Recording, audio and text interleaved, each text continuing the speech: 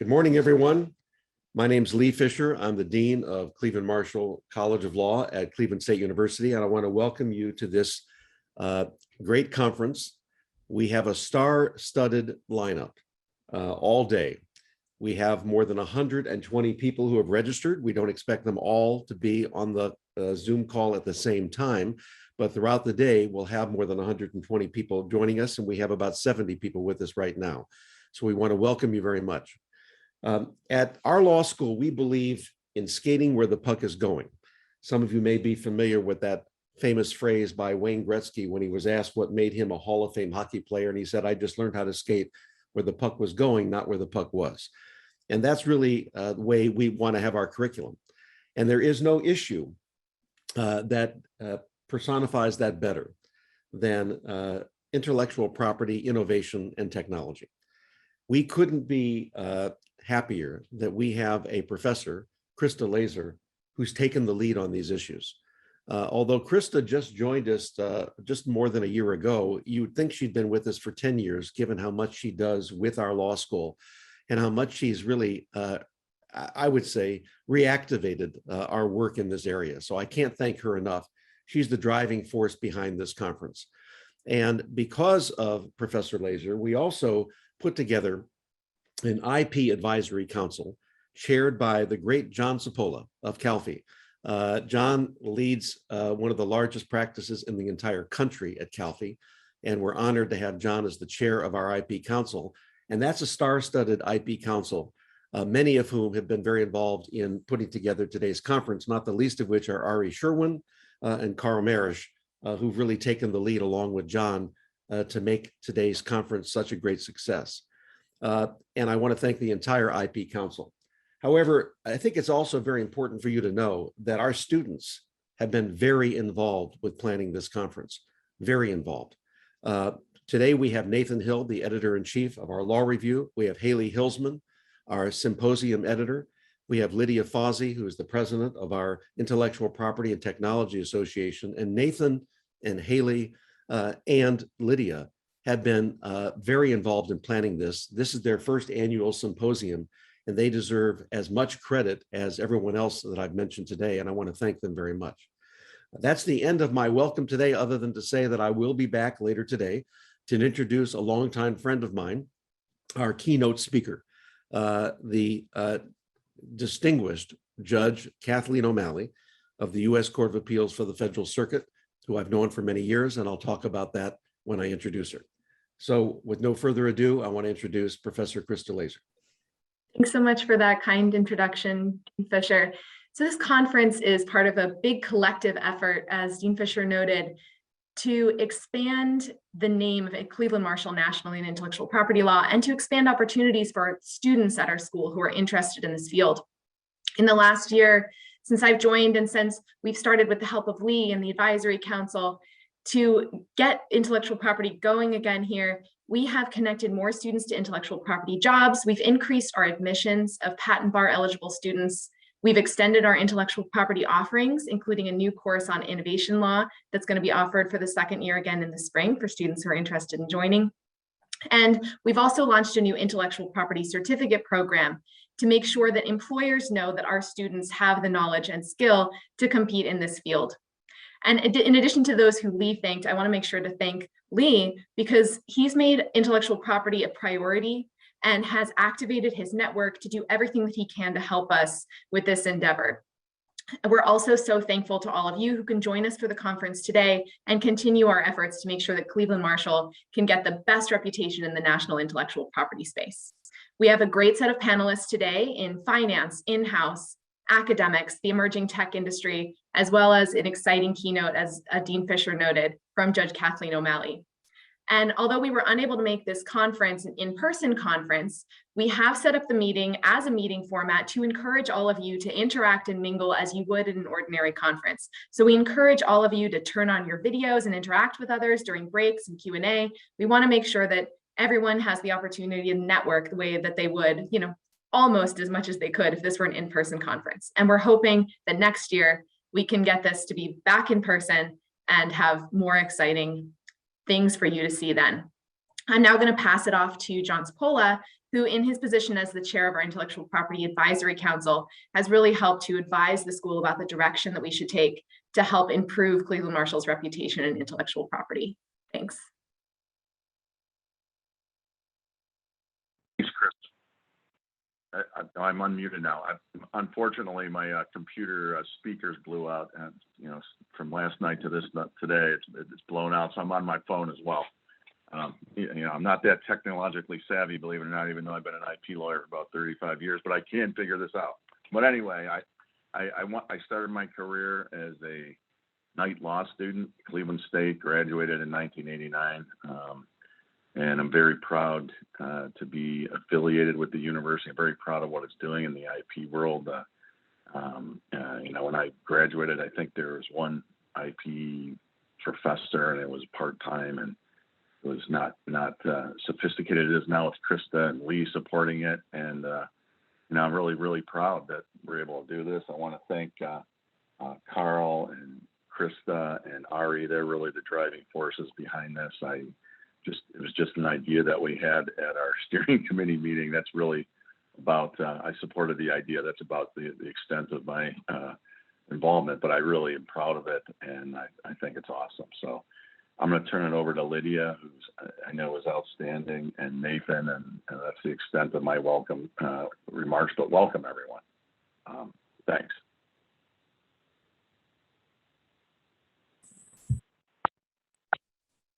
Hi, everybody. My name is Lydia Fuzi, and I'm the president of the Intellectual Property and Technology Association at Cleveland Marshall. We are very excited, not only for all the new things that Professor Laser had mentioned, but also for the symposium. We are excited for the exposure it'll be giving our students about legal issues around intellectual property that they can't get in the classroom. I also wanted to personally thank my board, Mike Staffeljic, it's a hard name to pronounce, Claire Shomick and Karen Kelly, because they were very helpful, and they did a lot to help with the symposium. With that, I wanted to transfer this to Nathan Hill. Hi, excuse me. Hi, everyone. Good morning. Welcome to the symposium. As Lydia said, my name is Nathan Hill, and I am the current editor-in-chief of Cleveland State Law Review. Every year, Cleveland State Law Review tries to host an annual symposium on something new, exciting, and innovative. This year, we were excited and grateful to partner with IPTA and Professor Laser and the IP Advisory Council for this great symposium. And I'm excited to see what we have in store today. Much like John, I pretty much just supported Haley Hilsman and Lydia and answered questions when asked, but they are the main reason that this symposium exists today. So I do want to give a shout out to Haley Hilsman, our symposium editor, who without her, I don't think that Law Review would have had as big of a hand in this as we did. So thank you and welcome, and we are excited to see where today goes. So with that, I'm going to hand it over to Haley Hilsman, our symposium editor, who is going to give some housekeeping details.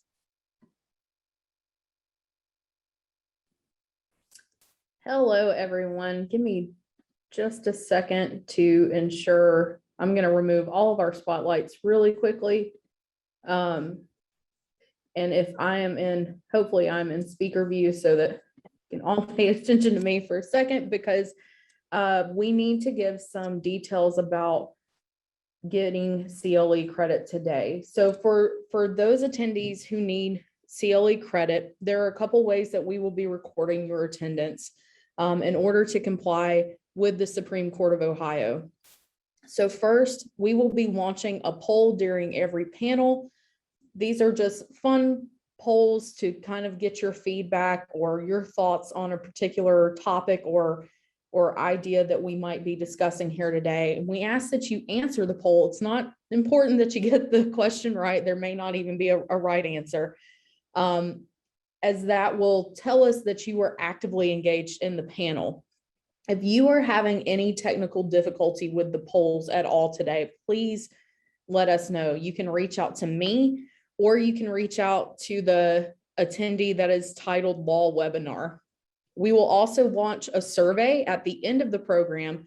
Please take time to complete this survey, as we will ask for your name and your Supreme Court number at that time. And that's how we will extend that CLE credit to you. Your attendance will be verified through these two methods, and your credit will be sent directly to the Supreme Court by our staff. For those needing a certificate of attendance for our out-of-state credit, please let us know, and we will also be able to provide that to you as well. Finally, in regards to these polls that we will be launching today, we will do our best to give you a heads up at some point throughout the panel. Most of them will likely be launched prior to our Q&A sessions. However, some of them may be launched mid-session or at the beginning of the session. So please just be on the lookout for that so that you do not miss it. And finally, I want to make sure that we are thanking our sponsors for supporting us and just really encouraging IP here at CM Law.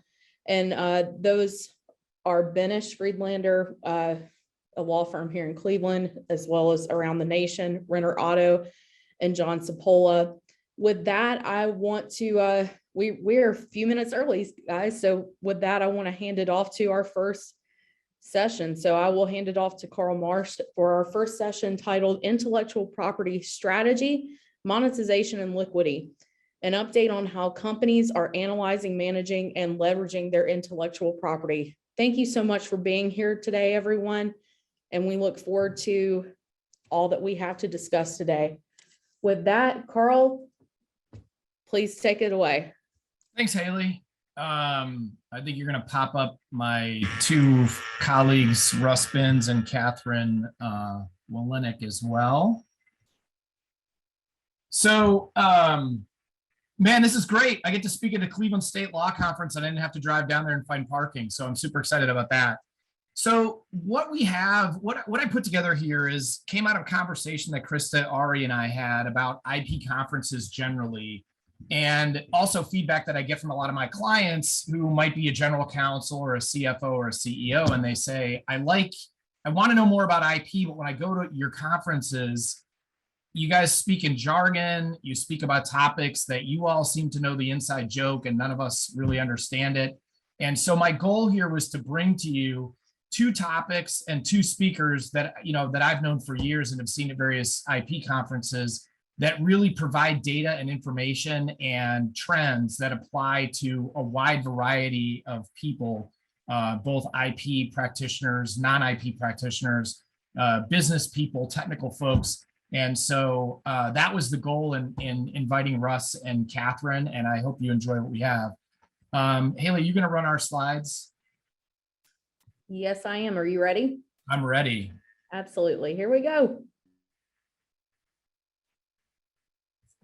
I don't see him, so let me see. Give me just a second. Oh, okay.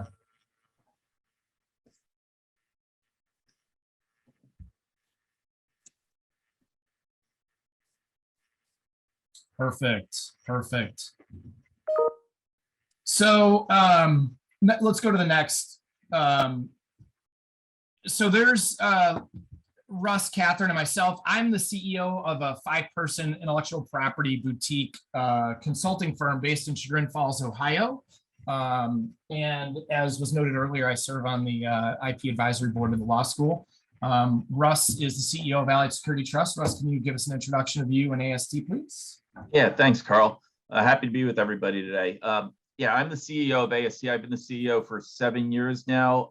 AST is a nonprofit cooperative of high-tech companies, mainly all the biggest technology companies in the world that are the biggest players in the patent marketplace. So our company buys patents for defensive purposes in a catch and release model where we pool resources from our member companies, acquire patents before they can become a risk, and then we resell those patents, returning the money to our members. Thanks, Russ. And then Catherine, who's joining us from Phoenix, Arizona today. When she agreed to speak, she was in Chicago, but she finds herself in Arizona today. So welcome. It's pretty early.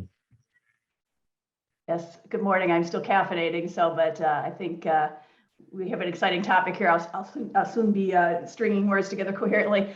Good morning, all. Happy to be here. I'm a managing director with Burford Capital, where I lead their intellectual property business overall. Burford Capital is the largest legal financier. We are publicly traded on the New York Stock Exchange and the London Stock Exchange.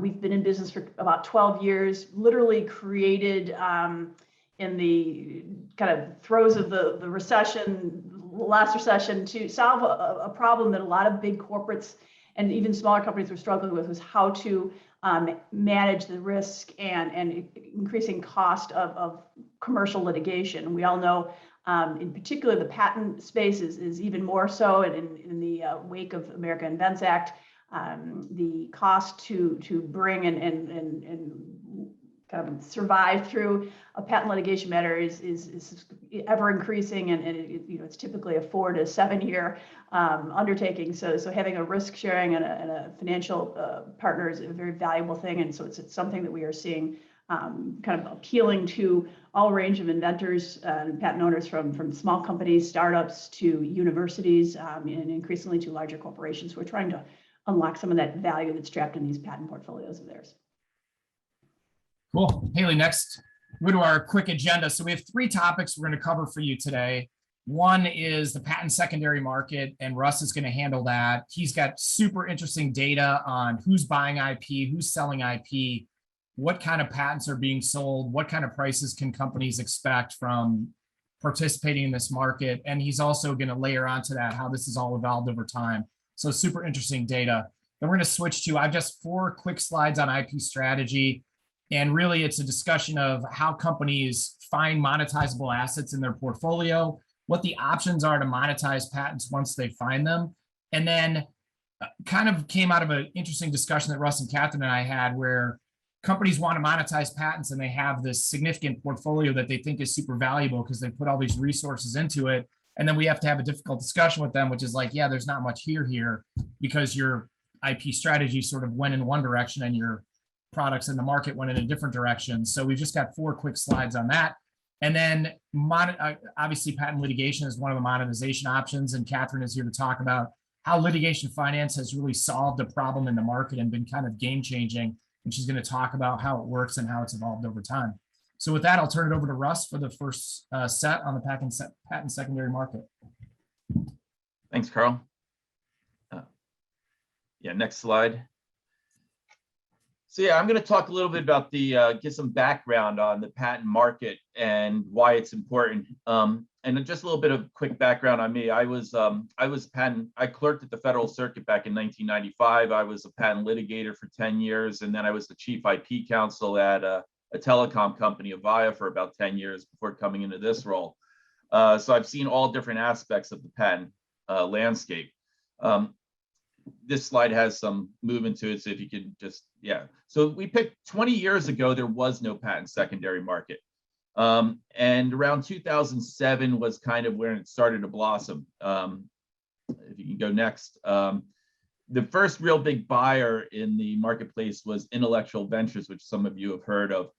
Before 2007, really, there were very few patent transactions, and there were mostly just licensing deals.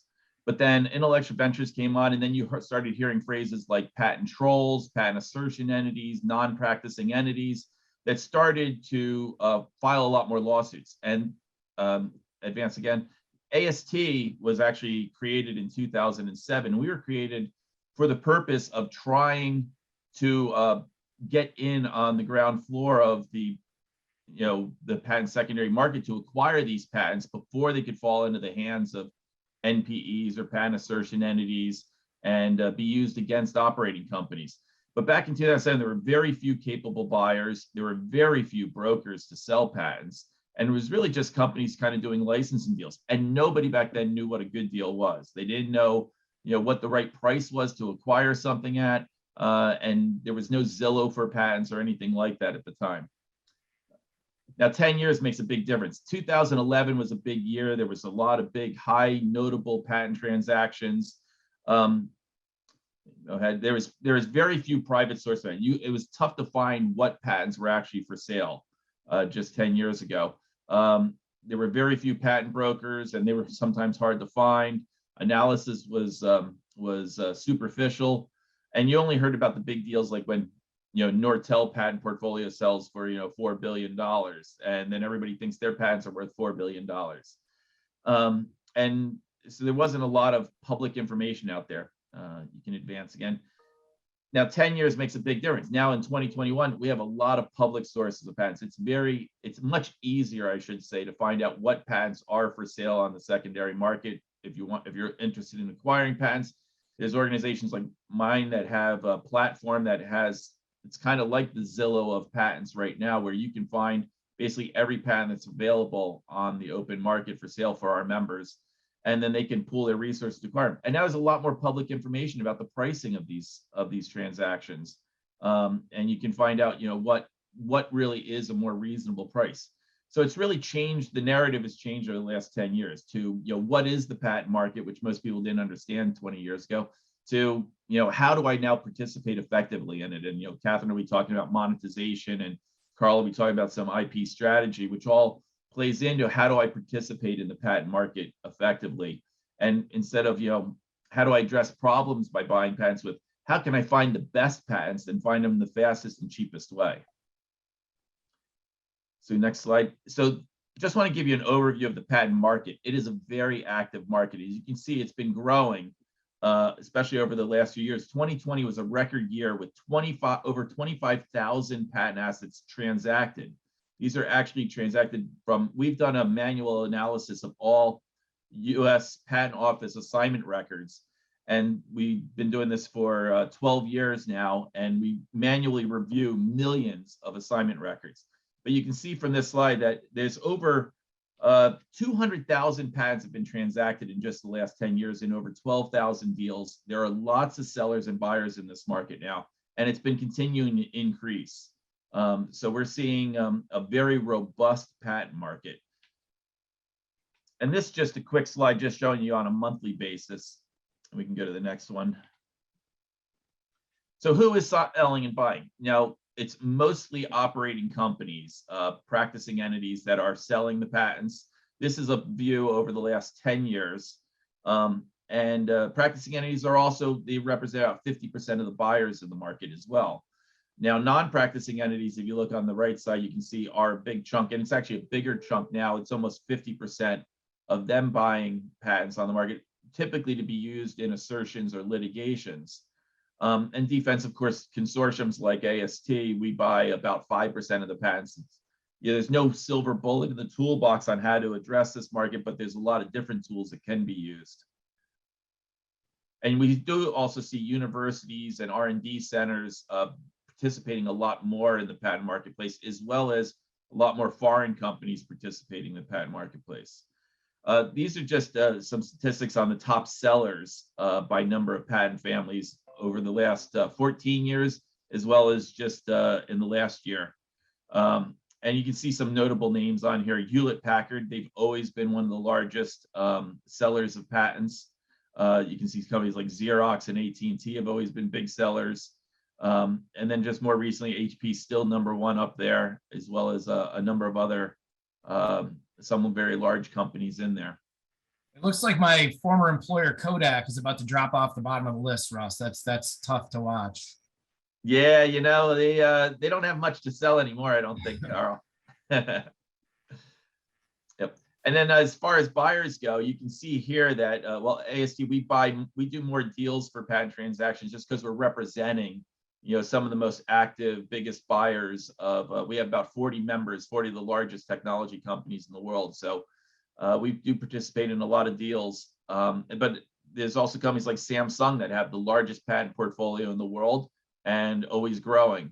They're quite active. So is Alphabet, as most of you know, as Google is another big acquirer of patents out there. And so just to give you a range, when we look at the 200,000 patents that have been sold, it covers over 100 different technology areas. But these are kind of the top technology areas that we've seen over the last 14 years.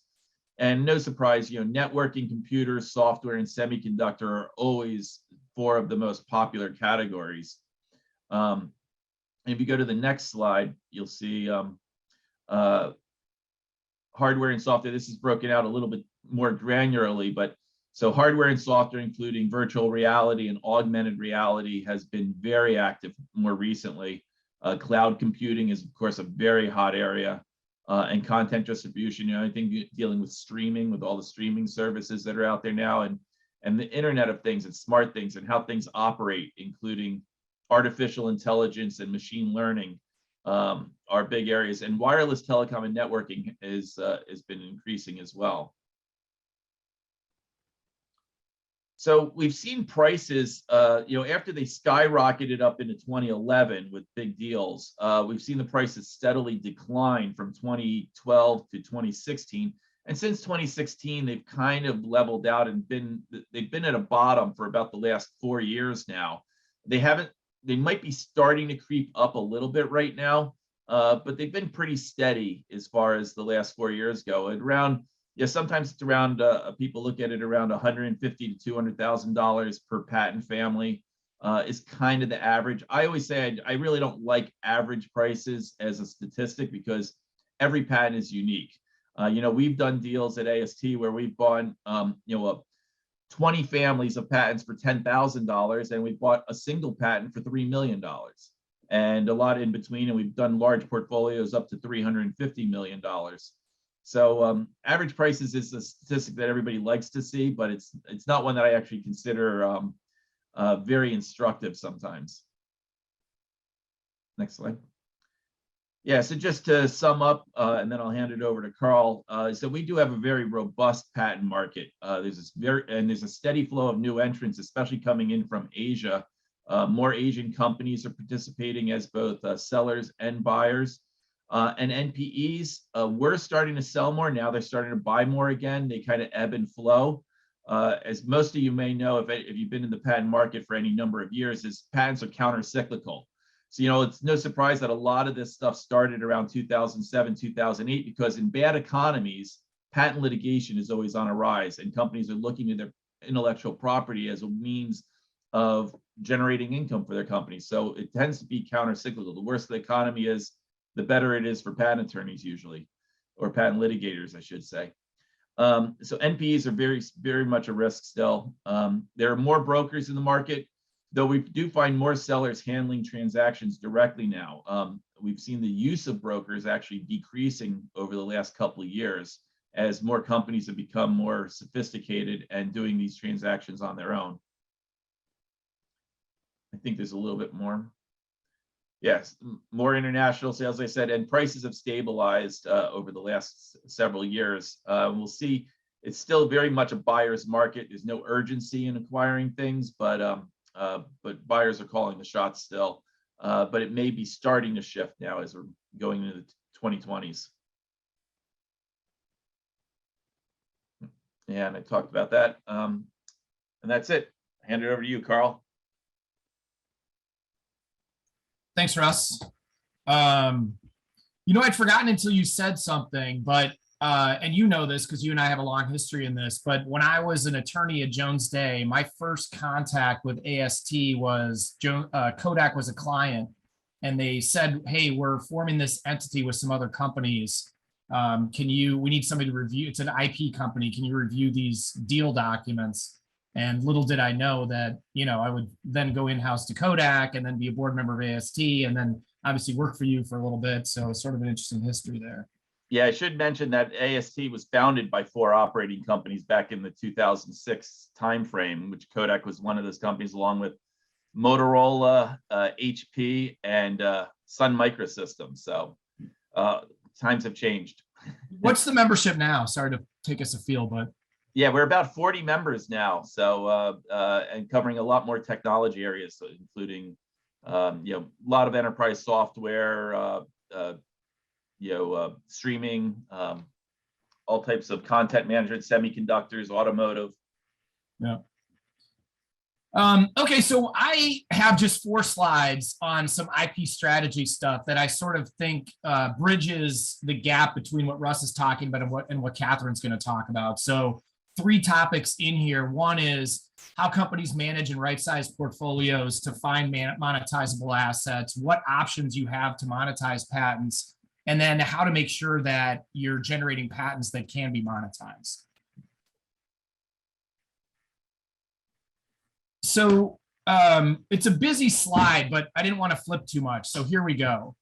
So basically, the way companies do this, and we do this for companies, is the key to finding patents you can monetize is to go through your portfolio on a patent by patent basis, identify core patents that cover your products, identify non-core patents that while they don't cover your products, cover something that's being used in the market. And then everything else just sort of gets lumped into an alternative technology bucket that's not, potentially strategic use outside the company, but not really used inside the company. And then you also, track other data about the patent. What's the scope of it? What's the functionality? What's the technology area? And then key is what product it covers. And I've thrown a sample up there of a taxonomy that we've done. And we do it on a business unit by business unit basis. We've got a couple technology categories. Sometimes companies want to know, if you're growing by acquisition, where did this patent come from? And then, as I said, the key piece, one of the key pieces is what product does it cover? And some of the patents you have in your portfolio aren't going to cover any products. So then when you switch over to what you can do to monetize, you can use any of them, core, non-core, alternative technology. You can save a significant amount on maintenance fees and prosecution costs by thinning the herd and getting rid of patents that, are not core or are, even if they are, they're redundant. And also obviously can generate revenue from this exercise. So that's the other driver. How do you decide which patents to use? And we always say that the inputs to that are, market share, size of markets, and current conditions in each particular market segment. So I've thrown a couple hypothetical scenarios out to the right. Scenario one is, assume Dow has a huge percentage of the opaque polymer market. Even if that market is $100 million, what are they going to do with the IP they have in that market? There's nobody to sue. They have the whole market share. So that sets up for one set of monetization options. You flip down to scenario two, which is a more evenly distributed market. And now there might be a situation where Dow can take some of its redundant patents and do some licensing among competitors because there's obviously revenue out there that they're not capturing that their patents might cover.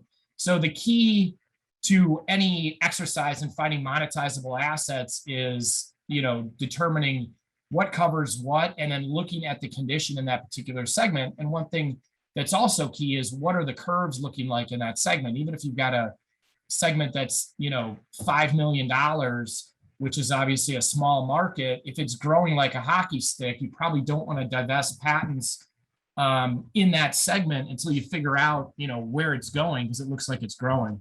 So a lot goes into the determination on what to, how to find monetizable assets. And this is just sort of a collection of things we've seen companies do and considerations they make. Next one, Haley. So what are the paths? I mean, there's so many ways, but the primary ones are you can obviously drop patents or donate patents. It's going to save you on maintenance fees and prosecution costs. Sometimes companies can find geographies that are no longer relevant and save the fees for those foreign jurisdictions, which can be significant. Obviously, selling patents, which Russ laid out what goes on in the patent market and how that looks. And it's been increasingly well developed as companies, understand it and are more strategic in using it. Big consideration there if you're going to sell patents is, are you going to sell to an NPE or are you just going to sell to operating companies? Patent swaps is another thing that we've seen increasing in the market. It's become more prevalent as companies get more sophisticated about their portfolios and identify redundant assets. And essentially it works like a cross license, or in effect, it's a cross license where, you transfer patents to another company and they transfer patents back to you and you obtain rights that you might need and other company acquires rights that they might need. And we use this at Kodak when I was at Kodak to get inkjet printer patents that HP had that we needed to clear a new product line. So that was a useful monetization tool. And then 4 and 5 we treat together: licensing campaign and patent infringement suits. Obviously, it's hard to think of a licensing campaign without the threat of litigation. So that's why those are kind of considered together. In my experience, the best licensing campaigns when you're trying to monetize patents are the ones where you have patents in a segment, but you don't have a product in that segment. And this, when I was at both Kodak and Dow, Kodak, for example, had patents that read on smartphones, and that's not something that Kodak sold. So it was really easy for us to go in there and monetize without threat of, a boomerang suit. And then one thing with patent litigation is the costs just continue to increase and the complexity increases and the timelines increase. And, we have all kinds of Western District of Texas, Eastern District of Virginia, Eastern District of Texas, all these different considerations in the patent litigation space. And that's why Catherine is here to talk about how companies have used litigation finance to solve that problem and how that works. All right, Haley. So I've got 2 slides that sort of point to the need to have an intellectual property strategy. And this slide is super busy, but I'm trying to make the point in the right panel that there's been tons of case law and legislation that have really, I think everyone thinks, have resulted in a devaluation of US patents. And at the same time, and what they've done in effect is put a premium on the patent prosecution process and making sure that everything is done correctly at that stage. Make sure you have full access to the doctrine of equivalence. Make sure that you're doing what you need to in the specification, that your patent is valid. And then make sure your claims are drafted with the right scope so you have the right royalty base when you go to collect royalties from the patent. At the same time that the law is putting such a premium on the prosecution process, we have that being commoditized and firms are bidding for that work and doing work on a fixed fee basis. And it's a really a significant tension there. And the green arrow at the bottom is, makes the point that tension sort of suggests that companies really do need to have a robust IP policy strategy to make sure they're generating monetizable assets. So it's easy to say that IP strategy should be, it's easy to say you should have an IP strategy, and it's also easy to say that it should be linked to business strategy, but what does that even look like? And so this chart on the left is sort of intended to show what the best practices look like in terms of who should have inputs to your patent generation process.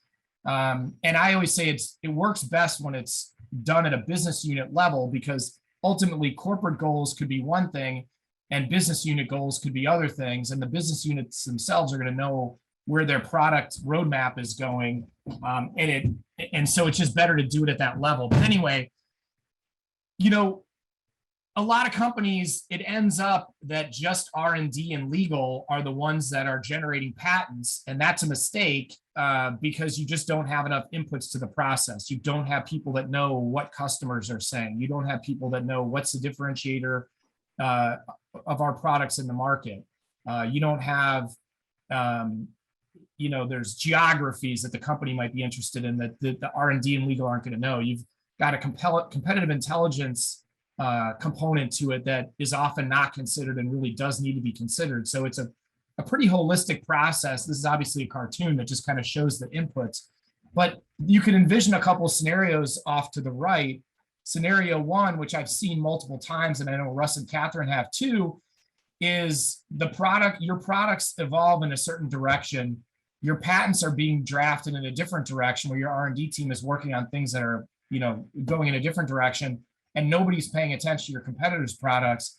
And what you end up with is a portfolio that, covers some of your products, but doesn't do anything with your competitors. And that's, not a good situation when you're spending the resources that companies spend to generate intellectual property. The scenario 2 is obviously one that you'd be much more happy with, where your portfolio covers your products almost completely and enables enough space for your products to grow into different areas, and then also has covers part of your competitors' products so that you have monetization options.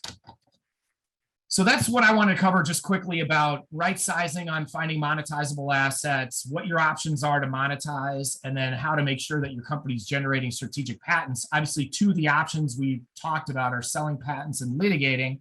And Russ is going to, I'm going to flip it back to Russ, and he's going to talk about the effect that patent sales have on what we're seeing in terms of patent infringement in this country.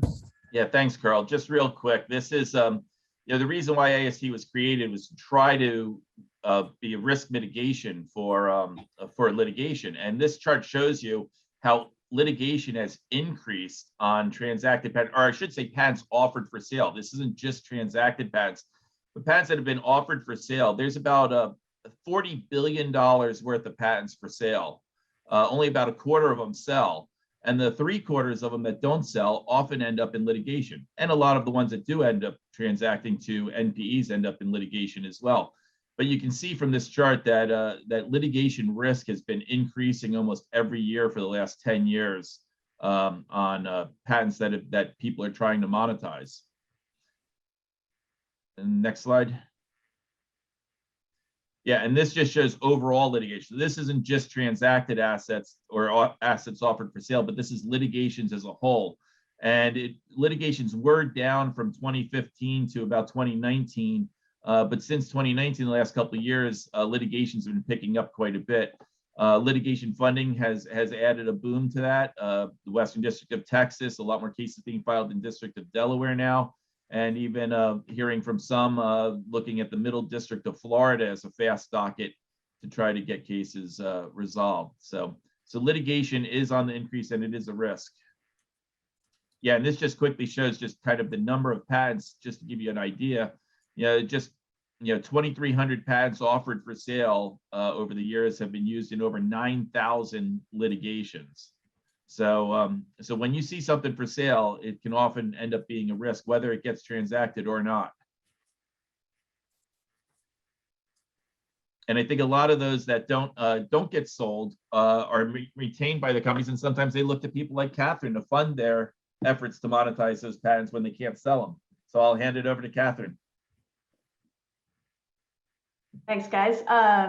So what we're seeing in the market is, patent owners from big to small, they've gone through the process that Carl was speaking of. They've analyzed their portfolio. They've determined in a lot of technology areas, there's a lot of acquisitions that go on. So perhaps through those acquisitions, they've got overlap in their portfolio, or perhaps their business has evolved in a way that they've got patents and that relate to non-core or businesses they've exited entirely, but yet these are valuable assets that significant investments, R&D have been invested to get to these patents, and so they don't want to just let them go. They recognize that selling is an option, but as Russ pointed out, the pricing may or may not be as attractive. So many times we're kind of brought into the conversation once these kind of internal conversations have happened. They've identified assets that may be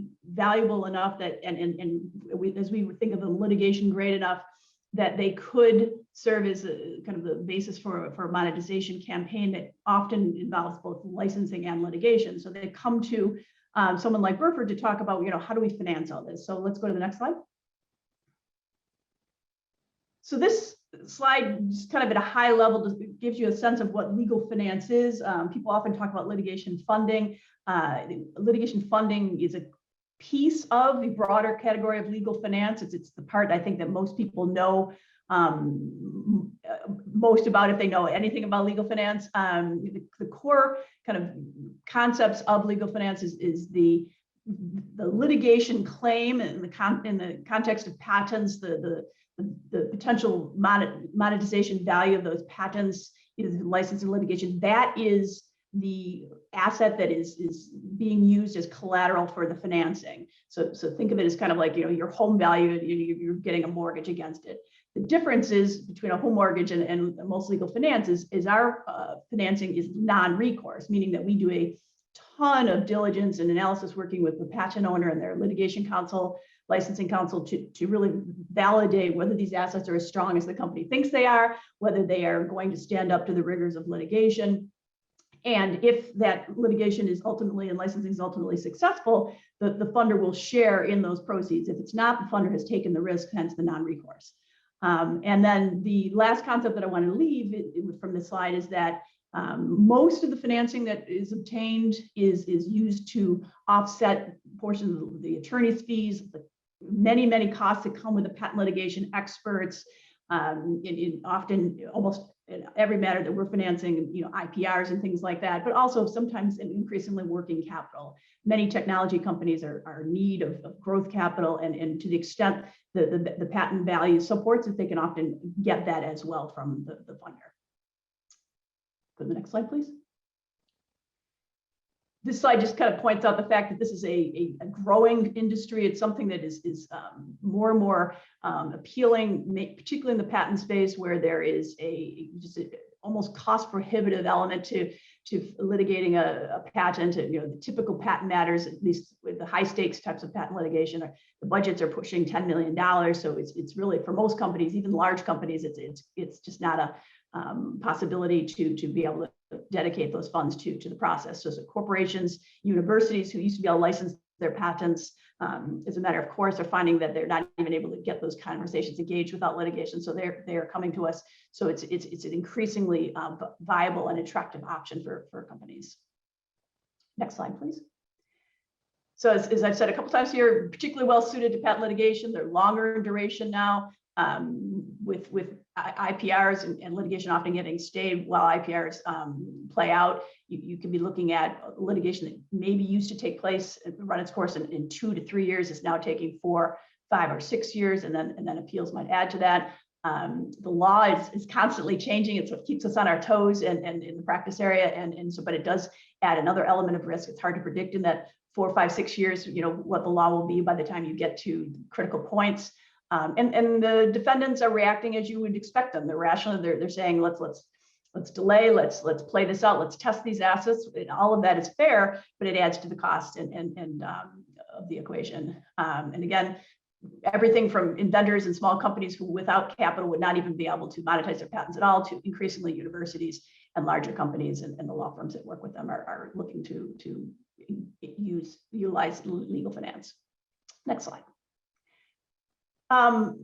But perhaps worth it. One of the phenomena we've seen in the patent litigation world in the last couple of years are what we refer to as these mega verdicts. I don't know what's driving that. Perhaps just the size of some of the markets that these technologies apply to. But as you can see from the graphic in the right side of the screen, in the last just couple of years here, we focused on the most recent ones.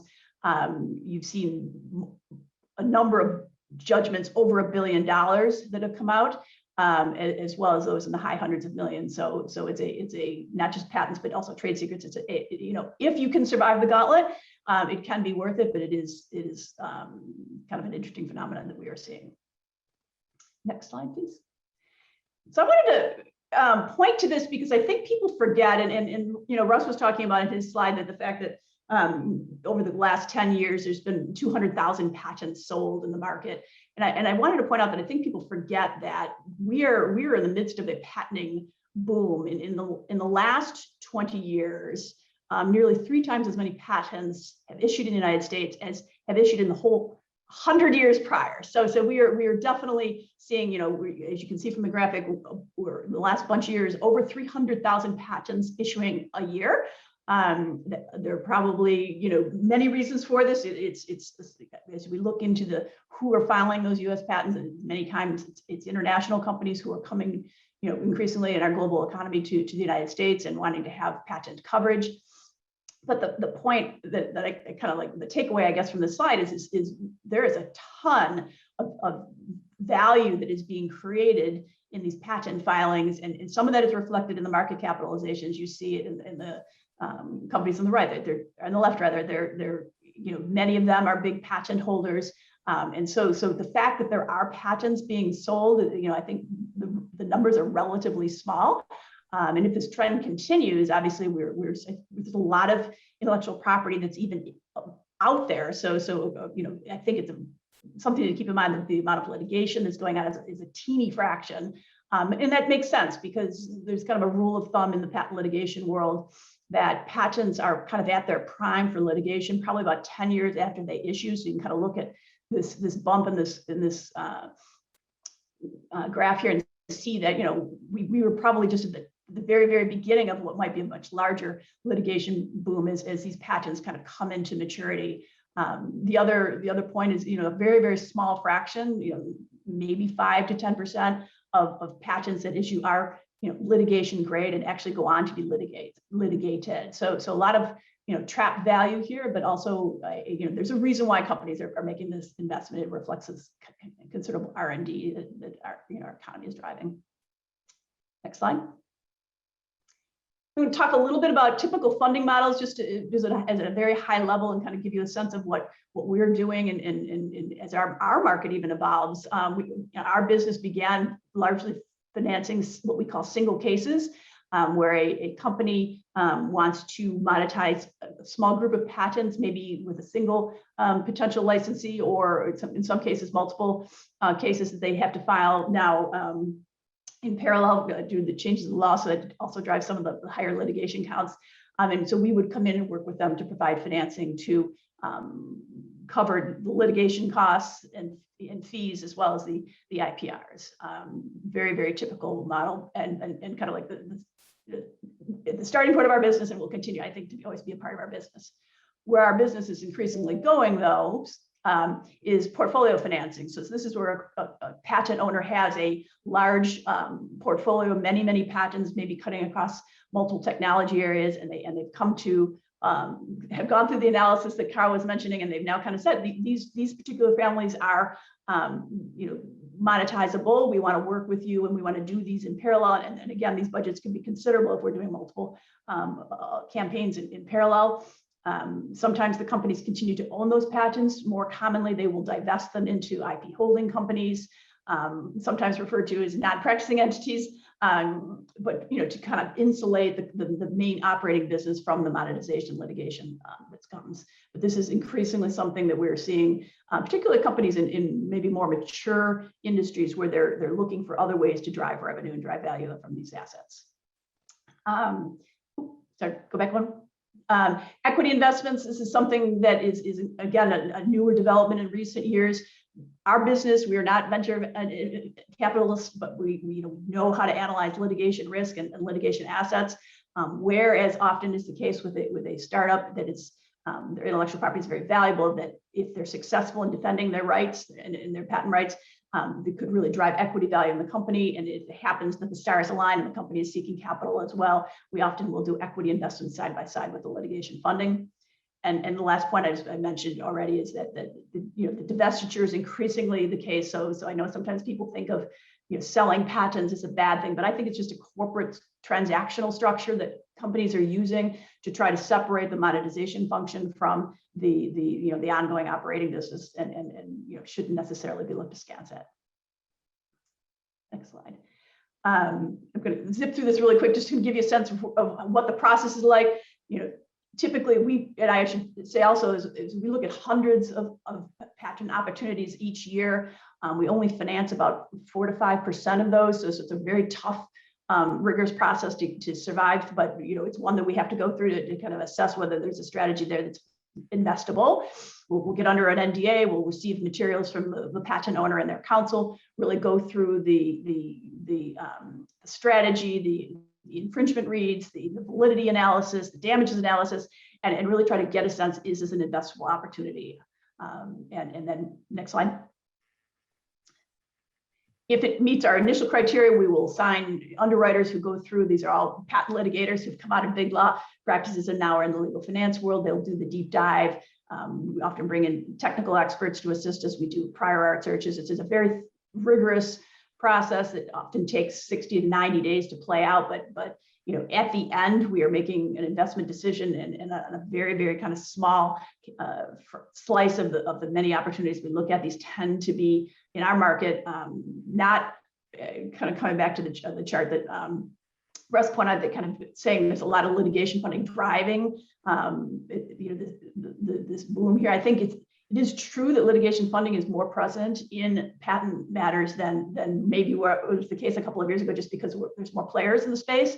but the vast majority of the matters that we finance are not patents that have been sold, but are still owned or either by the entity itself, the primary entity that created those patents, or is it, you know, related patent holding company that they are actively participating in. So, but we will go through this deep dive and hopefully come out on the other side with a successful transaction.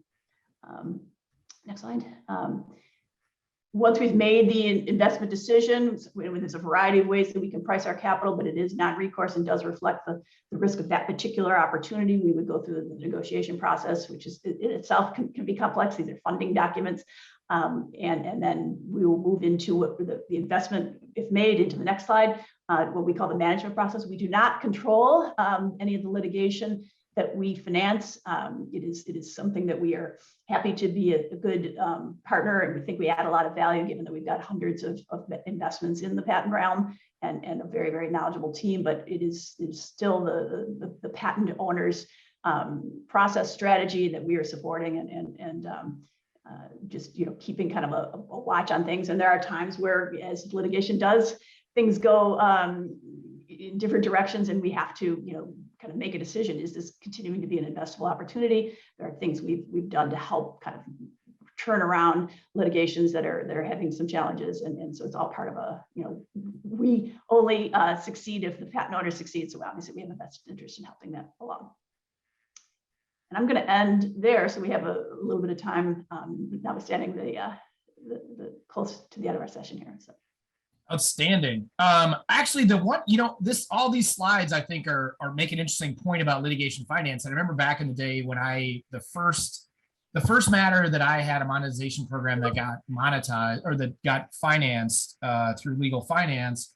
The fact that you guys have such a robust underwriting process is, you know, my client was like, well, we have to keep this privileged. You know, the fact that we got this fine. I'm like, are you kidding me? We're going to produce these documents right away, or the fact that this exists, because it's going to let the defendants know that this went through a separate underwriting process by people that are putting money into this. And it also sets the tone for them understanding that this is not going to be a lowball settlement, because we've got money behind us that is going to make sure that we don't, you know, we're just not out of here for pennies on the dollar.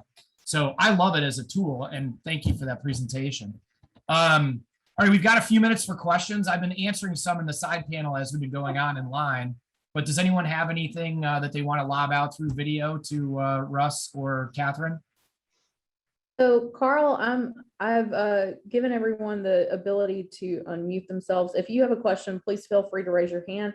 I'm also about to launch the poll for this as well, so please just answer it quickly, and we will be able to get your CLE credit. For those who maybe missed the first housekeeping speech that we had, this is for us to be able to get your CLE credit attendance for this particular panel. So I will be launching that now. And as I stated, if you have any questions for our first panel, please feel free to raise your hand and you will be able to unmute yourself and ask that question.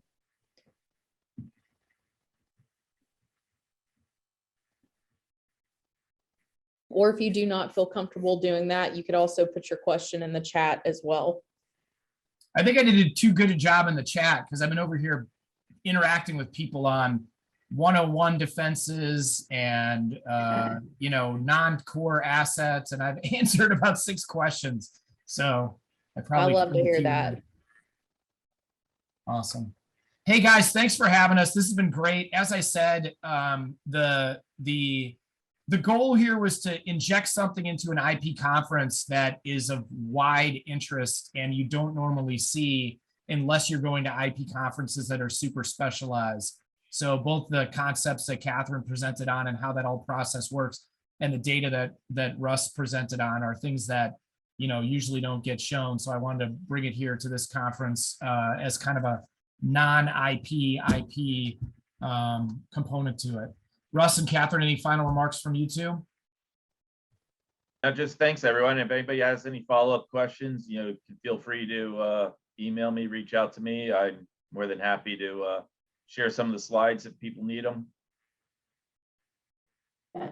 And thank you for giving us the time to join your conference today. We're looking forward to watching it going forward here as well. All right, thank you guys so much. We are going to get rolling with our next panel of the day. So I'm going to remove y'all's spotlight so that we can begin the next panel, which is what keeps general counsels up at night. And prior to us starting this panel, we have some introductions that we need to take care of. So as I get this panel ready, please bear with me.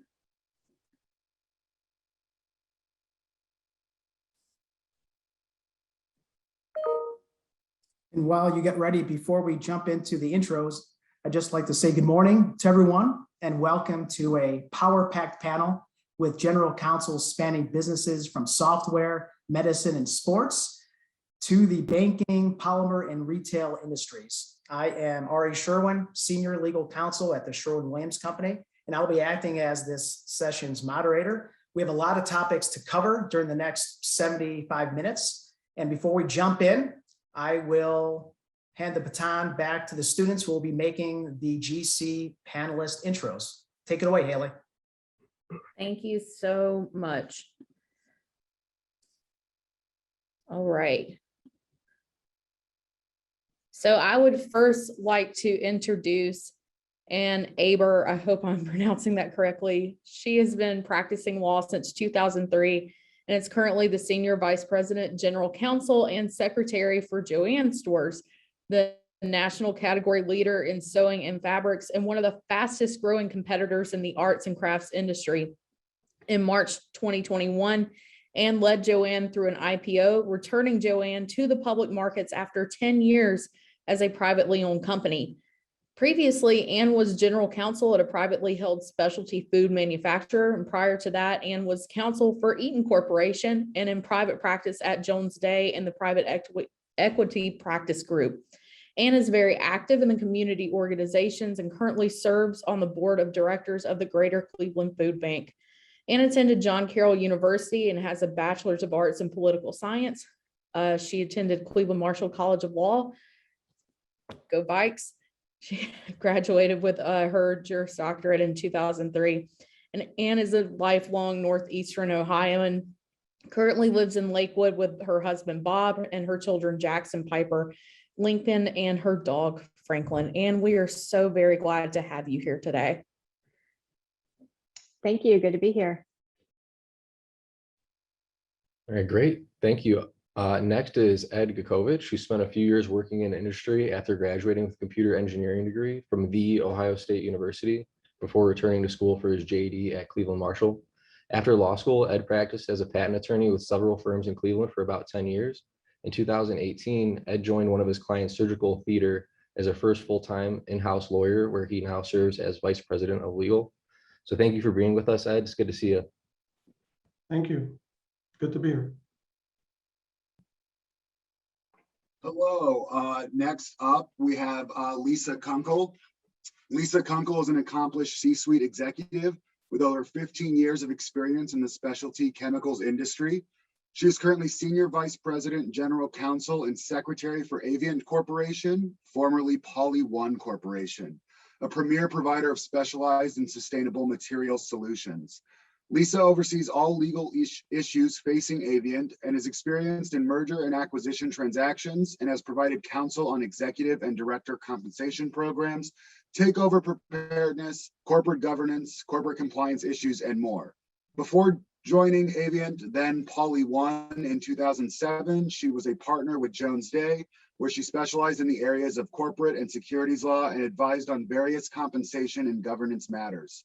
Lisa served as a law clerk in the U.S. District Court, Northern District of Ohio, before joining Jones Day in 1995. Lisa serves on the Board of Trustees for Cleveland State University, Magnificat High School, and the Cleveland Leadership Center. She attended the Executive Education Program at the Wharton School, University of Pennsylvania in the fall of 2011. Lisa holds a Juris Doctor degree from the University of Toledo, where she was a member of the Order of the Coif and the Moot Court Board.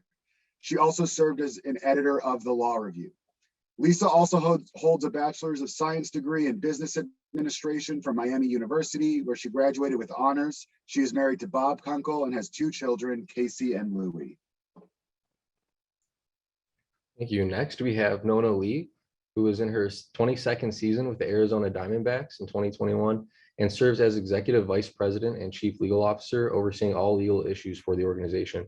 Before dedicating her time solely to the D-backs, she served as Associate General Counsel and VP for the Phoenix Suns, D-backs, Phoenix Mercury, Arizona Rattlers, Chase Field, U.S. Airway Center, and Dodge Theater. In addition to her legal responsibilities, Lee chairs the D-backs Diversity, Equity, and Inclusion efforts through the D-backs for Change initiative. And prior to joining the sports industry, Lee had a brief stint as a corporate associate at Gallagher and Kennedy, specializing in corporate transactions and securities, after having worked as a litigator for Meyer Hendricks, specializing in commercial litigation, personal injury, and medical malpractice from 1995 to 1999. Lee received her Juris Doctor in 1995 from the Oklahoma City University School of Law, where she graduated summa cum laude.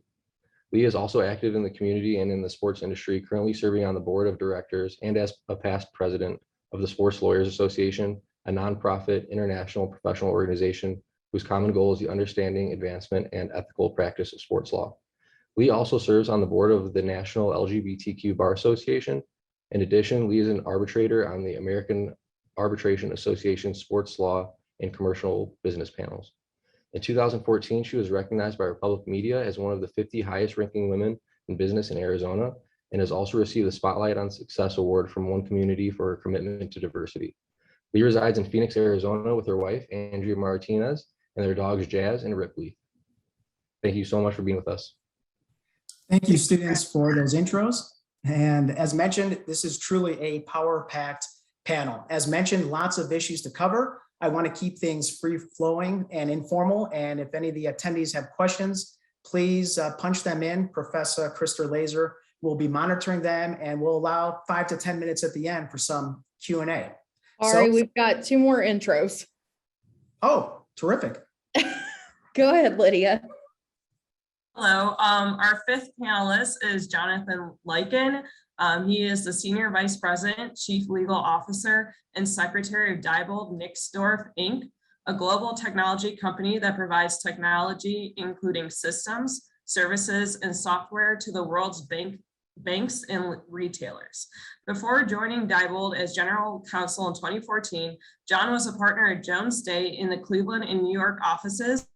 And before that, he served as federal prosecutor in the U.S. Attorney's Office for the Southern District of New York, where he focused on white-collar criminal prosecutions. John is active in the civic community in Cleveland and is a past president of the Cleveland Metropolitan Bar Association and a current officer of the Board of Trustees of the Legal Aid Society of Cleveland. Welcome, John.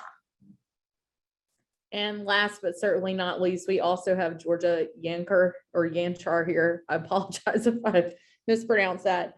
She is the general counsel, or is the general counsel of MRI Software, and joined the company in 2020. Georgia brings more than 2 decades of experience representing clients in a wide variety of technological fields, with an emphasis on intellectual property and information technology issues.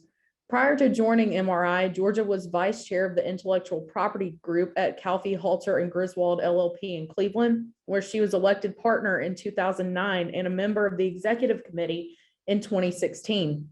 She previously was an attorney with Jones Day, Cleveland, and New York offices, and with Goodwin Procter of New York. Georgia holds a Juris Doctorate from Pepperdine University School of Law and a Bachelor's of Science in Chemical Engineering from the University of Pittsburgh. Georgia is licensed in Ohio and New York, as well as the U.S. Patent and Trademark Office. Georgia, thank you so much for being here today. And Ari, I'm happy to turn it over to you now. Thank you. Good to be here. Great. Glad to see everyone. And if we had a few more intros, I wouldn't have to ask any questions. It would make my job much easier. But on that note, let's jump in. So one of the many areas that keep general counsels up at night includes privacy and data security. And during the past several years, we have heard about numerous data and security breaches involving big name players like LinkedIn, Yahoo, Marriott, Facebook, and Capital One, just to name a few. I'd like to lead off this panel by asking Lisa Kunkel, GC for Avient, which is the world's premier provider of specialty polymer materials, how she manages legal issues relating to hacking and phishing scams, or even malware and ransomware intrusions. Lisa? Thanks, Ari. The title of this session is What Keeps General Counsel Up at Night, and I can tell you this is one of the topics that keeps me up. It's a big, important issue for us, and I'm sure it is for many of the other panelist companies on here too.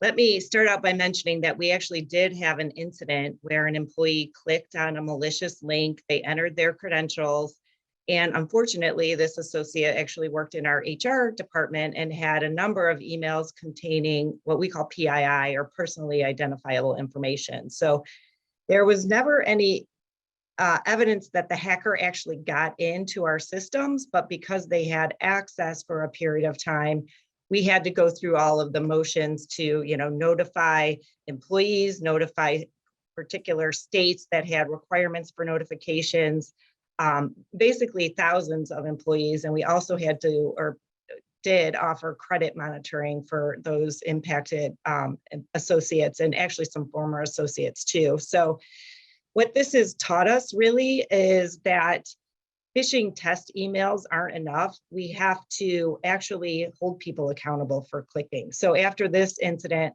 our CEO actually went on our employee intranet, sent a personal plea to people to please be cognizant of this issue, not click on everything that comes through. And then we did another phishing test. And after that additional phishing test, we still had clickers. And we had to really, make the point that it was an important issue. So for those individuals that click, we actually had a personalized training session with their manager, who had to kick off the session to really bring home the importance of that. So, I think people now really realize that there may be consequences for this, and they're thinking twice about clicking.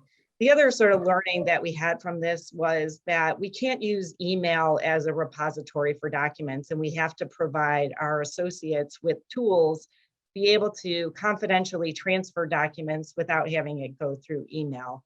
So that's another thing that we've been working on. So that's sort of the issue that we dealt with recently and how we handled it. Incredibly insightful. Thanks, Lisa. MRI Software is a leading provider of innovative real estate software applications, and Georgia Yanchar, as mentioned, is the company's general counsel. Georgia, can you please provide us with some insight into safe handling of client data, and maybe even some data use rights in any client agreements that you're dealing with or have dealt with? Yeah, absolutely. We have about 17,000 clients around the world, millions of renters.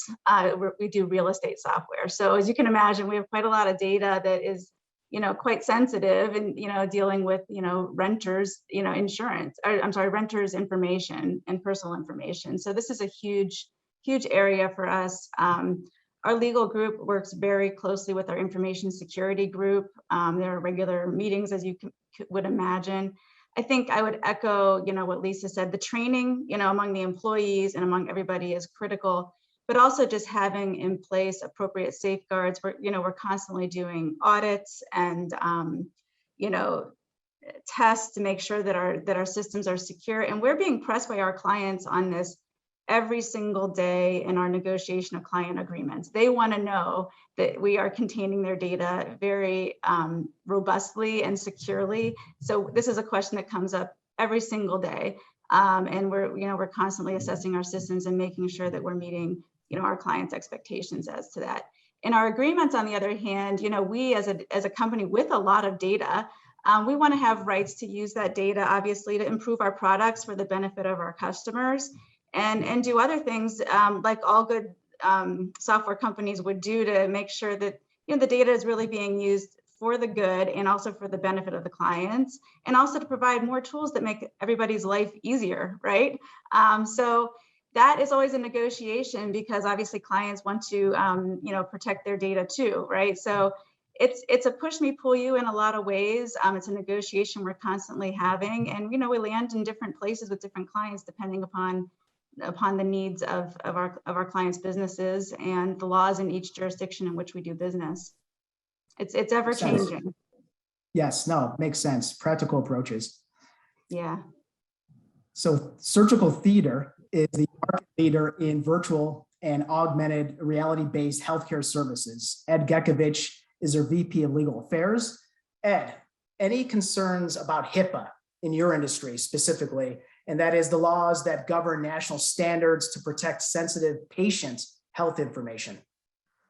Yeah, absolutely. Our customers are hospitals, and we sell to them medical devices which leverage patient data. And in addition to selling medical devices, we also employ full-time on-site support professionals at the hospital, which further expose us to handling of patient data. So it's definitely important for us as a company to stay current on general data privacy laws as related to handling of patient data, including HIPAA and GDPR in the US as well as internationally, as we begin to expand into different markets. And as Georgia mentioned, our customers are also pressing us on this issue in our agreement very heavily. And we manage this by, of course, just educating ourselves on the relevant data privacy laws and then setting up proper policies and procedures so that we are in compliance with laws. But more importantly, we focus a lot on education, educating our frontline support professionals who are on site at the hospital on how to handle data, what they can and can't do. We have an annual retreat with all our employees where we stress this. And so patient data definitely is on the forefront for us in terms of privacy and data security and making sure we're not violating any compliance issues there. That makes sense. Thank you, Ed. All right, let's talk about crisis management. And coincidentally, on this very day, October 29th, nearly 100 years ago, October 29th of 1929, Black Tuesday devastated American financial institutions when the stock market crashed, triggering the Great Depression.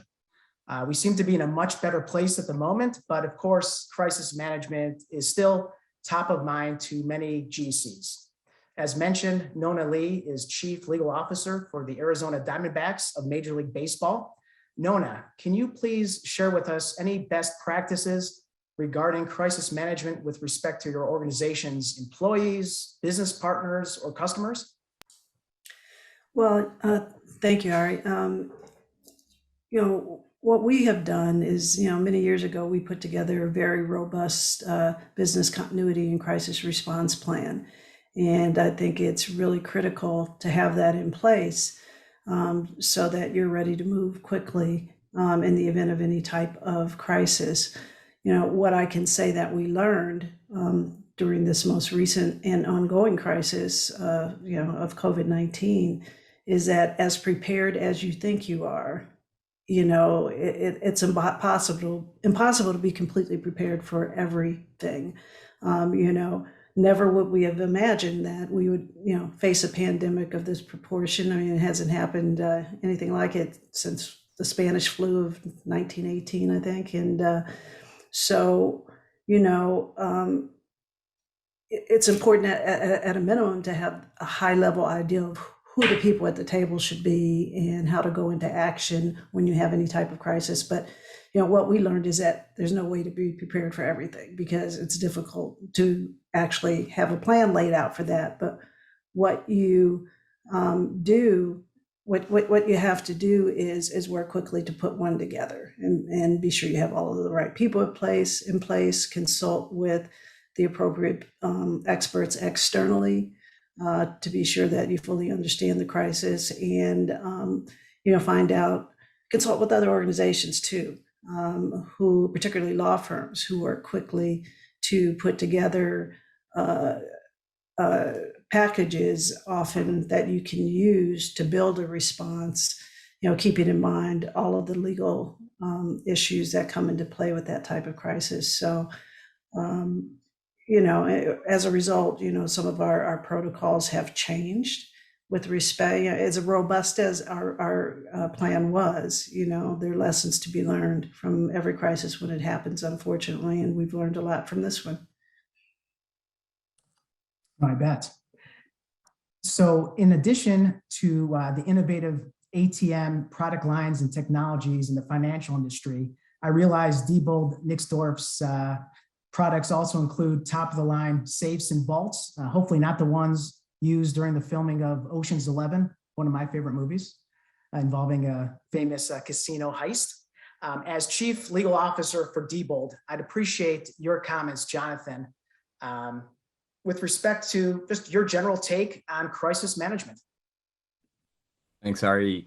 Yeah, as I was thinking about this panel, and my colleagues on the panel, I'm sure will agree, when I started my career, the role of the general counsel was very different, and it has really expanded over the past many years, to where in the past, the GC, I think, was viewed very much as a functionary to handle technical legal issues. In today's world, the GC really is one of the first phone calls that is made by anyone, a CEO, a board member, an employee, anytime that a crisis emerges. And we are asked to kind of use our background, our training in problem solving, in all the connections that we have to all the different stakeholders, and also as teachers. The GC, we spend so much of our time teaching about how to comply with different laws or how to see different risks, that we're kind of the natural place to go to deal with a crisis. And I don't know about my colleagues on the panel, but I've had to become the kind of de facto chief medical officer of the company over the last year, where we are the ones who are supposed to know, all the details of how to deal with a pandemic.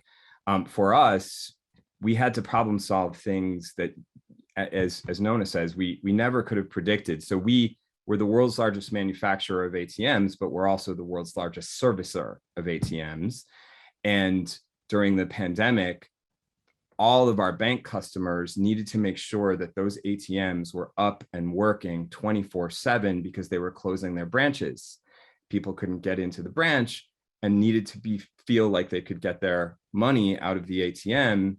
We have over 20,000 service technicians around the world that we had to figure out how to send to those ATMs in a safe way to keep our people safe, but also to keep the people around them safe. And you can imagine there were a lot of all-night sessions to figure out how to send people out around the world to do that.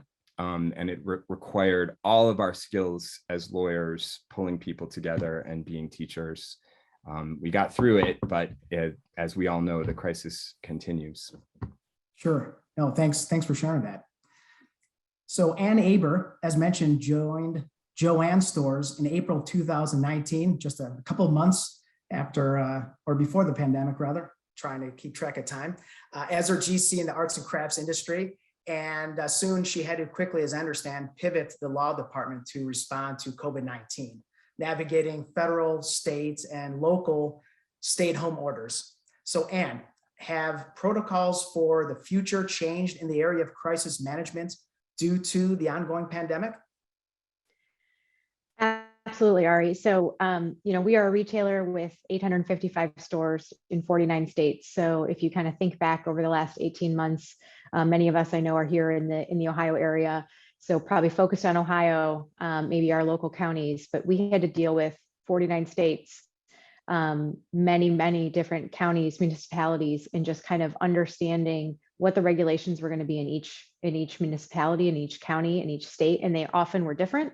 And navigating that was nothing we had ever planned for before, right? We didn't have a pandemic playbook of how are we going to respond when all of our stores in Pennsylvania are closed, but all of our stores in Indianapolis are open, and vice versa. So we've really kind of looked at how do we manage, on a global footprint, but then also on a store by store footprint, and put in processes in place so that we can kind of empower our team members at the local level.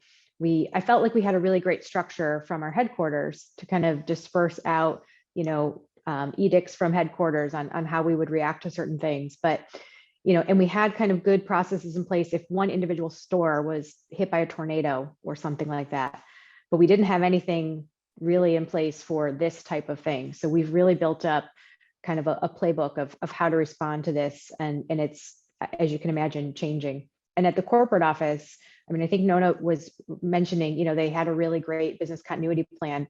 We had one, it was about 5 years old, and we didn't even ever look at it during this entire 18 months because it was something that really was not applicable to this type of crisis. So we are now in the process of kind of revamping our business continuity program to figure out how do we respond to something like this, because we felt that what we had in place really just did not respond to this type of pandemic. So it's now a new process that we're building out. Sure, and I'm sure it takes time to implement and get the support from others around the organization. So let's shift gears and talk a little bit about legal risk across multiple jurisdictions. Outsourcing to legal specialists can help add to a legal team's bandwidth. Lisa, how do you find an efficient balance between engaging specific outside counsel skill sets while at the same time working with Avient's legal department's expertise? Yeah, so this one's interesting question because, it's really a balance. You don't want to, you have a team, right? We have 10 lawyers at Avient who are all very skilled, hard workers. But there are some times where you really do need that outside expertise. And there are really 3 times we go outside of our internal legal department. One is if there's an issue in another jurisdiction, maybe it's a different state or a different country, and we need local expertise or more commonly local language. So if there's something in a different country where we don't speak the language, we will need to engage outside counsel there. There's also a time where there's a legal issue that we have that requires expertise beyond what we have in the legal department. In that case, we would go to outside counsel. And then the third is really we're just too busy and we need help. So those are kind of the 3 times I think we would go to outside counsel. Always a balance because obviously we're very conscious of costs. But what we've done in particular in the first instance where we have to go to outside counsel because of a language issue, for example, we have a local law firm in China that we have trained, and our local team is comfortable with them. They speak the language. They're not a huge global multinational law firm that could potentially be expensive, right? So we have this local law firm that speaks the language our team is comfortable with, and we feel comfortable with them because we've trained them on how we look at contracts, how we approach legal issues. So I think that arrangement works really well in a situation where you need expertise because of a local language issue. We've also been very successful in using contract attorneys. We'll go to some of the firms that provide temporary or potentially even long-term help, but on a contract basis. And one area where we've really leveraged this is around NDA reviews. We have to look at every NDA, and you would be surprised at how many confidentiality agreements we get, multiple a day, if you look across the year. And so what we've done is engaged contract attorneys to kind of help just with this small piece. And it's easy to train someone up on this and really takes the burden off of my team to handle sort of those more rote type issues. So we've been very successful in going outside for those types of small, discrete type issues. So again, maybe just to reiterate, it's a balance. We have great team members in-house. We try to use them as much as we can, but sometimes due to workload or other expertise issues, we go out. Understood. And to your point about counsel, whether internal or external, outside the US, that was one of the nice advantages when Sherwin-Williams acquired Valspar a few years ago because of our Asian presence and having not only lawyers in China for credibility and comfort level between legal and business, but to maintain, strengthen, and even develop new relationships between our internal legal counsel and outside firms in China and elsewhere. So point well taken. Let's jump back to you, Anne. You mentioned Joanne has nearly 1,000 stores in almost every single state. I'm curious, actually, you're right in about 48, 49 states. Which state are you not in? So we're not in Hawaii. I would love to be there. I'll go there to open the store. Nice. I hope you get the chance to do so. So I'm curious, before you do that, How have you adapted various company policies in view of so many, changing legal issues involving state, federal, or even international laws? Yeah, it's a great question. And again, because our footprint is so diverse, HR is an area where this, this really is come to the forefront because we have, again, 49 states, right? So 49 jurisdictions. And again, HR is an area where you could have city or county legislation as well. So, what we've tried to do is we really want to, we are one Joanne. We want to have similar policies and procedures across the entire footprint so that a team member in California feels the same, treatment and benefits that a team member in Ohio would.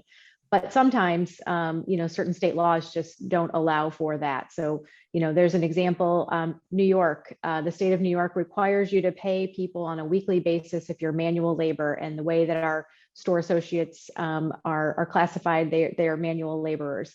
So, we have to pay them weekly unless you get a waiver. And so it's this process, right? So, we have to look at our policy and say, well, our policy is to pay biweekly.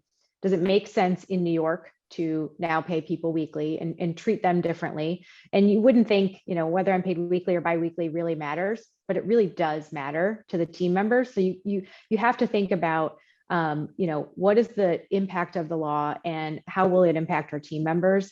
And, so in that instance, we decided, we're not going to treat them any differently, and we're going to get this waiver and we're going to pay everybody biweekly. But it's just it's a balance. And, I think another pressure that we face, that we're kind of always constantly facing is minimum wage pressure. So that, as you can imagine, different cities, different states have come out and said our minimum wage is going to be $15 an hour or whatever it's going to be. So one, of course, we're always going to respond to that and pay people at least the minimum wage. We always hope to be paying more, but you can't just say, well, our minimum wage is going to be this across the country. It's really hard to do that. So we're kind of taking it on a region by region basis and doing what's best. But at the end of the day, it's really what's best for our employees. I mean, that's what our company is. It's our 27,000 team members across the country. So you have to kind of look at, how does it impact them, and whether it makes sense to do something holistically as an organization, or, are we going to have some sort of one-off situation in a particular state or city? So it's tough, but the HR kind of keeps my life interesting for sure. Yes. Yeah. And I didn't realize how much interaction I'd have with HR before I joined the corporate world. So agreed. And thank you very much for that. By the way, I'd like to point out to remind our attendees that both Ann Aber from Joanne Stores and Ed Gekovich from Surgical Theater are proud Cleveland Marshall Law alums. Ed, how do you and your team at Surgical Theater keep up to date with ever-changing regulatory issues?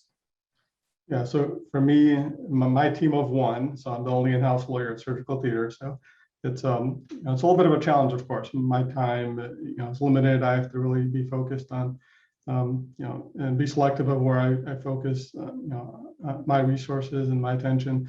It's just, for me, it's just about trying to be resourceful. In addition to relying on my outside counsel, I just look for relevant webinars and conferences, newsletters, et cetera, great conferences like this presented by Cleveland Marshall, of course. Just wherever I can find efficient ways to absorb information, while, of course, earning some CLE on the way will be great. But just keeping an eye out and being aware of the industry, and really just mostly relying on outside counsel when it comes to specialty issues. But other than that, just trying to be resourceful and find information wherever I can get. No, thanks for that, Ed. And we miss you. Hope you're enjoying California. I'm jealous for the weather, but missing you around town. Absolutely. Right. Another little piece of trivia before we move into technology, relating to technology. Again, on this day, October 29th of 1969, so just over 50 years ago, the first ever computer-to-computer link was established. And this became the precursor to the modern internet. I'm just wondering if Al Gore's father invented that. But in terms of today's technology being exponentially faster in terms of pushing businesses at greater speed, the legal profession too has been ruled by paper for a long time. But the pandemic has forced mostly everything to virtual interactions. So I'm curious, at MRI Software, Georgia, how have you had to adjust to the new uses of technology, and what impact has this had on maintaining confidentiality for your company? Sure. I joined MRI on March 16, 2020, after 15 years in private, 20 years in private practice. It just was a whole new world to get used to. I can't imagine how anything would have gotten done if it wasn't for Microsoft Teams. My day went to being on video. I had never really done video calls until the beginning of the pandemic, and now it's basically what I do all day is video calls. And it's strange in a way because you're just kind of in your little bubble, in your little box. But in some ways, my team is really international, and the cool thing about it is that we are all on the same two-dimensional plane. So whether you have somebody in their house in Arizona or somebody in the UK or somebody in Australia, you're all kind of equal, and you don't have some people in a room, and some people on a screen trying to deal with that tension. So nobody's really feeling left out because we're all kind of together in the same context. So that's actually been really cool. It's worked really great for a lot of things. As to how it's affected confidentiality, I haven't encountered any particular concerns with that. I think that, I can only think of one instance where I was a little bit worried as to who else might have been in the room, but I think that for the most part, people are very careful about that. I've been amazed to see how video depositions and things have worked after doing depositions for 20 years in real world to now participate in them, via Zoom. I think it's really cool how that has evolved, and I think for the better. But for confidentiality, again, everything comes down to process and communication. We have really great procedures in place around NDAs and just workflow between our partner group and our legal group and our bid group and our legal group. So I think that those processes did not break down as a result of COVID, that, because we had that great framework in place, we were able to mitigate the risks around that. Sure. No, that makes sense. Thank you very much. Lisa, I got to tell you, I heard about and very impressed with Avian's sustainability initiatives, including your company's being a founding member of the Alliance to End Plastic Waste, a consortium of nearly 30 companies that have pledged over $1.5 billion to end plastic litter. Outside of legal dealings, what changes have you seen in the way business is generally being conducted in view of the newer technologies with your suppliers, manufacturers, customers, et cetera? Yeah, I think, people are more willing to engage electronically. That's just the fact of the matter. And even now that things are starting to open up, I think sometimes our customers don't necessarily need or want the in-person interaction, and they're happy to continue to interact online. So it'll be really interesting to see how this sort of plays out, particularly, I think, as the workforce becomes younger. Like, I look at my kids and they don't want to meet people in person. They're totally comfortable interacting in this realm. So I hope it changes, because I think there is a lot of benefit to actually having real life conversations. But I do think there will be, even when things are completely open, hopefully that will happen following the pandemic, I think there'll still be a lot of this kind of interaction online. I will say, from my perspective, I like that personal contact. We're actually hiring right now for a attorney position, and we've been interviewing on Zoom, and we all kind of got together to talk about our Zoom interviews, and we're like, gosh, we just want to meet these people in person. If we're going to be working with them, we want to get to know them. So I think that piece of it will always be there, but it's just going forward, there's going to be a lot more electronic conversations, I think, but it won't go that way all the way, because I think Jonathan just commented in the chat, Zoom fatigue is a thing. It's there. Yeah, I've got it right now. I don't have COVID, but I have Zoom fatigue. I'm with you. And actually, that's a perfect segue into taking just a mini break. I think we will do a polling question to ensure our attendees get their CLE credits, and then maybe allow time for a question or two before we jump into the second half of questions for the rest of the panelists. So Haley, if you'd like to take the baton over, please do. Absolutely. Thank you, Ari. So remember this poll that's coming through. is your poll to get your CLE credit. It's very quick and simple and easy. And even if you get the wrong answer, we'll still give you your credit. So please make sure that you answer the poll. With that being said, we did have a question in the chat. This is from Dr. Stacy Fainer, and it is for Nona Lee. She asked, or she or he, they ask, mental health problems of employees are being blamed on corporate culture. How is MH helping to reshape and improve corporate practices? Yeah, thank you for that question, Stacy. It's a good one. You know, mental health is a real issue for people in general, especially at this time. The reality is that, you know, whether we know it at all or not, we're all suffering probably some form of PTSD as a result of living through this pandemic that we've lived through. And you know, if companies don't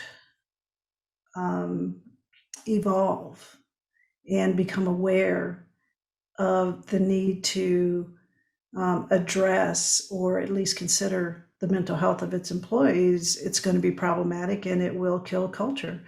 The reality is that, you know, people are, you know, if we use this example, are you know, afraid and so, you know, to go back to work if they haven't already. They're suffering from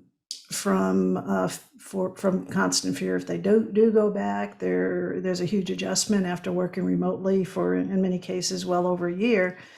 And you know, employees, you know, that is causing a lot of stress for employees, you know, frankly. And so as employers, we really need to keep that in mind and, you know, see our employees as three-dimensional and be concerned about their well-being, because if we don't, you know, it's not going to, it's going to be difficult to keep quality employees around. I mean, I don't know about, you know, the other panelists, but, you know, certainly in our industry and in some cases, you know, in organizations in our area, I've seen sort of a mass exodus because, you know, people have concerns and things have changed. So I'm trying to answer this question as carefully as I can, but an awareness of mental health issues is important, and we do need to reshape our policies and our culture to address that to the extent that it's already not considered, because, you know, we're in a different time. This is a different time. I know everybody's anxious to go back to the way things were, but things aren't going to be the way they were because people aren't the way they were. And so, yeah, you know, and all of this can affect the culture of a company, frankly, intentionally or not, because it's just the stress of that comes along with what we're going through, or any other causes of mental health. So that's a rambling answer. Trying to be thoughtful, not really legal, but, you know, that's certainly my perspective and experience on the issue. Thank you for the question. Yeah, we just opened a new global headquarters just last week, actually, in Hudson, Ohio. And I will tell you, we are being very careful about not requiring people yet to come in, but most people are what we call flexible, but the space is there. And just on an emotional level, after all this time apart, just being able to kind of walk the halls and greet people and chit chat about things that on Zoom, we do it a little bit, you know, at the beginning of our Zoom meetings, but we're so conditioned now to just have these meetings online and do the business of the meeting and then end it. And I just found myself chatting, but then what happened was I actually found myself roaming into the kinds of conversations that I forgot occur, where you bump into a colleague in the hall and you say, oh, you know what, this issue popped up and I was meaning to reach out to you. Do you have a, you know, reflection on that? And all of a sudden things spring from just that simple conversation. And I do think that nobody knows where we're going to land at the end of this, but I do think some mixture of electronic and in person has to be the answer. We human beings just need to be around each other. It's great hearing that. It's great hearing that from a general counsel. And Nona, your comments were very heartfelt and genuine.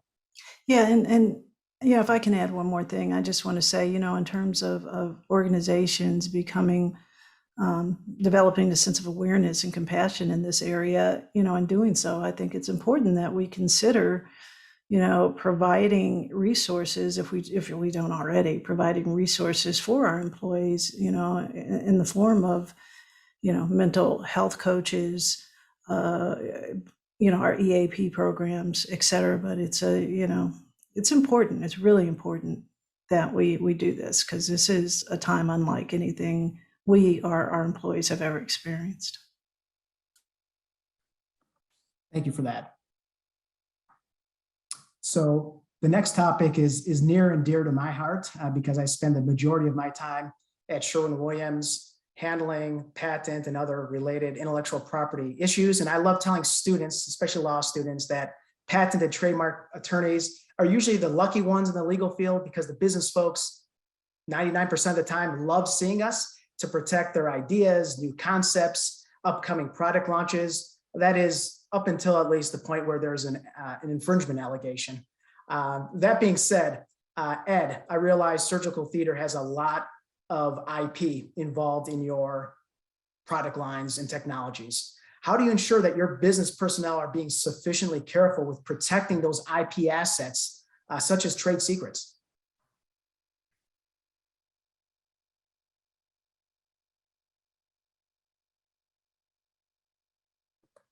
Ed, I think you're muted.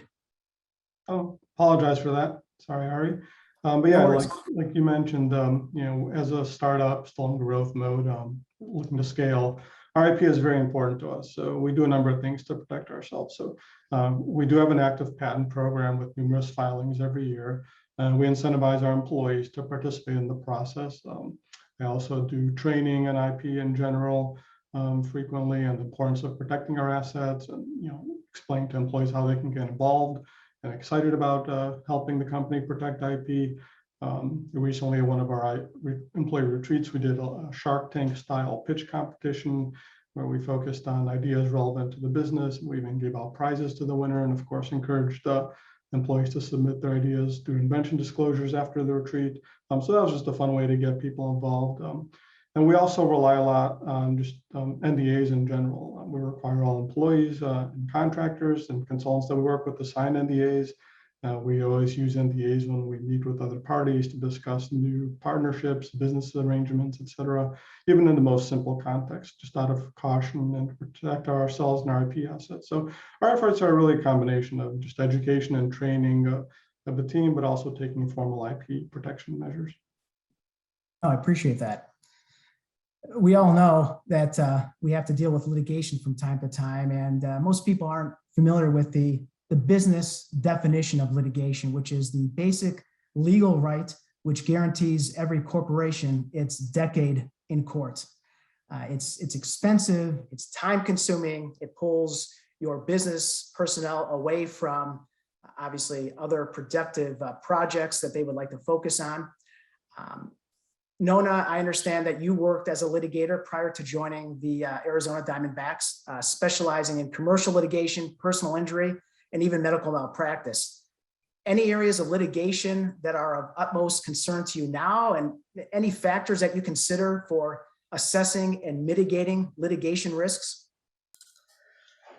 Well, it's a great question, Ari. And, any area of litigation that impacts our business is of great interest to me, but probably the one that I deal with most frequently is still personal injury litigation.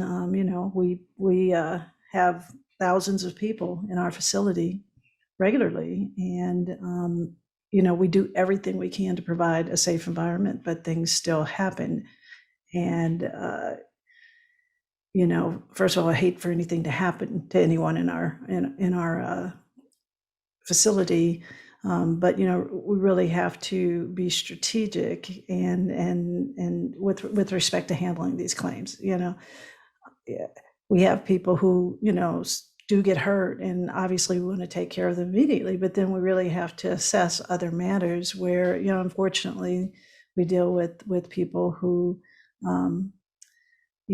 see the deep pocket, and there are sometimes manufactured claims or things made to appear worse than they are, and those are the things that I deal with mostly from a litigation perspective, because obviously those are difficult to settle on the front end or take care of, because people in those situations are not reasonable most often, or perhaps they're just we have evidence that something didn't happen. But those are the ones that trouble me mostly because the subject matter. And frankly, that was difficult for me with respect to the personal injury litigation I used to do. My last case was a wrongful death infant case. And, it's difficult sometimes to deal with people who have been hurt or who have suffered some type of loss, because you feel for them, but also need to protect the best interest of your organization. So there's that balance there. Understood. And in Georgia, and prior to starting at MRI Software, I know you've spent a lot of time in virtually all aspects of litigation. What's your general take on litigation now as a GC? You just don't want it. So I think that trying to come to practical business resolutions whenever possible is certainly something that is a focus. You look for ways to resolve things outside of court whenever you can. And so, sometimes though, some areas of business are just more risky than others. No matter how carefully you try to plan your business and do things, you run into issues. So, one area that I've had to deal with, we have a tenant screening business, is one area of our business. And so, there's the Fair Credit Reporting Act, and there's a lot of active plaintiffs bar in that area. And fortunately, we haven't had a lot of claims in that area, but just having to deal with that. Employment is another area where it goes hand in hand with IP. There's a lot of movement among employees, with the pandemic, I think in particular. And you have to you have to be careful in terms of where the employees are going and making sure that you're protecting your company's rights, while still, being fair to employees' choice of places to work. So we deal with a lot of issues related to that, and it's different in every jurisdiction where we do business. And so that's always a careful balancing act. Oh, makes sense. Great practical insight. And something that affects really my area of work is patent troll litigation. And it's on the rise, as many of you know. Actually, currently, it exceeds 50%, patent troll cases exceeding 50% of all cases filed. Amazing numbers. For those of you who aren't familiar with this legal realm, patent trolls, or the less pejorative term, non-practicing entities, NPEs, are typically companies that like to enforce their patent rights to earn money from target companies that are actually selling products, even though the NPEs themselves aren't selling products or have anything that they're making for sale. A lot of people call this essentially legal extortion for these NPEs, these patent trolls, to get royalties or licensing fees from other companies. And how do you deal with or stay up to date with current methods and tactics that patent or even copyright trolls are volleying? Yeah, this is definitely an area that's on the rise for us. I'd say outside of our personal injury GL litigation, this is the second biggest area we have to deal with. We have obviously a consumer-facing website. We have an app. We have a lot of things that a lot of people have eyeballs on, right? So, and we want, the more eyeballs, the better. But unfortunately, that is exposing us to patent trolls.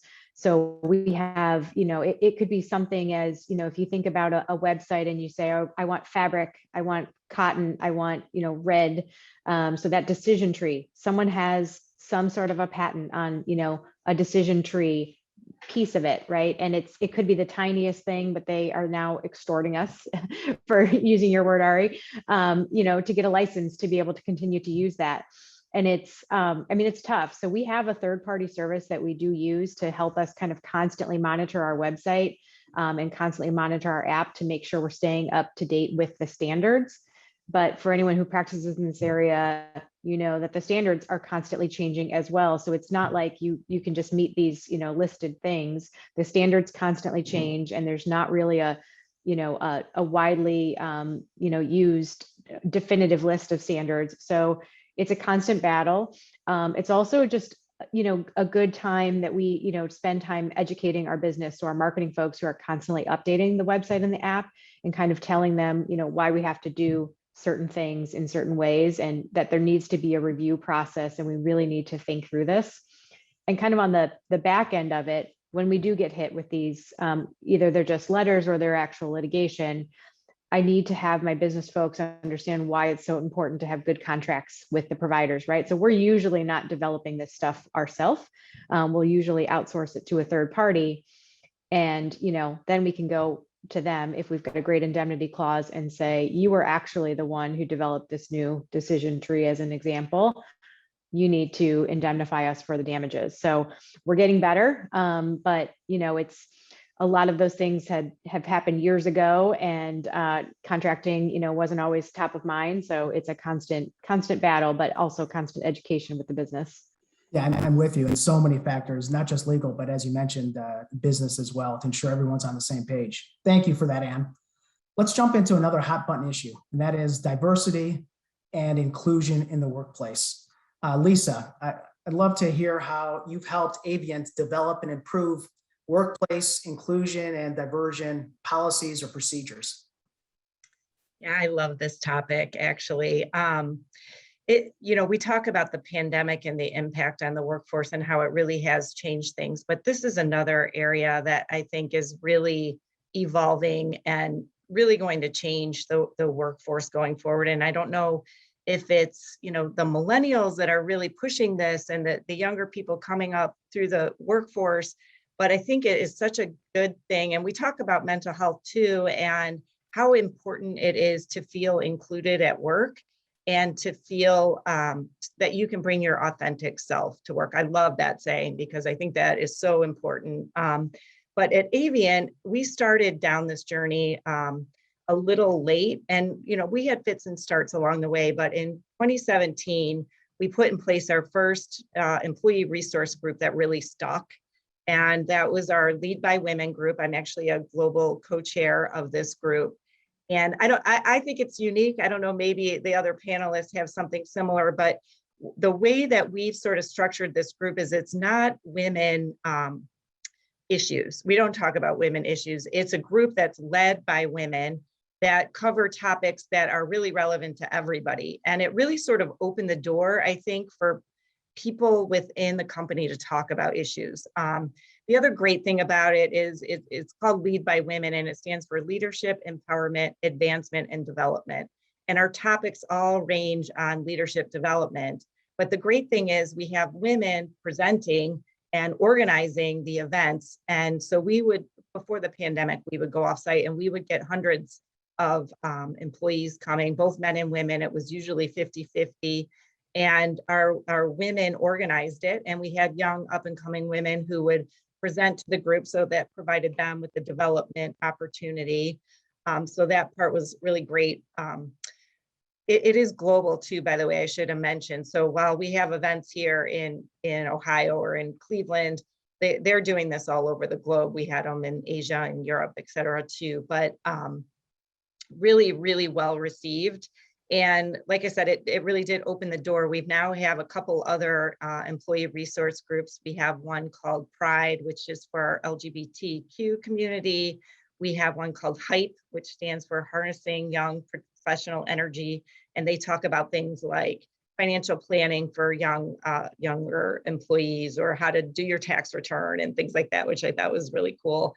And recently we just adopted Embrace, which is for diversity, racial diversity. So now we have these groups, and there were really grassroots efforts. So I feel like our Lead by Women group sort of opened the door for other groups to come forward and say, hey, we want a community too, where we can, talk about issues specific to us. But I think, as we all are hearing, diversity, equity, inclusion, it's so important in the workforce now.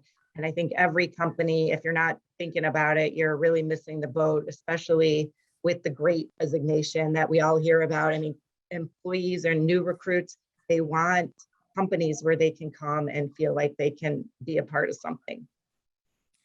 It's so impressive that you're able to and want to take time away from reviewing contracts and dealing with M&A and litigation matters to do that, Lisa. So I commend you for that. So appreciated.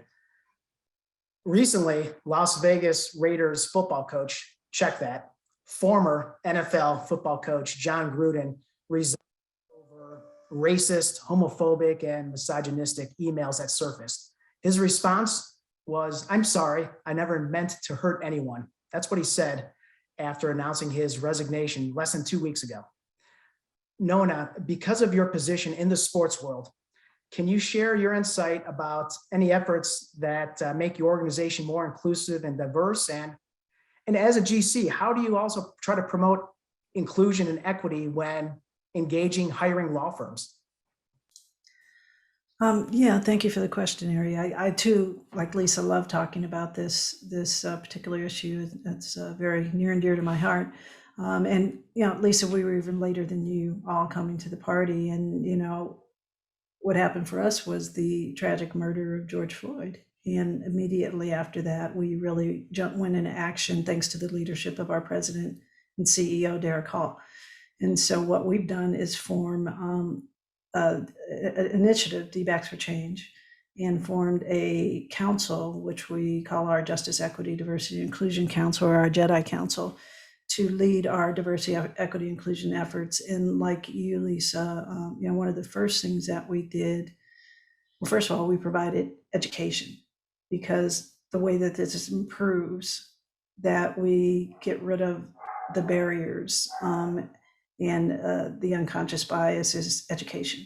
So we provided immediately a 6-session series on racial justice education, and we subsequently had LGBTQ plus inclusion training, and the league also provides training that everyone's involved to. But we immediately provided opportunities to after asking them what they wanted via survey, to our employees to start employee resource groups, which we call team player resource groups. And that was last year. We currently have 8 TPRGs, we actually had DBACs women before then. We started the year prior, but we've also added Black professionals and allies, athletes to executives, Elevate, which is our emerging professionals group, Los DBACs Unidos, Hispanic TPRG, people with disabilities, working parents, and I probably have missed something, but we've done that.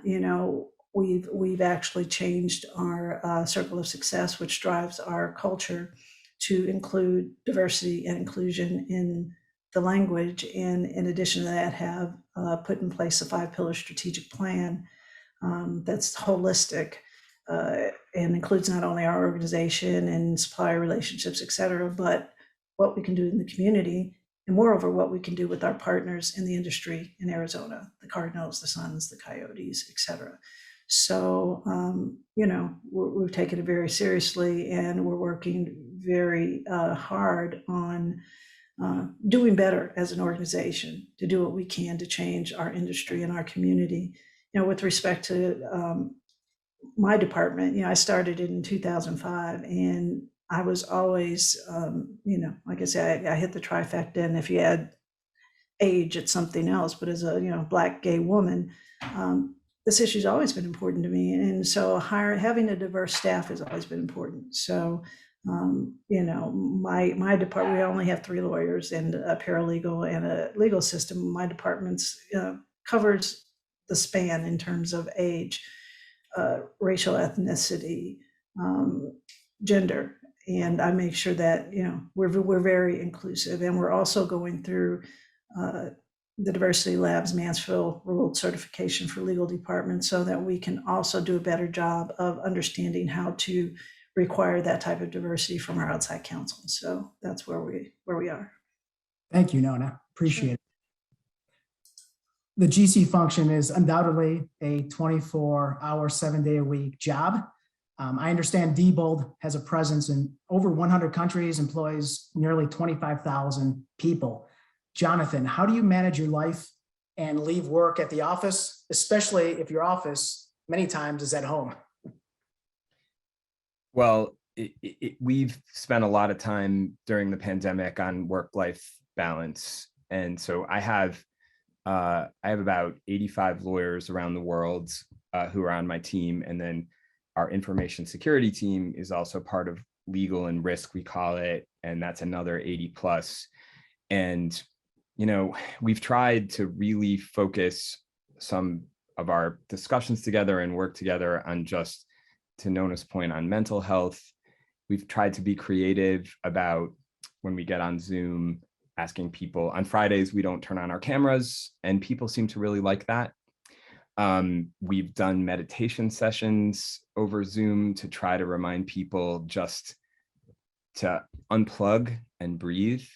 And the other thing that I found that's really helpful for me, and hopefully for my team members, is one-on-ones.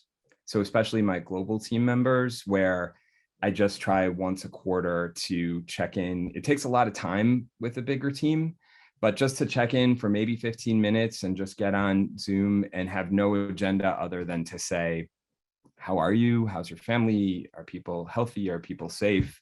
And to remind ourselves of the human qualities. Before the pandemic, I tried to do that by seeing everyone once a year, going around, each quarter and trying to visit different parts of the business. But during the pandemic, we couldn't do that. So I think the main point is being mindful about it and just reminding people that the point of a job is to do well at the job, but also just to support your life as a human being.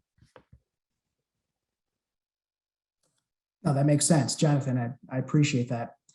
For the other panelists, maybe before we take any questions from the audience, Professor Laser, I don't know if anyone has typed those in, or we can just open it up verbally. From any of the other general counsels, any single issue topic that really, to tie in with this panel, keeps you up at night? I can start. I think for me, it's really not knowing what's next. So, in our business, a few years ago, we were hit by Section 301 tariffs in a really big way. And that was a huge, unexpected impact to our business. We had to quickly pivot to get, other sources for some of our products that were in China when we could, and really kind of figure out a way that we could mitigate those tariffs. So we kind of then got through that. And then COVID hit. And so that was obviously a new issue for us, and trying to figure out, all of the challenges with that. And then obviously we are, still dealing with that and still in it, but kind of got through, the meat of it as far as impacting to our store footprint. And then we faced unprecedented supply chain challenges. Our materials kind of stuck overseas, not even able to get containers to put them on. Ships being stuck for days and months. So, we've now, figured out a way to kind of get through that. And then we, kind of get through that phase. And now we have energy issues in China where they're doing rolling energy blackouts. And so our plants are closed for periods of time. Again, we figure out a way to navigate it, but, we all kind of sit around and go, what's next? And so I think that's, honestly, it's, there are things that you can see on the horizon and plan for, like I mentioned, minimum wage. So that's a pressure that we face, and we're planning for it. And we've got a plan in place over the next couple of years to address it.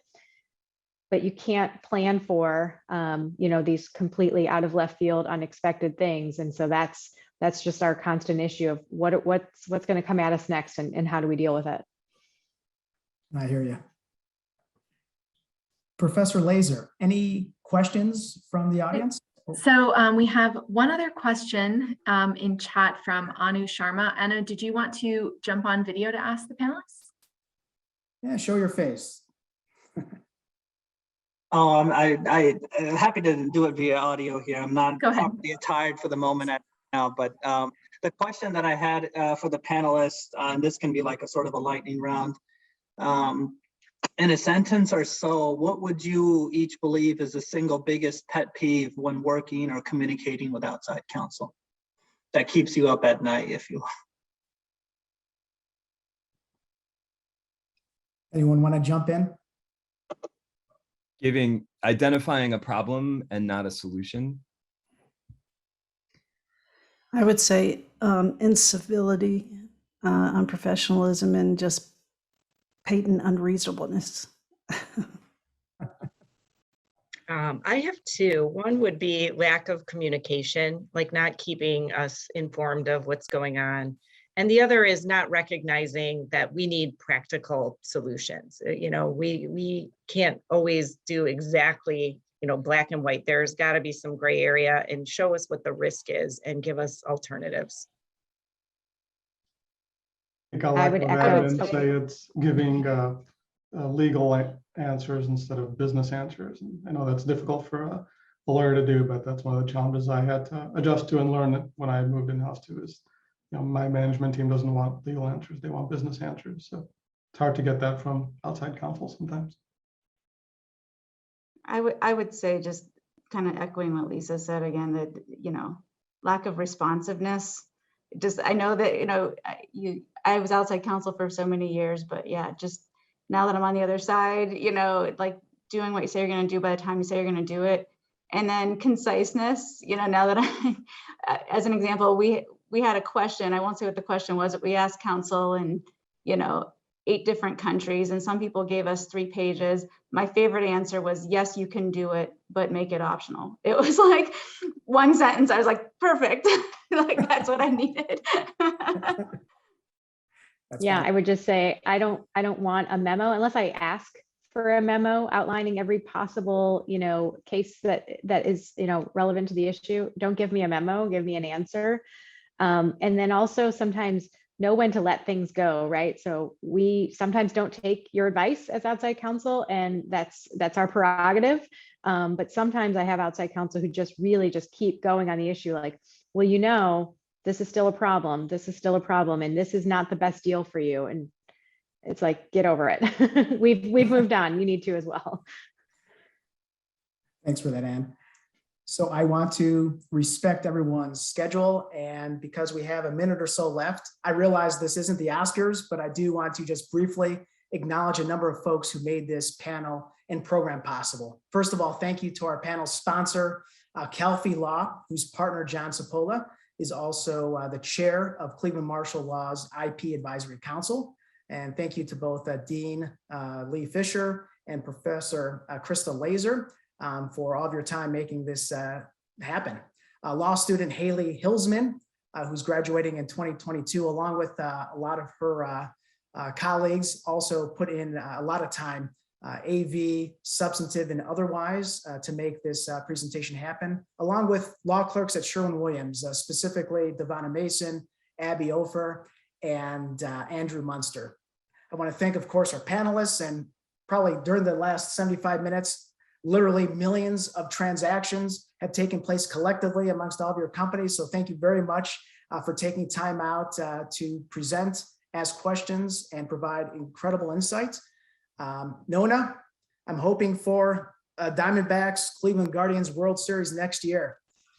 Thank you. Most of all, all right.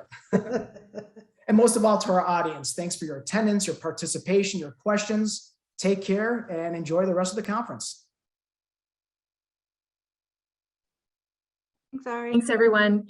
So we will be switching to our lunch break at this time. I would encourage all of you to take a few minutes, go grab lunch, take a bio break, whatever you need, and come back to join in for informal chit chat until we resume at 12:10 p.m. for Lee Fisher's introductory remarks to Judge O'Malley. So again, we will be on a break until 12:10 p.m.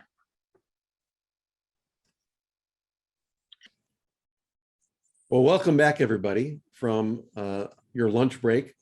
My name's Lee Fisher. I'm the Dean of Cleveland Marshall College of Law, and I want to thank again Professor Krista Laser for a wonderful conference. Already this morning, I've seen lots of people engaged, and we couldn't be more excited today to have a very special keynote speaker. I've had the pleasure of knowing this keynote speaker for many, many years. I first met her as a young partner when she was at the law firm of Porter Wright. And I called her one day after I had been elected Attorney General, and I asked her if she would consider serving as my first Assistant Attorney General and Chief Counsel.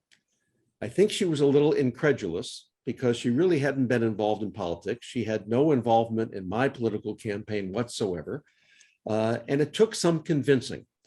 But I knew about Kate O'Malley, and in fact had worked with her on one particular case that was before the Ohio Supreme Court. That case involved my election that happened to be the closest statewide election in Ohio political history. And because the election was contested in the Ohio Supreme Court, I decided I needed to hire the best lawyers I could find. One of them was Kate O'Malley. And when I saw her legal expertise in what turned out to be a very successful case before the Ohio Supreme Court, I knew I had found the person that I wanted to hire as my chief counsel. Later, she also served as my chief of staff. But the most important part of her resume is not having worked for me. Her most important part of the resume is being, I think, one of the most outstanding federal judges in the entire United States. Judge Kathleen O'Malley was appointed to the U.S. Court of Appeals for the Federal Circuit by President Obama in 2010. Prior to her elevation to the Federal Circuit, she was appointed to the U.S. District Court for the Northern District of Ohio by President Clinton in 1994. And prior to her appointment to the bench, she served as First Assistant Attorney General to me when I served as Attorney General of Ohio. She also was in private practice with Jones Day and, as I mentioned, Porter Wright, where she practiced complex litigation. Judge O'Malley began her legal career as a law clerk to the great Judge Nathaniel Jones of the U.S. Court of Appeals for the Sixth Circuit. She received her JD from Case Western Reserve University School of Law in 1982, summa cum laude and Order of the Coif, and her BA from Kenyon College, magna cum laude and Phi Beta Kappa. She was named to the Global Business Media Group's IP Hall of Fame. She's a member of 4 American Inns of Court chapters, including the Kathleen O'Malley Inn of Court in Cleveland, named in her honor. It's my great pleasure to introduce to you my friend and a phenomenal federal judge, Judge Kathleen O'Malley. Thank you, Lee. That was a very kind introduction. And I may not have been involved in politics or your campaign, but I did vote for you. And it turns out that was one of the best votes I ever cast. So I want to thank you for your mentorship, support, and friendship over the years. I wouldn't be where I am in my career, but for having you in my life. So I'm not overstating it when I say it was one of the most important votes I ever cast. And I want to thank both you and Professor Laser for inviting me to join you today and for providing me with this soapbox to champion the importance of a robust intellectual property system. Sorry, I have to go with the reading glasses as I get older. 20 years ago, when I first started participating in international conferences regarding the world's varying patent systems, there was no doubt that the US system was considered the preeminent one. Other countries sought to emulate and learn from us in the hopes of encouraging the fast-paced innovation in engineering and technology that we had experienced over the years. This wasn't by happenstance. Our IP system traces its roots to our founding fathers. Our history with the patent system for our first 200 plus years focused on trying to provide balanced IP protection to innovators and to adjusting the system when that balance was lost. Our collective goal was to ensure that those who invest their time and creativity into making our society a better place would know that they proceeded with the benefits meaningful patent protection provides. We believed that a balanced and robust patent system was a powerful force for economic growth and social good. In the last 20 years, it seems that we have lost sight of these values and seem to have forgotten our history. The result is that our IP system is not only not the preeminent one in the world anymore, but it is considered ineffectual by many. To paraphrase some of my judicial colleagues from around the world, we have gone from a country that encouraged innovation in all forms and from all sources to one that drives much of it away. Today, I'm going to describe some of our history and earlier experiences with patent reform, point out where I think we have gone astray, and end with a plea for a return to a robust system that assures balanced and meaningful IP rights. Now, I start with a caveat. This is a speech, not a law review article. Much of what I say is drawn from historical sources or has been said before by others, even by a few people in the first panel this morning. That means I'm just the current vehicle for a lot of collective wisdom. I do not claim original ownership of it. Indeed, I know many like-minded souls who feel exactly as I do on this topic. Unfortunately, our voices have not been the loudest ones lately. So let me start with history. Patent rights in the United States began, as with many rights in our Constitution, with what the colonists saw as abuses by the King of England. In particular, it was the king's prerogative to issue patents, and he used that authority as a means for controlling innovation, economic development, and thus economic independence. When our founding fathers drafted the Constitution, they sought to end this practice by allowing Congress to, quote, promote the progress of science and useful arts by securing for limited times to authors and inventors the exclusive right to their respective writings and discovery. This phrase, the exclusive right to their respective writings and discoveries, is the only place in the original Constitution where the word right is used. And according to our founding fathers, that right belonged not to the king, not to the president, but to the inventor. This reflected a more democratic view of invention that had prevailed in England, a belief that the best ideas can come from ordinary people, even those who could not commercialize their own ideas. Indeed, a century before she would have the right to vote, Mary Keith received in 1809. It was these inventors the founders believed would drive and grow our then nascent economy and in turn protect our democratic form of government from intrusions. And it was these inventors whose creativity the founders hoped that patent protection would spark. Writing to Jefferson after the new Constitution was unveiled, Madison, the father of the Constitution, called IP rights simply too valuable to have been ignored when creating our government. After ratification, Washington's first State of the Union, roughly only 1,000 words in total, took the time to emphasize the importance of encouraging and protecting new and useful inventions. Congress responded to this call to action by passing the Patent Act of 1790, one of the first statutes enacted by the new Congress. Notably, under the 1790 Act, inventors were entitled to patents on their inventions, whether or not they made products based on those patents. And they were expressly given the right to license and sell their patent rights. Both of these were benefits not available to inventors in England. The US deliberately and quite consciously created what we now call non-practicing entities in order to expand the pool of inventors in our then backward economy to include ordinary citizens without the wealth or resources to commercialize their inventions. Unlike the English system, inventing in the US was intended to be a viable career path for our creative but poor citizens. Put simply, the first chapter of American patent law began with Madison, who enshrined a democratic view of invention into the Constitution, was followed by Washington, who made protecting inventions a central focus of the executive branch, and was implemented by Congress through the first Patent Act.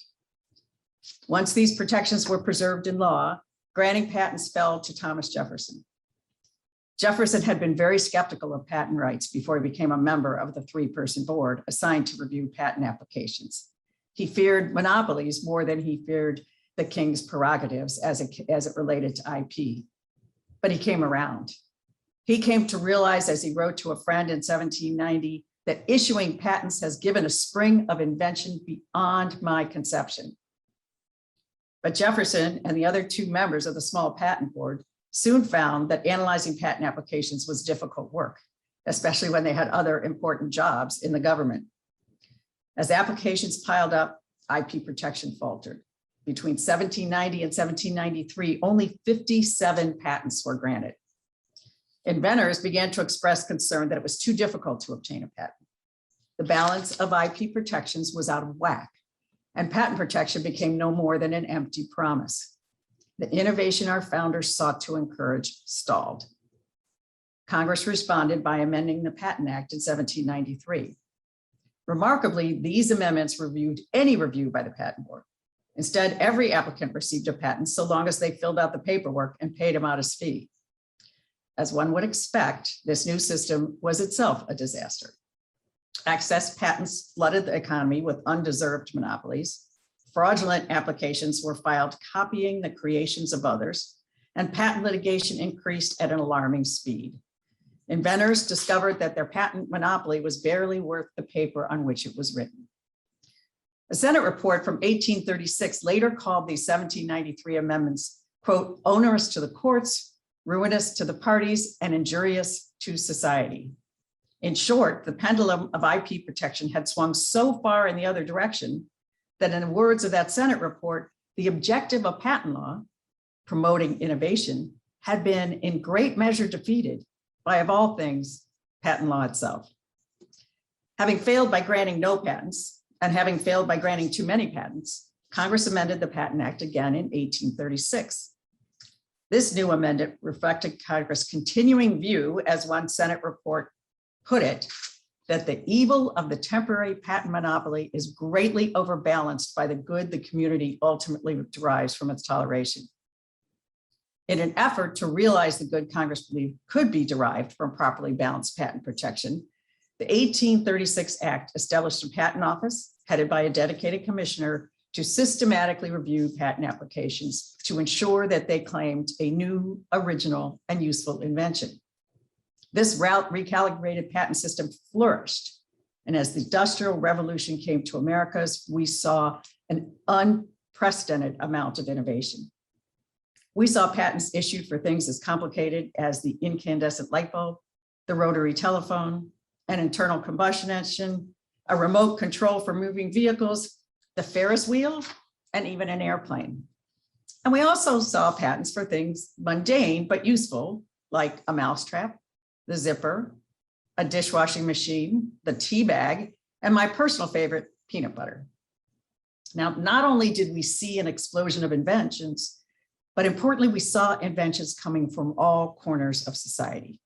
Farmers and factory workers, those without wealth or formal education, and immigrants looking for opportunity in America.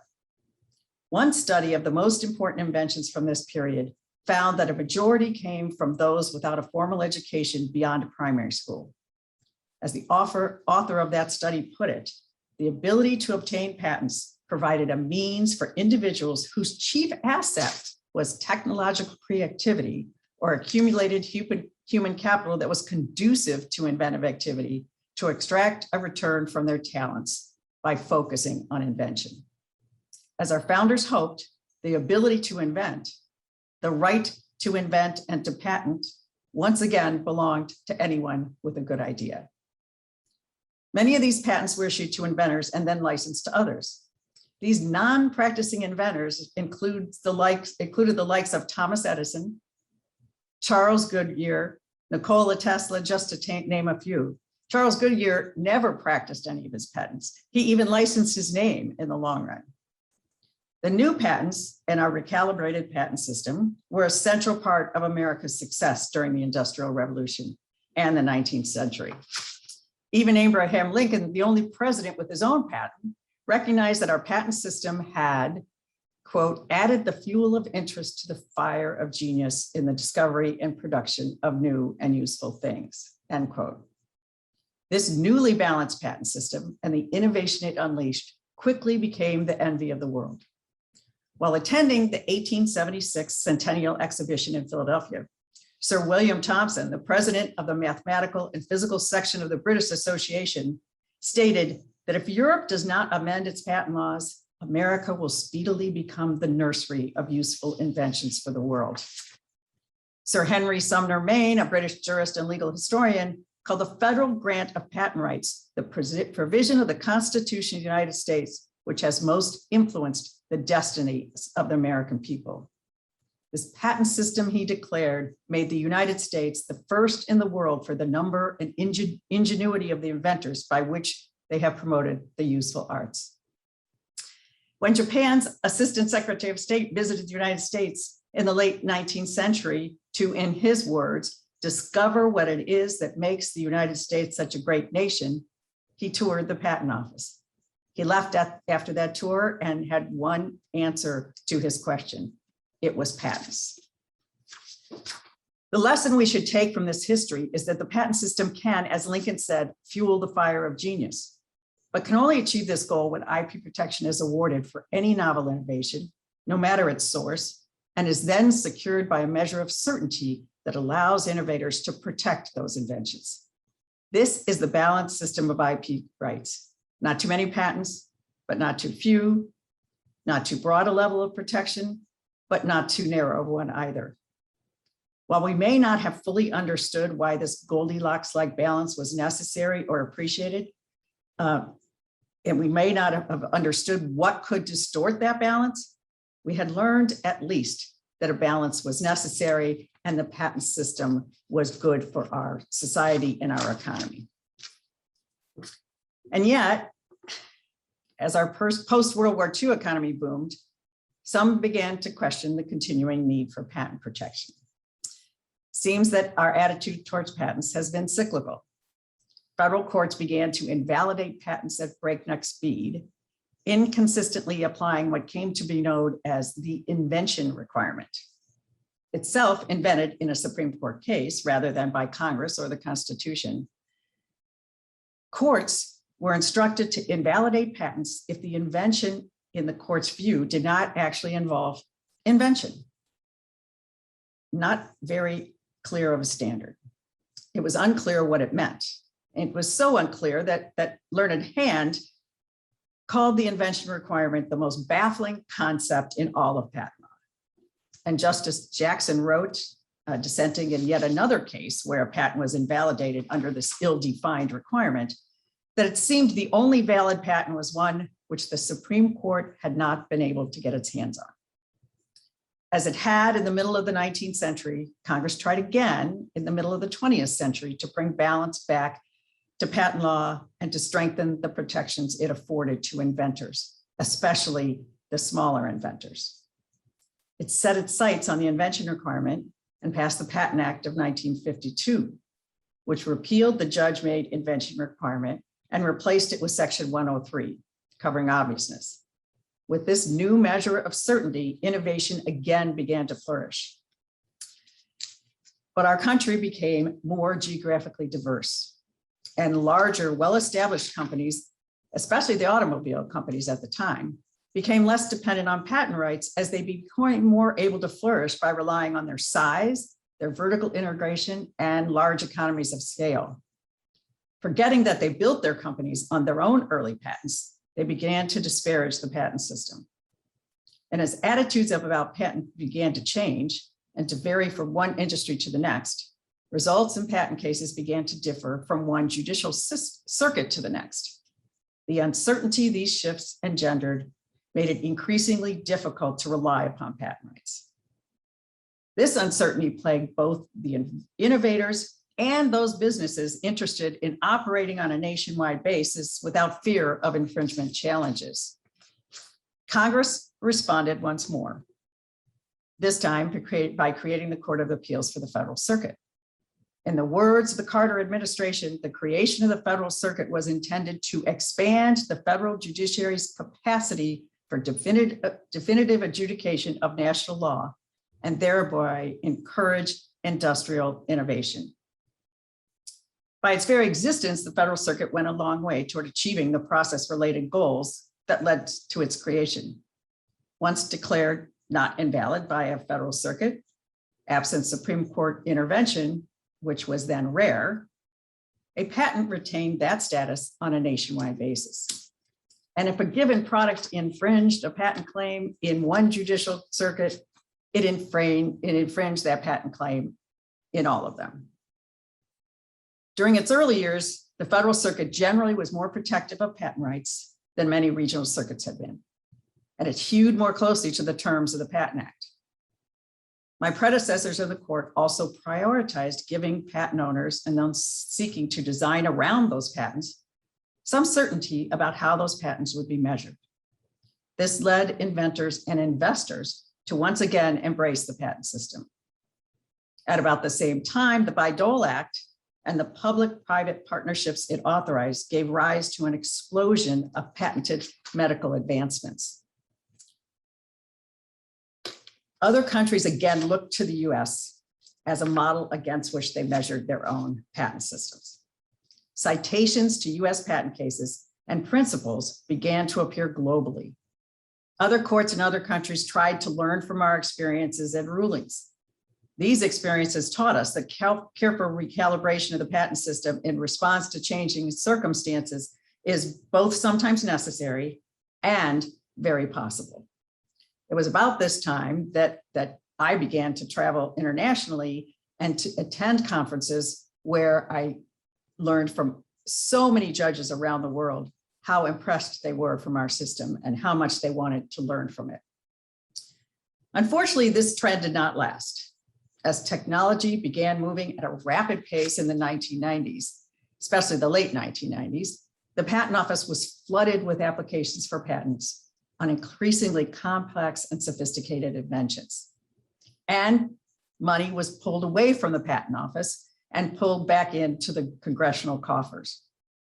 Meaningful examination suffered and patent quality suffered. As the Patent Office was pressured to move its backlog, patents were issued that should never have been authorized. And as patents and strategies for monetizing those patents multiplied, litigation surged. Patent litigation itself came to be viewed as a deterrent to the very innovation the founders in Congress had sought to encourage. Many also became skeptical of the value of patent monetization to our economy. Attacks emerged both on the Patent Office and on the patent system as a whole. A cadre of very vocal critics said the patent system was hindering rather than fueling innovation. Non-practicing patent owners were painted as the primary culprit and given the unsavory moniker patent troll.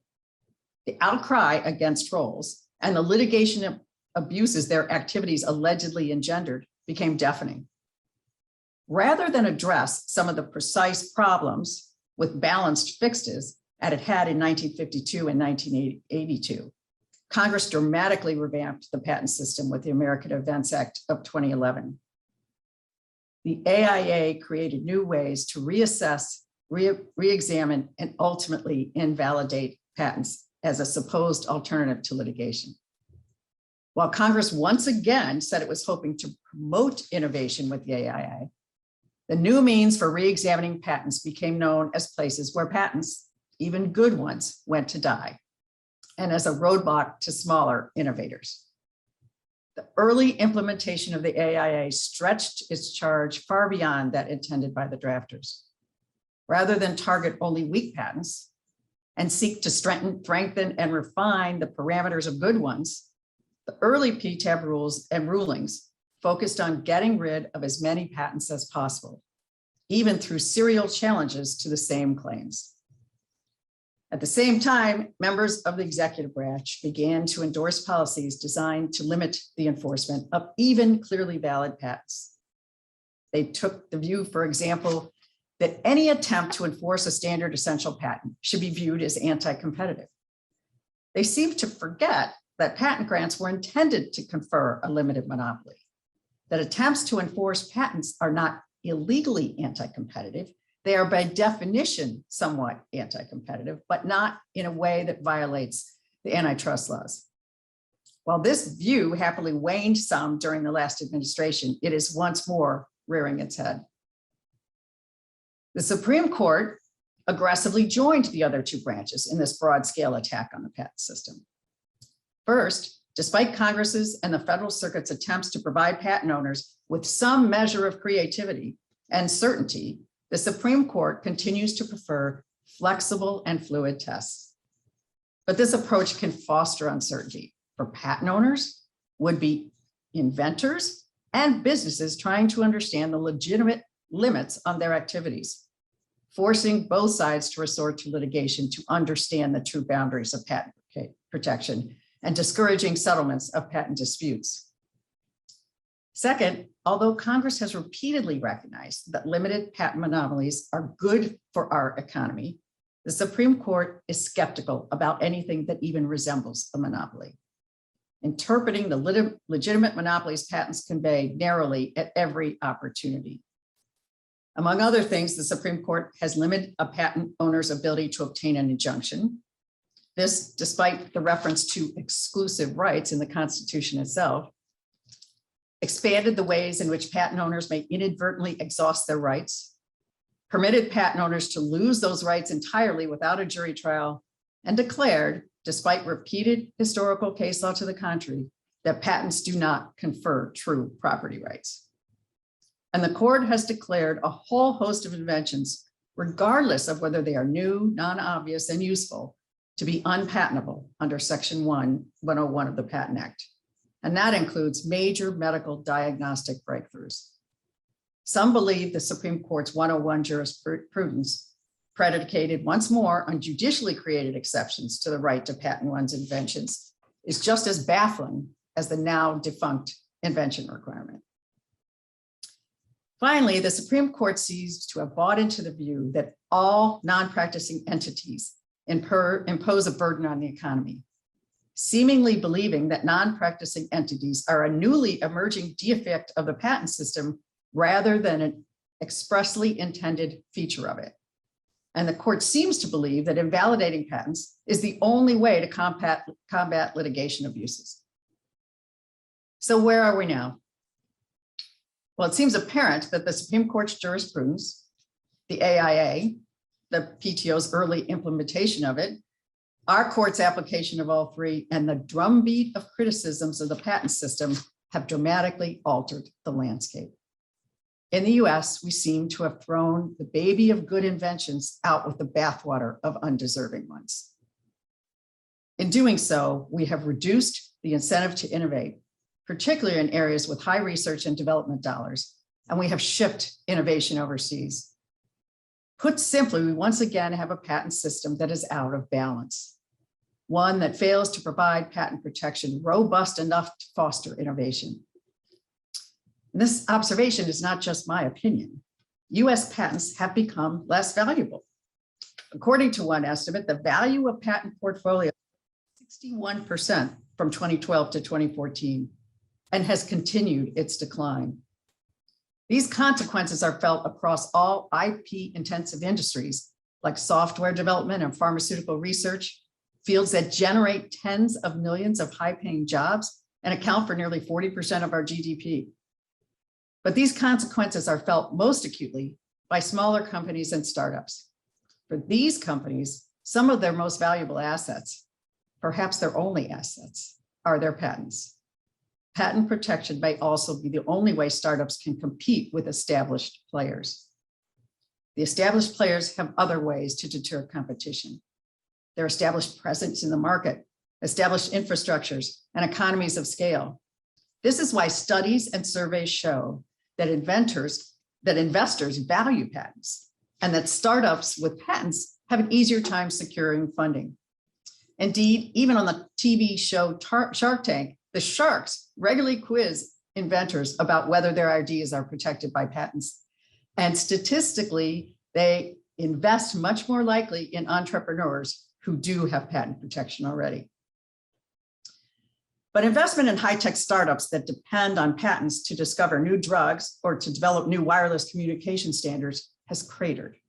In 2004, these startups accounted for 21% of venture capital investment. By 2017, that number had fallen to 3%. Our venture capital dollars now are being put into social media, food sales and food delivery, clothing, but not into technology that will secure our economic prominence over the long term. Investors are also increasingly looking overseas. In the field of artificial intelligence, for example, where patents might play a critical role in protecting algorithms, if not for the Supreme Court's Alice decision, the United States now lags behind China, which attracted 48% of all venture capital investment in AI in 2017.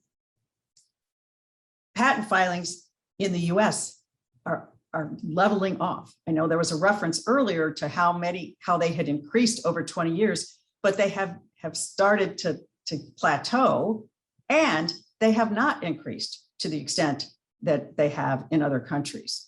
Patent filings in China and the EU have increased far more than they have here in the United States. Would-be inventors in the US do not see a value in STEM education and spending time developing new technologies, because that is not where one can make money with any assurance. Not only has China surpassed us in the number of patents that it has issued, but it's also surpassed us in the number of PhDs earned and the volume of technological publications its scientists generate. Again, what this recent experience suggests is our patent system needs fixing. We have diluted what our founders sought to ensure for the country, a strong national economy driven by innovation. And we have lost sight of the lessons history has taught us. Rather than recalibrate the patent system to address the actual precise criticisms of it, we have just blown it up. But why should anyone care about all this? Some feel that innovation has become organic, that clever innovations will be rewarded in the marketplace and do not need the mantle of IP protection. Indeed, some argue that strong patent protection actually harms innovation by making it difficult to quickly build on the work of others and imposing undue litigation burdens on businesses. I can't disagree more. We do not need to abandon the patent system. We need a new national policy to restore balance to it. If the pandemic has taught us anything, it is that a balanced patent system can spur innovation to address complex problems that we all face, like climate change and, yes, intractable diseases. The mRNA vaccines are the product of over 13 years of dedicated scientific study, protected at all stages by patents. And the collaborations among pharma competitors that have made a vaccine supply possible only occurred because each entity in those collaborations were able to proceed with the comfort that their own inventions were protected by their own patents. As our founding fathers recognized, moreover, ensuring that innovation remains democratic is critical. Otherwise, economic independence will only belong to those who already possess power and privilege, and the nature of innovation will stagnate. As Jonathan Barnett explains in his new book, weak patent protection discourages innovation in new fields. It discourages the breakthrough innovation. Large established firms turn to several other vehicles, the ones I mentioned before, like their infrastructure and their economies of scale, to thwart competition.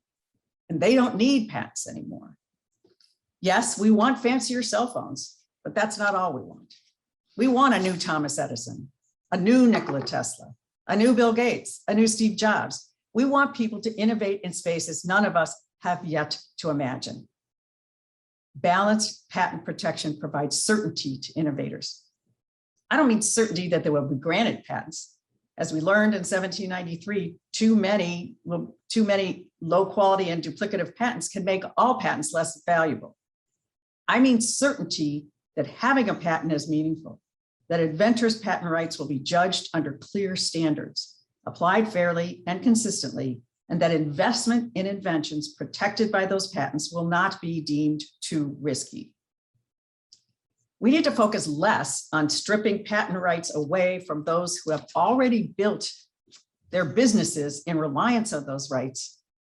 We should strive instead to improve the front end by educating the public about the importance of IP protection and of innovation, encouraging individual innovators from all walks of life to seek IP protection, teaching individual and small entity innovators how to avoid asking for patent claims that will not withstand validity challenges, and investing in a better examination process. Why have we focused all the new talent in the PTO, which is predominant, on the back end, rather than focusing on the examination and patent granting process.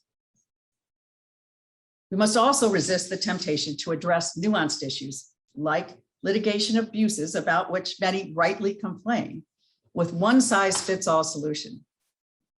This means acknowledging that non-practicing entities like research universities and independent inventors who license their ideas to others play an important role in the patent system.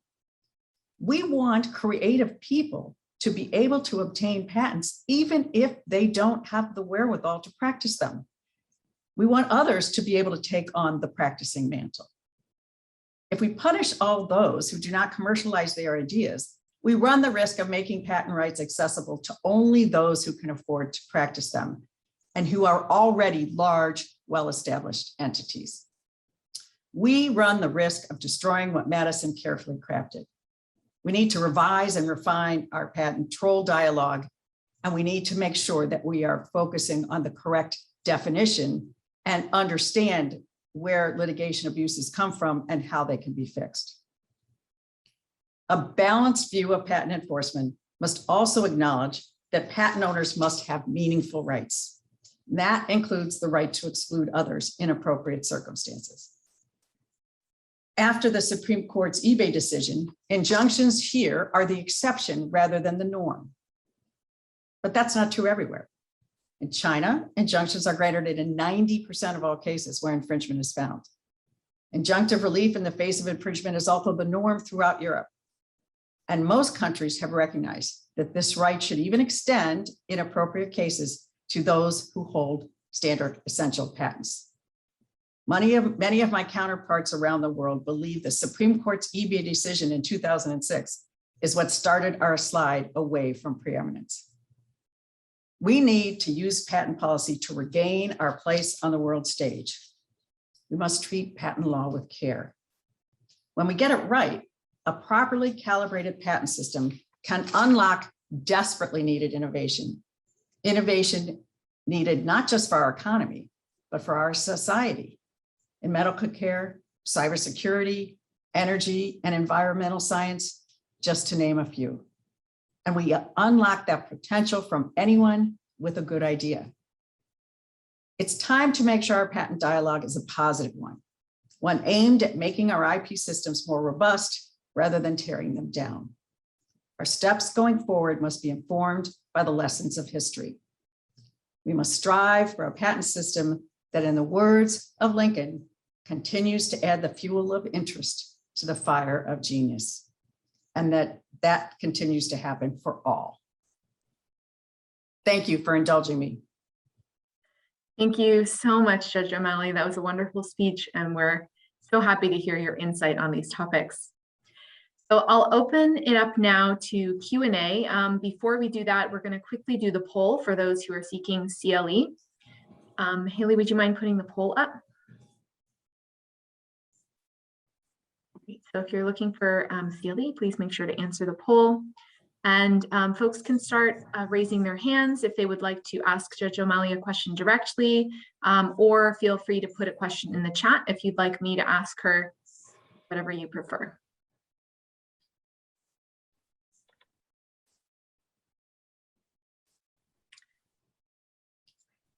Okay, so we don't have. Don't be shy.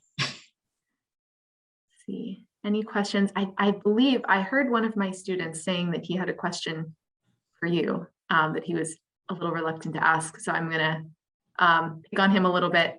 Mike, did you want to go ahead and ask O'Malley a question? I see in the chat someone says not a question, but a note of appreciation for your service over the years, from Edward Kaha. Well, that's very nice. But you can disagree with me too.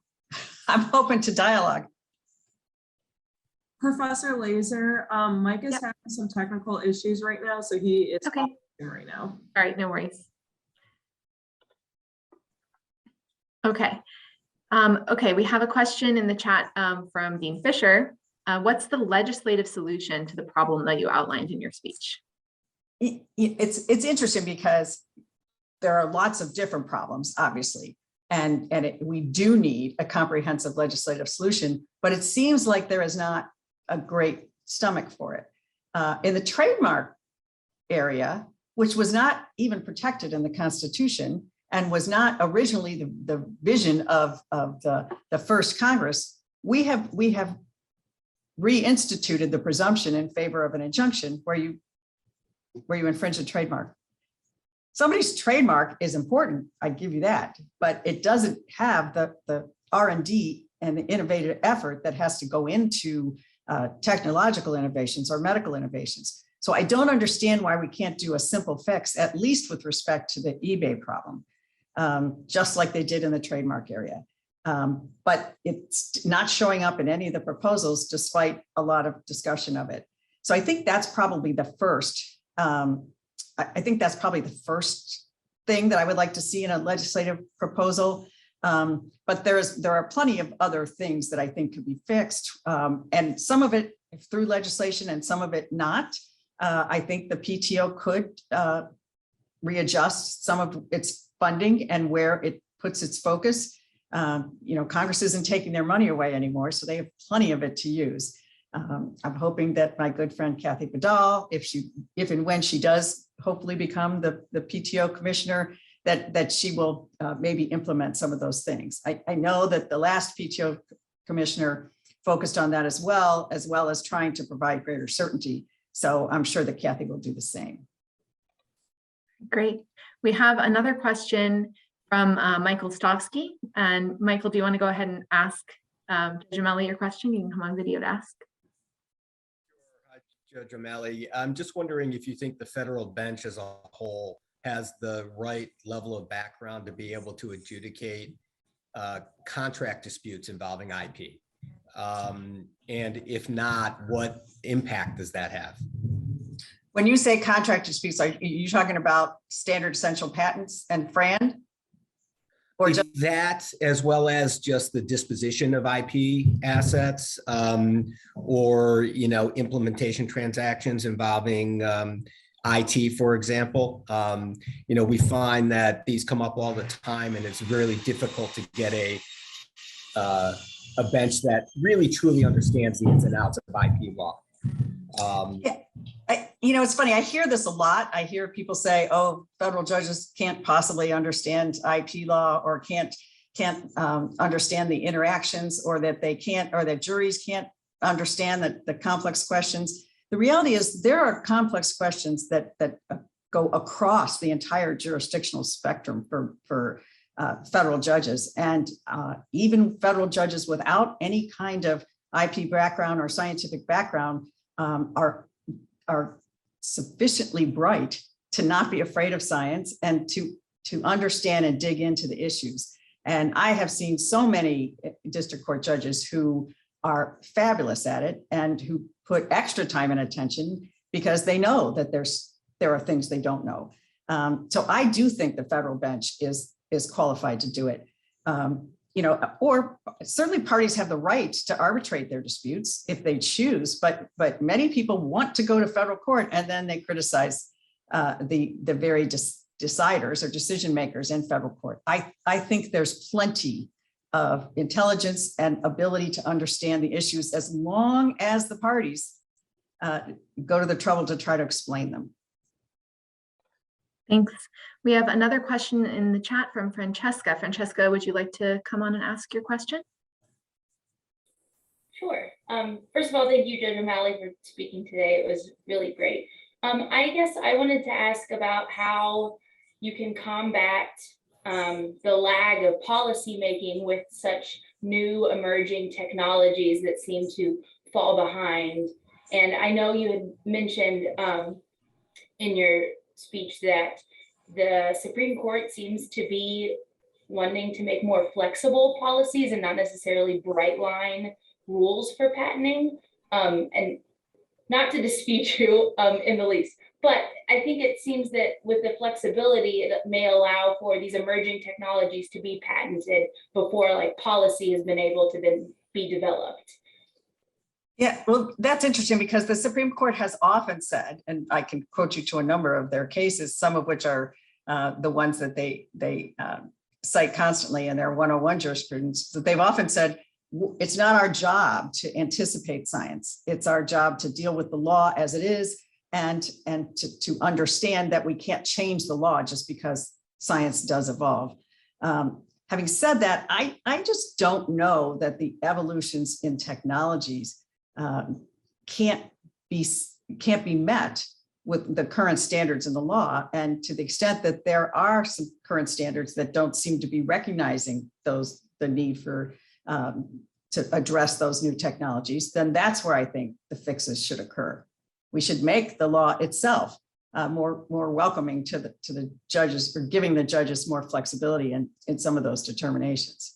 And we have given judges a lot more flexibility with respect to, I mean, that Supreme Court has at least said you need to give deference to district court judges with a lot of their decision making, and even with their decisions with respect to fee shifting or to imposing additional damages based on the fact that a case is exceptional. So I think that there is more recognition that is occurring with respect to the fact that each case has to be decided on its own merits, and the judges ought to have the flexibility to do that.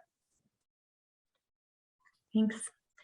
I had a question for you, actually. So as a woman in the intellectual property space, I often find that there are not enough women and not enough diverse folks that are in the intellectual property space, especially in patents. Can you think of ways, or do you have tips for the best ways for those who are at law firms or professors or students to help to promote women and other diverse members of our community in intellectual property? Well, I do think that's one place where our country is trying to pay attention. I mean, the PTO has new policies and programs. Congress is pending a new bill to encourage innovation from minorities and from women. There are many groups, women's groups like CHIPS and others, that are trying very hard to get women interested. But I also think we need to dig down. We need to make it easier for young women to be happy in STEM education. We need to educate students at a young level that everyone can be a scientist, and that science can be fun, not just something that you leave back for the Bill Gates of the world. Thanks. We have one more question in the chat from Michael Stavslavjevic. Would you go ahead and ask your question, Michael? Yeah, thank you, Professor Laser. My question was about the Oracle v. Google decision at the Supreme Court. As far as software cases, they're being invalidated, I think, at a higher rate because of Section 101.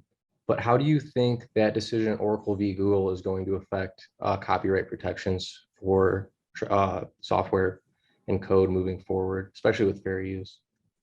Yeah, I mean, obviously it's a little tough since I obviously disagree with that decision, but and still feel a little stung by how far the Supreme Court reached to get where it got. But I mean, Congress said that software is copyrightable, but then the Supreme Court sort of assumed it was copyrightable, but then said essentially that every use of it is fair. And I think that it's going to be a problem. Justice Breyer on the one hand said, well, this is really specific to this context, but then he didn't limit certain things like the statement that in fair use, the public interest and their interest in new and more fun products is a factor to weigh in to the fair use analysis. And I know the Second Circuit looked at this and said, okay, we're going to assume that he meant what he said in the first part, which is we're just going to say it's an aberration and doesn't have any role in any other case. Other circuits are not being so aggressive on that view. And I think a lot of other circuits and a lot of copyright experts are very concerned that the way they did the fair use analysis is going to come back to haunt a lot of copyright users in not just the software space. Thank you. Thanks. Haley, did you have a question as well? I do. Judge O'Malley, thank you so much for joining us today. So prior to coming to law school, I was a science teacher, high school science teacher for a while. And I taught a lot of environmental science, and in that space, we would discuss how issues evolving in the healthcare system could actually lead to poverty, which in turn leads to more environmental issues. And I promise I have an endpoint to this. But one of the things that I would share with my students are the patent protections in the pharmaceutical industry for newly innovated pharmaceuticals and drugs and things like that. And with some of those, or with all of those patents getting a 20-year protection, I know sometimes they're cut in half. How do we balance these patent protections with the need for ethical practices within the healthcare system and the pharmaceutical industry? Well, I mean, when you say sometimes they're cut in half, both biologics and small molecules are almost always, cut in half, because we've got the ANDA system, the Hatch-Waxman system, and we have the Biologics Act.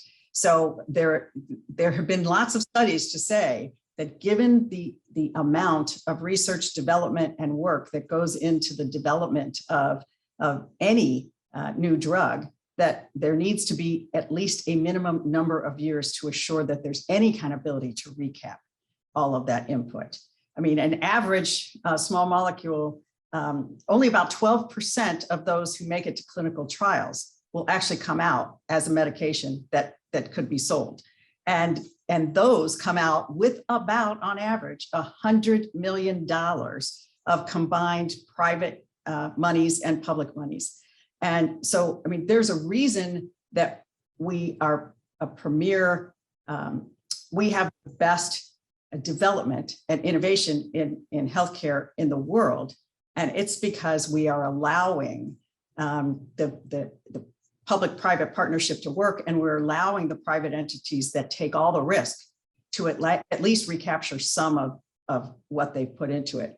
I mean, I think what's going on with respect to the effort to warp the Bayh-Dole Act to use it as a vehicle to reduce drug prices is a real problem. Yes, there are those certain instances in which the drug prices remain extraordinarily high, where the innovations are particularly expensive and difficult to get to. But there are already in place ways that the public interest can be taken into consideration. Even if a patent's deemed valid, perhaps they don't get the full scope of injunctive relief. Perhaps the public interest in receiving that drug as opposed to another drug is enough to make the original patent, even if valid and infringed, not a bar to a new medicine. But I think that we put our preeminence in the medical field at risk. And I think that it will only result in less innovation and less availability of medicines, not more. Thank you. And we have one more fun question from Carl. Carl, would you like to ask yours? Sure. Judge O'Malley, greetings from Chagrin Falls. I wonder, do you miss living here? Oh God, I miss Cleveland entirely. I love Cleveland. I love all my friends there. And I really, really do miss Chagrin Falls. I mean, how could you not? It's just idyllic. So I miss it. I never thought I would leave it, but, and certainly DC can't compare. All right. Well, thank you, Judge O'Malley, so much for joining us. We really appreciate you being involved and being a huge draw for much of the participation for this event. We can't thank you enough, and appreciate your time. Thank you, Krista. I want to Krista. thank you as well. I want you to know that for lunch today, I'm eating in your honor your favorite patent, peanut butter. And I want to tell you that I actually do think I know the solution to all the problems that you mentioned. And that is that the next time there's a vacancy on the US Supreme Court, we all need to lobby President Biden to appoint you to the US Supreme Court. I don't think they would take another Catholic at this point. No comment on that, but thank you again. Okay, thank you. Thanks, Lee. Good to see everybody. Thank you, everyone. We're going to take a little bit longer of a break, and we're going to come back at 1:15 as scheduled. So you guys can take 5 or 6 minutes to get settled for the next panel on emerging technology. So thank you everyone so much for joining. I'm excited that we can take a little time at this panel to talk about emerging technology. Because so often at intellectual property conferences, we hear a lot about the nitty-gritty of some new legal issue. You know, what's the nitty-gritty of the factors for analyzing 101? And we don't hear enough about how law and innovation interact at a higher level. So I'm hoping that this panel will give us some insight. We have members from industry, members from in-house, members from law firms, tell us more about how all the different aspects of emerging technology and innovation law relate. So I'm going to begin by introducing the speakers today. We have a really, really great setup of folks. So to begin, I'm Professor Laser. I am a professor at Cleveland Marshall. Before joining Cleveland Marshall, I practiced at the law firms Kirkland & Ellis and Wilmer Hale in the intellectual property litigation groups. We also have Mike Stofsky. Mike Stofsky is a partner and leader in the firm-wide technology transactions, intellectual property, and global data protection group at Benesch. And also, thanks so much to Michael for being the sponsor of this panel. We really appreciate it. Michael has had experience representing technology companies of all sizes and private equity funds, as well as outside counsel in technology transactions, IP, and privacy data security. He also leads the firm's blockchain and smart contracts practice and helped write the law in Ohio that recognizes electronic signatures as writings, and also helped to write the law in Ohio that recognizes blockchain-based transactions as records in Ohio. Next, we have Ahmed Musa. He is the Chief Business Officer and General Counsel at Curis Pharmaceuticals. He acts as the site head for the company's Boston office, responsible for corporate development and portfolio strategy. And he leads the company's intellectual property, corporate secretary, and legal activities, including licensing and corporate legal as well as the company's global patent portfolio. G.I. Zaratian is the founder and CEO of Fandom, a company that helps sports properties improve the fan experience by generating new revenue channels through custom-built applications using machine learning, artificial intelligence, and blockchain technology. He also has significant experience with non-fungible tokens, or NFTs. Next, we have Lara Montoya. Lara is a partner at Accel Impact Holdings, which includes the Accel AI Institute, the Latinx in AI organizations. She is a lead on tech, social impact, and ethical artificial intelligence development. She previously worked in software engineering at Intuit. She's also a director with Women Who Code and an affiliate with the Berkman Klein Center for Internet and Society at Harvard Law. Chris Nalivenko is general counsel and corporate secretary at Zeusk, which is a San Francisco Bay Area company creating ground-up purpose-built autonomous vehicles for mobility on demand service.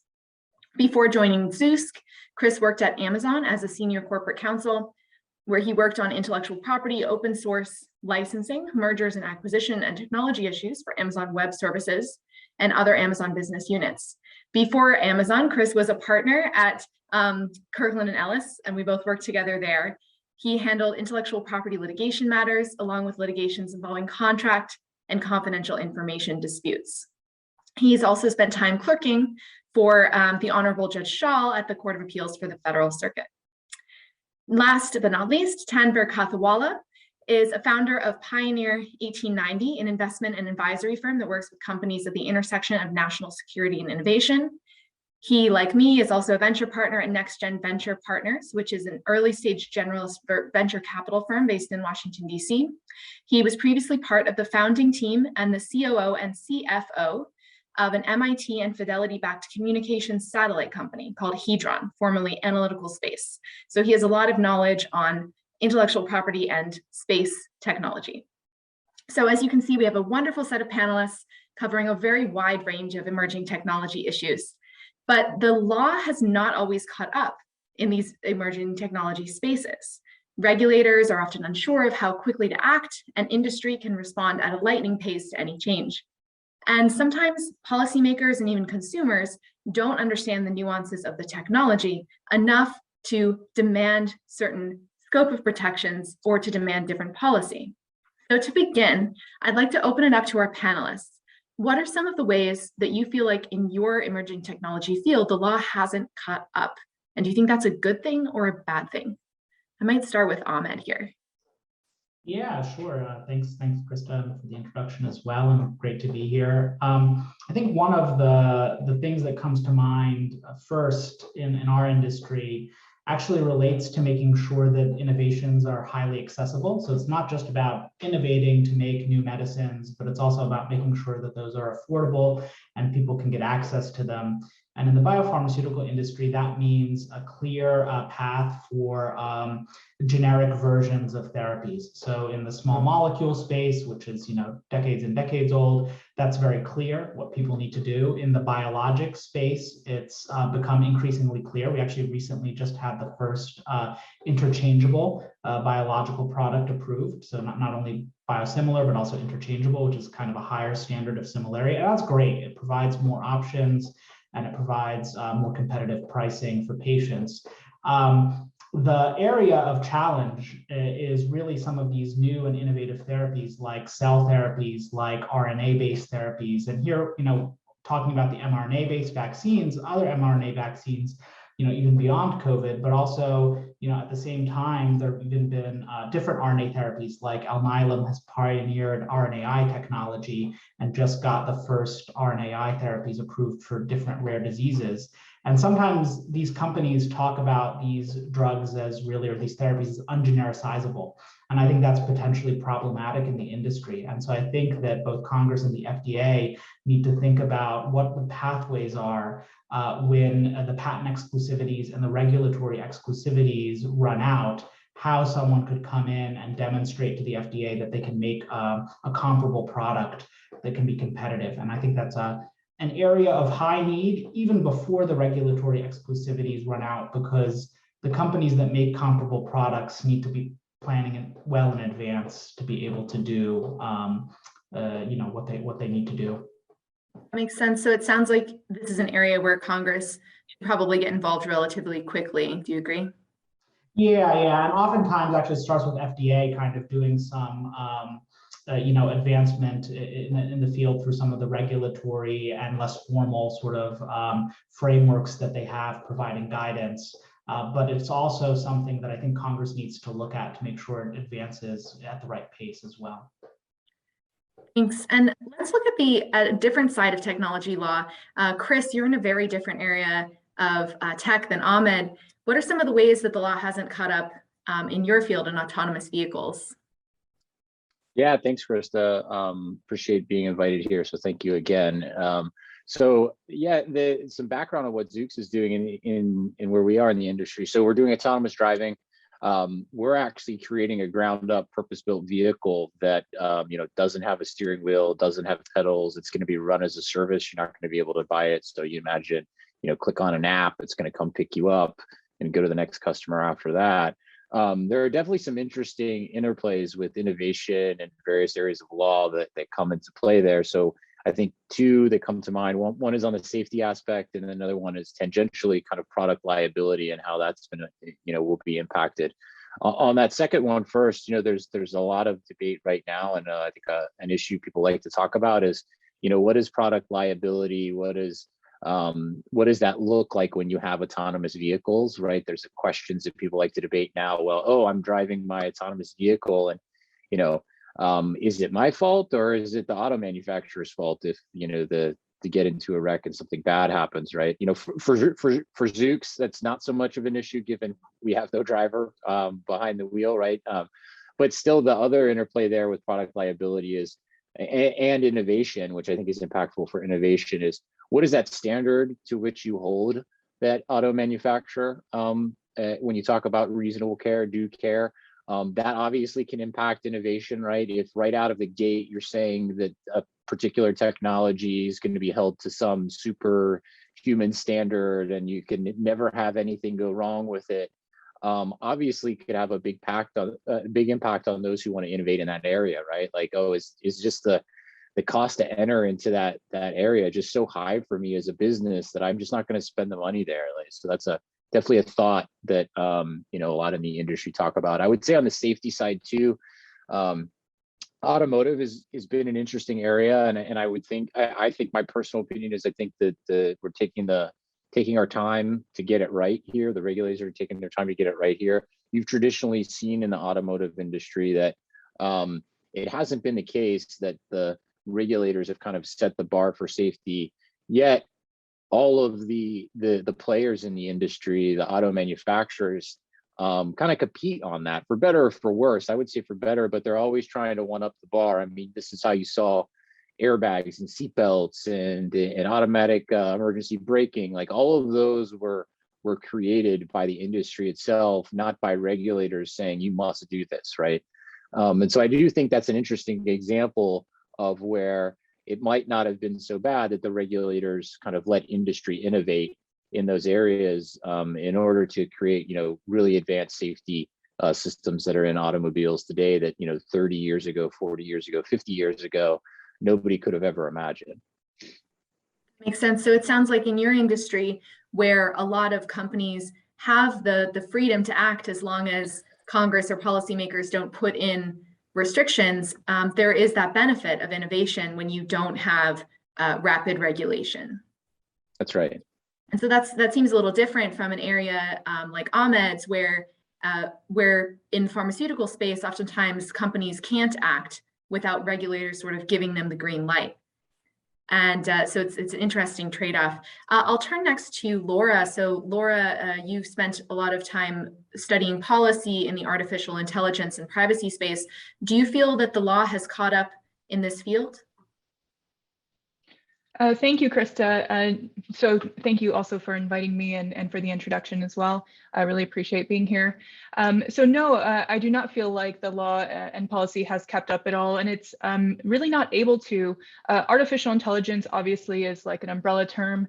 It is embedded now in every one of these other fields that has been brought up, and really many more fields to come in the future as well. And so because of that, and because AI is evolving at such an exponential pace, there really is no way for regulators to keep up, right, with the amount of data that's being used, with issues around data privacy, around fairness, around transparency and accountability. For us, we believe that what really needs to happen is that you have to develop AI to counteract how AI is being used and how AI is being developed now.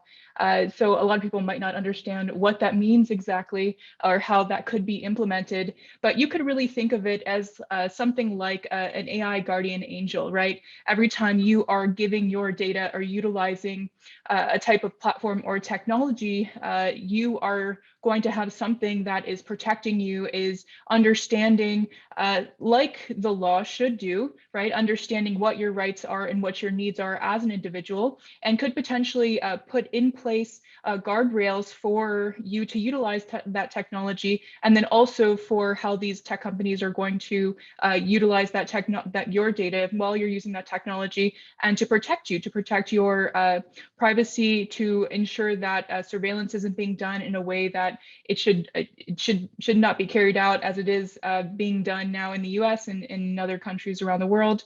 So I think honestly that it's really important, as you mentioned as well earlier, that innovation has to be allowed a certain amount of freedom before technology really comes into play and gets developed in a way that regulators would not be able to implement laws in order to stop that technology from moving forward. That's interesting. So it sounds like you're saying that in your field, in this privacy and AI space, where Congress hasn't really stepped in to protect people, the industry needs to step in to do more. Is that right? Yeah, that's correct. And there are many examples of this being developed already.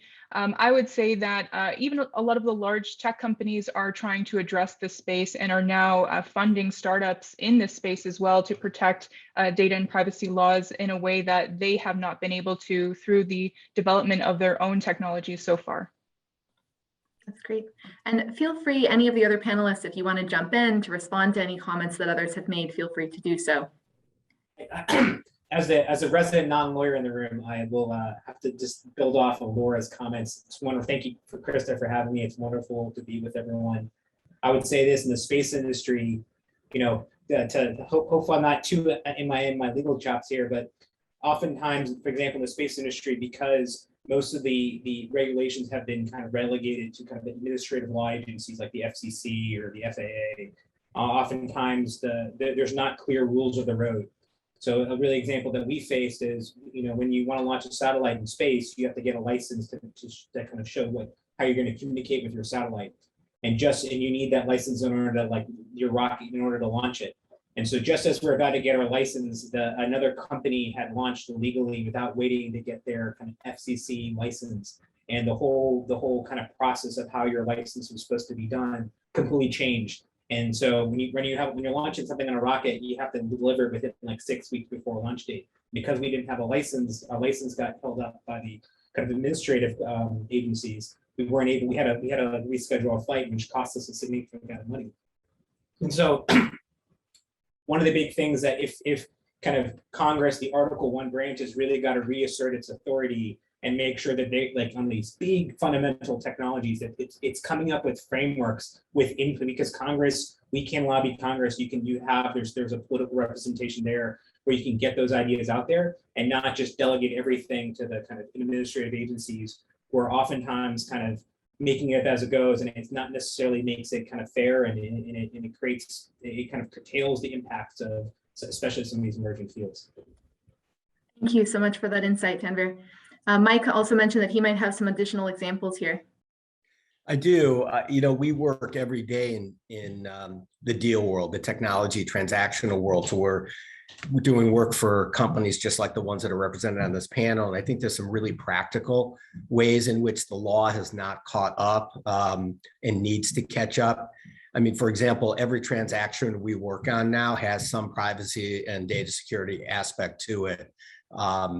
And these are often multinational cross-border transactions where the law is just not the same. The United States, as everybody knows, we don't yet have a comprehensive body of federal privacy law or federal security law, other than in certain areas like healthcare and financial services. We need that desperately because we've got a 50-state hodgepodge of law, and it's very difficult for companies to figure out how to comply. And it's not just a question of how to comply for their own internal operations. It's coming up in all forms in transactions where data is being shared between two parties, and we need to know what body of law really applies. It's wreaking havoc on companies because it's costing companies money. They have to buy all sorts of insurance to try to ameliorate the effects and the risks associated with not knowing what the potential problems could be. The other areas I can think of that we work in frequently are blockchain, not crypto. I'm talking about blockchain generally. We don't have yet a unified body of law that recognizes smart contracts in the way they need to be recognized from a commercial sense to make enterprise blockchain platforms truly monetizable. And then biometrics. I mean, we're working for example, a lot of professional sports teams right now, as well as companies that do events and want to allow customers to enter their events using biometrics, but the law is not consistent among the jurisdictions. So you could have a resident of Illinois where there is actually well-founded biometric law coming to a Browns game, or something like that in Ohio, and you want to let them in the stadium, but you don't know how to comply with the law. So those three areas I think are real practical. They're here and now. We're actually working with them, and I think the law needs to catch up. And it's one of those areas where federal uniformity would be a good thing. Thank you. And GI, I wanted to get your perspective on this as well. With blockchain and NFTs, do you feel that Congress is doing enough in this space or too much? What do you think the balance is between innovation and regulation there? It's a great question. And Michael, you kind of hit on a few things there. And thanks, Krista, for having us. I'm also one of the non-resident attorneys here, so take my word for what it is. The space is interesting because law hasn't caught up with NFTs and cryptocurrency. It's enabled an extremely fast-paced acceleration in the market. I mean, Bitcoin's been around since 2009. That's not a long time. You think about the level of development, NFTs, no one knew what the acronym meant a year ago. and they've eclipsed over $10 billion in transactional volume recently. That's massive. And there's not a lot of law yet that can really adapt to the space. I think what's interesting, and Michael, you kind of hit on a few things around transactional, state and local sales tax, how can that be applied when people that are purchasing are decentralized, they're anonymous, right? You don't know where they're buying from. You don't know who they are. So how can you really apply a sales tax to someone like that? What about capital gains taxes? I could tell you guys a story that you could buy something for $200 in Ethereum back in March, April, and that you could sell it today for $2 million in Ethereum. And you might not believe me, but that's happening. So who are these people? What's the transactional value they're getting? And at what point does that get taxed at a consumer level? And then there's the business side of it. We're an operator in this space, so we build NFT marketplaces for sports properties and a variety of other gaming and entertainment companies. Where and how do we need to really prevent issues down the road, knowing that the tax laws aren't there, the regulations aren't there, so that we're not in an unfortunate position when there is a law in 2 years. But I do think a lot of that has enabled a ton of fast-paced development in the space and new technologies being built that are going to be around for hopefully decades.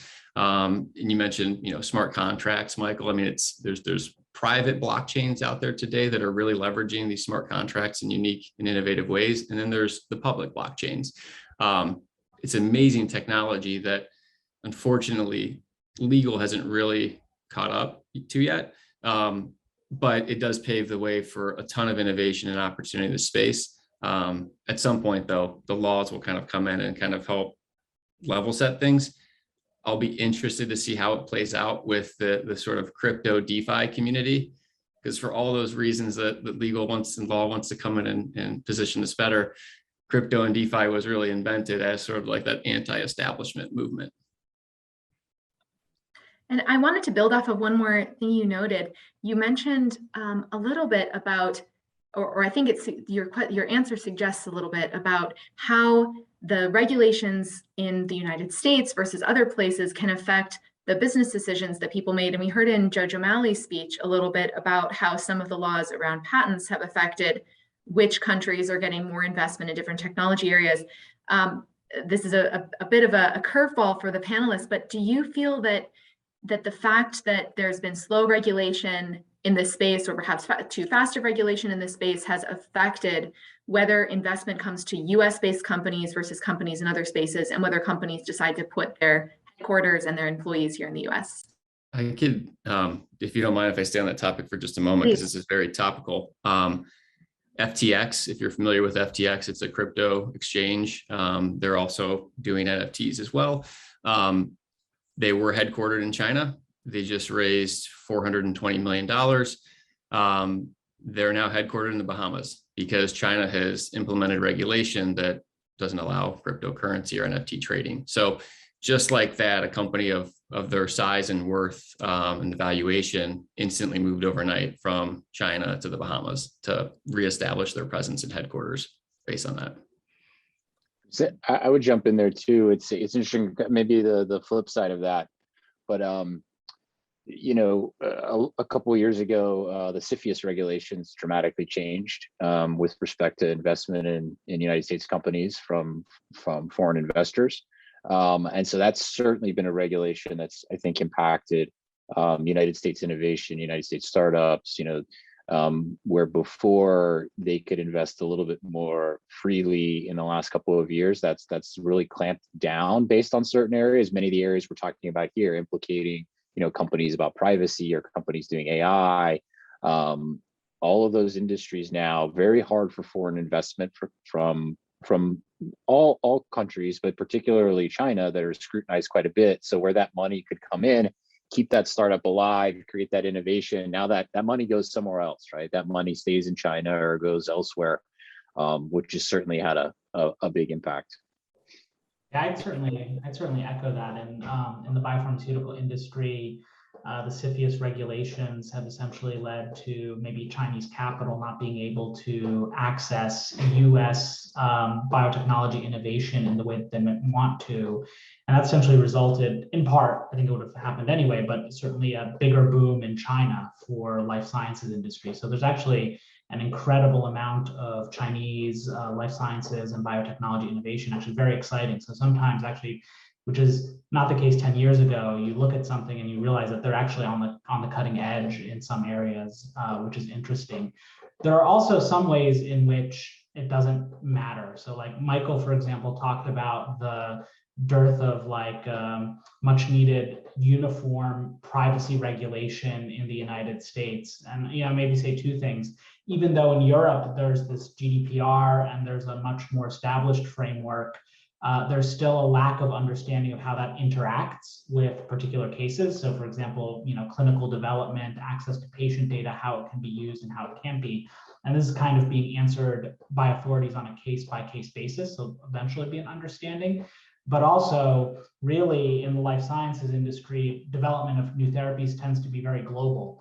And so you could be an American company or a European company or a Chinese company, and really you still want to kind of enroll patients in clinical trials worldwide. And so it actually acts as a damper on the industry kind of no matter where you are, and doesn't necessarily in that case dictate the placement of the company. Like they wouldn't say I won't be in America because America has poor privacy regulation versus Europe. Although I can think of one example where, like on that point on privacy, there could be an issue, and that is cross-border data flows. I mean, the US and Europe have long had a non-legal, a treaty that permitted cross-border transfers of data. That treaty went away. It was held to be unenforceable by the European Council, European Court. And now we have contracts, okay, that allow us to transfer data. Europe is still looking at it because they don't trust the United States, and they particularly don't trust the US government and their ability to access personal data. And we'll see in the next few years whether they come up with something a little bit more draconian that really puts a damper on the ability to have cross-border data flows. So while right now I think you're absolutely right, Ahmed, sometime in the future we could have a situation where companies just can't afford to open in the United States if they can't share data with the European affiliates or partners, and we'll see what happens. Yeah, Michael, on that point. Yeah, sorry, go ahead, Chris. I was just going to say that on that kind of point too, and you mentioned compliance, like that word compliance, like earlier on in one of your comments about biometrics and privacy.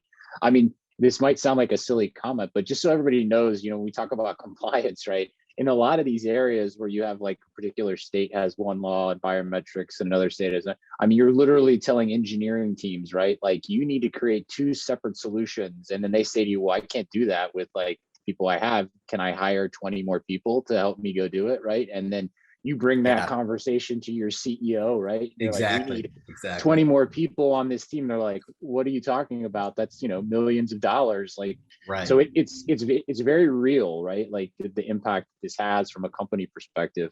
And that's why, Chris asked, is regulation moving too slowly or quickly? Is this good or bad? I mean, I think it's important. It's a nuanced answer, but it should be deliberate. It should be well informed in these areas is what I think. Yeah, there are also I'd like to jump in here also. So a lot has been said so far about cutbacks for research and development in different spaces, but in particular as well for artificial intelligence in the Americas. We've seen this, all throughout Latin America, even where researchers have been going to China, for example, in order to get their research funded, and they have been even going to the US and Canada. But with the Trump administration, there were many cutbacks here in the US as well, that researchers were not able to get funding here in the US for doing their work, right? And so they have been jumping ship to other countries or partnering with other institutions and implementing technologies that otherwise they may not have, because that's the only way that they could get the funding that they needed in order to do their work that they wanted to carry out. And so far, I've heard a lot here that you've talked about the protection of companies and their overhead potentially that comes into play when all of these compliance issues get brought up, or all of these laws get implemented to protect U.S. citizens. But no one has brought up the cost to society as a whole, or the cost to the individual citizens when these technologies get implemented without regulation in place. So that's something that has to be considered.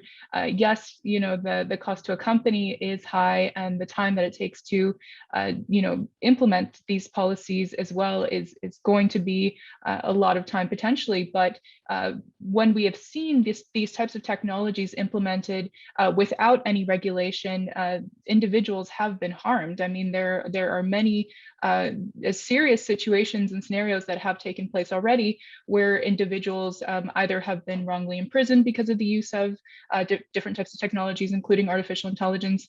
There's examples where people have lost their individual wealth and income because of this, and it's much harder for an individual to regrow that wealth, to make up that difference in their own lives and for their own families, than it is for a company to potentially raise additional investment income. So, and then for example, Chris, you were talking about the autonomous vehicle space. There are so many more risks there to an individual from the use of the technology, even if someone isn't consenting necessarily in the use of the technology, right? Someone walking down the street, there have been so many examples now of people who have been or potentially could be run over, right, by an autonomous vehicle. And even though the technology is there and the technology exists, right, the innovation hasn't been hampered necessarily. It's here now, but as a society, we are not necessarily ready for that technology to be allowed to run wild in the world, right? So I think we have to balance those considerations in the development of any of these types of technologies when we're moving forward. Thanks. Let's go to Ahmed, and then to Tanvir, I think had interjections here. Yeah, sure. I mean, Laura makes some great points, right? There's, we sort of maybe sounded a little bit like we were griping about the privacy laws, but at the same time, they're important, they protect people, and it's important to protect people's healthcare data. There can be a lot of negative consequences, to not doing that appropriately. At the same time, it's very interesting, for example, in China, there's just an absolute black line rule that you can't remove patient samples from clinical trials. And so, Chris was talking a little bit about needing another 20-person team. Well, if you're running a global clinical study, you actually need to set up your labs to test your samples in China specifically, whereas otherwise you kind of try to put them globally in the same place so that they all get tested, kind of in the same way. And that's kind of one way in which the regulation doesn't really make sense. It makes the clinical trial quality a little bit lower, makes it a little bit less even as well. I was just going to jump back to the CFIUS, on the CFIUS chat is, I was going to say the intention of CFIUS was really good, right? It came out of the Ford administration to protect national security investments. And that was the intention. And the intention is all these other regulations on top of that has made it so, China, we're not, letting the Chinese investment control critical national security technology. But, from a company side, it's become so burdensome to go through. If you're a startup, has to test your investment gets flagged through CFIUS, where now it's not unheard of, where if you even have an American, blue chip Silicon Valley venture capital firm that happens to have LPs from Singapore or Europe, you have to get flagged in CFIUS, and that really just hurts American innovation, and I don't think really lives up to the intent. So I think there really needs to be re-examination, is do more stringent rules around foreign investment, and do they help or hurt us? Because I've seen it from my vantage where it's been more hurtful than helpful. Thank you. That's great insight there. Thanks. And I wanted to ask, there was a great question in chat. We were speaking about GDPR and some of the privacy regulations, and someone raised a point, and I happen to know Tim Gilday is an expert in blockchain and emerging technologies. And he asked a question in chat, a good point about monetizing blockchain. Tangentially, I wonder about how we address issues where inappropriate information may get published to a chain that is used for vibrant commercial and or government purposes, such as having child pornography or other issues on a blockchain. In a decentralized node future, in regions where there is GDPR or other regulations, how can these regulations be enforced? So it's essentially asking about cross-border nature and the immutable nature of many of these blockchains. Yeah, I can hit some more of that, Krista, and Michael. I'd love to hear you weigh in too. I saw you added a comment in the chat here. I'll speak to it from a public blockchain point of view.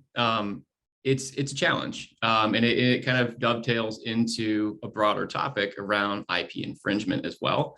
So, what's inappropriate, what can be minted to a blockchain, it theoretically lives there in permanence, so it can be accessed at any time. There's obvious challenges to the concepts of decentralization, which means there's, not a consensus to take things down necessarily. There are certain controls you can build. So part of like what our business does is we'll build more of a closed loop system that runs on the Ethereum blockchain, where we control what gets minted to the blockchain. Users aren't uploading whatever they want. We kind of control the inventory, and then you can control what's called a burn function. Do we want to remove it from the blockchain? And part of that's to reduce and create scarcity. But from a public standpoint, any one of us right now could take a picture of this screen and we could mint it to Ethereum. One of you could say, hey, I didn't give you consent for that. I'm going to sue you. That's a big deal when it comes to like IP infringement. If I decided to take the Snickers brand and create an NFT project that I'm monetizing their brand, I could get sued by Snickers. I would hope I would get sued by Snickers in that case. But what if, Michael purchases the NFT of Snickers that I sold to him? Can he get sued, right? Is there a fine that sort of transcends every time that's transacted, and whoever purchases this, how many times does that rack up? How many lawsuits do I violate in that case? So there are obvious challenges with decentralization and what can be minted to a public blockchain, because really everyone has access to that. I do think the broader topic is decentralization versus centralization, because for everything we just said about the issues with decentralization, the centralization side of determining what you get to see and how you're controlled in a unique way, it's right up there with, which is worse, pick your poison. But the law has definitely not caught up to this as a way to prevent these issues from happening. And then how do you get all these node operators on the same consensus to know what's right from wrong? And now you've got this as a global problem, because there could be differences from each jurisdiction. Yeah, I totally agree with that. Now I'll take it from the private blockchain perspective, because most of my clients are using Ethereum to build private blockchains for a variety of purposes, including storing personal data, healthcare records, things like that. And the issue there, I think, is that the law ran out too fast. We've got all kinds of privacy law that requires, for example, data subject rights that absolutely require a data subject to be able to request and have their data deleted when it's being gathered. If it's stored in a blockchain based approach, even if you have the foresight to build the kinds of controls that you're talking about at the beginning, then you have an opportunity to maybe comply with that. But to the extent that you didn't, you've got data immutably stored in the blockchain with the legal requirement to be able to become anonymous, to have their data deleted upon request.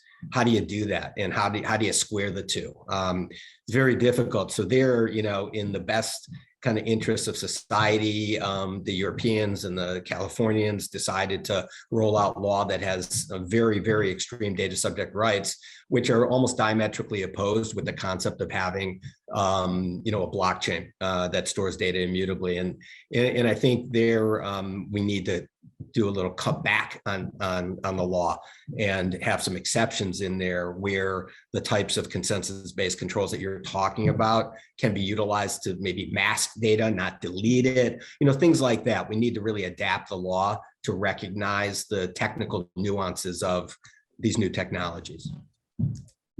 Thank you. So I wanted to ask, just to wrap up this little portion of the segment, is what do you guys think that policymakers and courts and other people who shape the law should consider when they're deciding, do I act in this space? What do I do in this space? How far do we go? What are some of the considerations there? I can jump in really quickly on this because I think that, and this was brought up earlier as well, that there are certain industries that have high levels of regulation, and of course there are others which are such emerging markets now that the law has not been able to keep up yet in order to regulate those areas of technology.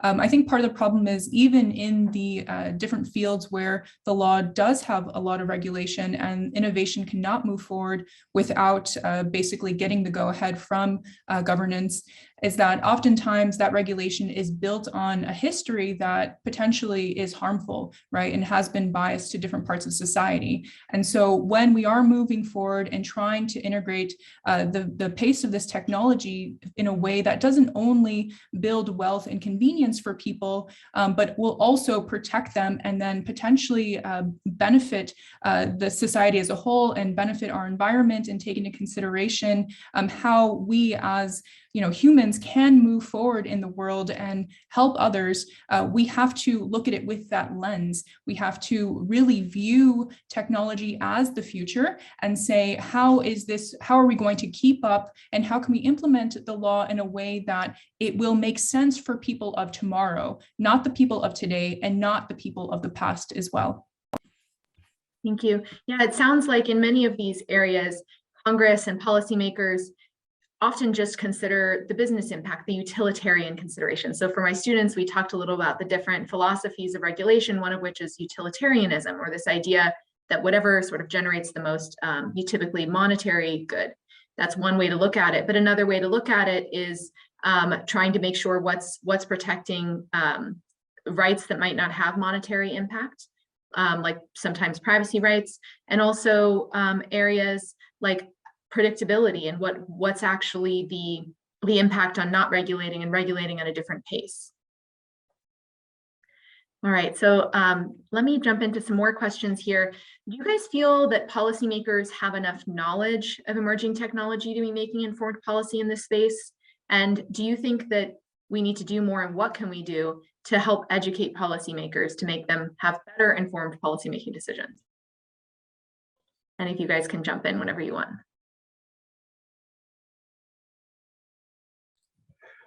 Well, I personally don't. I'm speaking, we've got a lot of technology innovation going on in the markets where we have offices, in particular California and Ohio.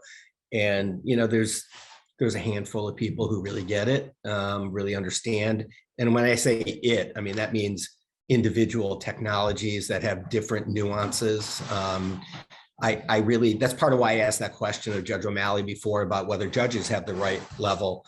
And I think she was right. Judges can learn, but our policymakers, our state legislators are just not up to speed significantly. They require a lot of education, and I think it's up to us to provide that education in areas where it's significant, like the areas we've been talking about today.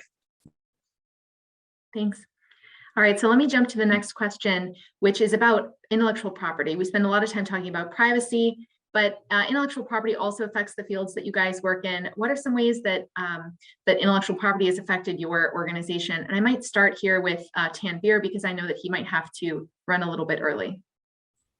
Yeah, intellectual property is huge, especially in the space and in the national security, like tech industry. Oftentimes when you're looking for investment, that's usually because you make very capital intensive projects where you get the first question is, what's your IP value? And so one of the challenges in the process is getting patents and trademarks is really, really expensive. And so you have to be really judicious on, especially some of the things that, like at my last company, it wasn't necessarily a new piece of technology developed. It was a really new piece of process.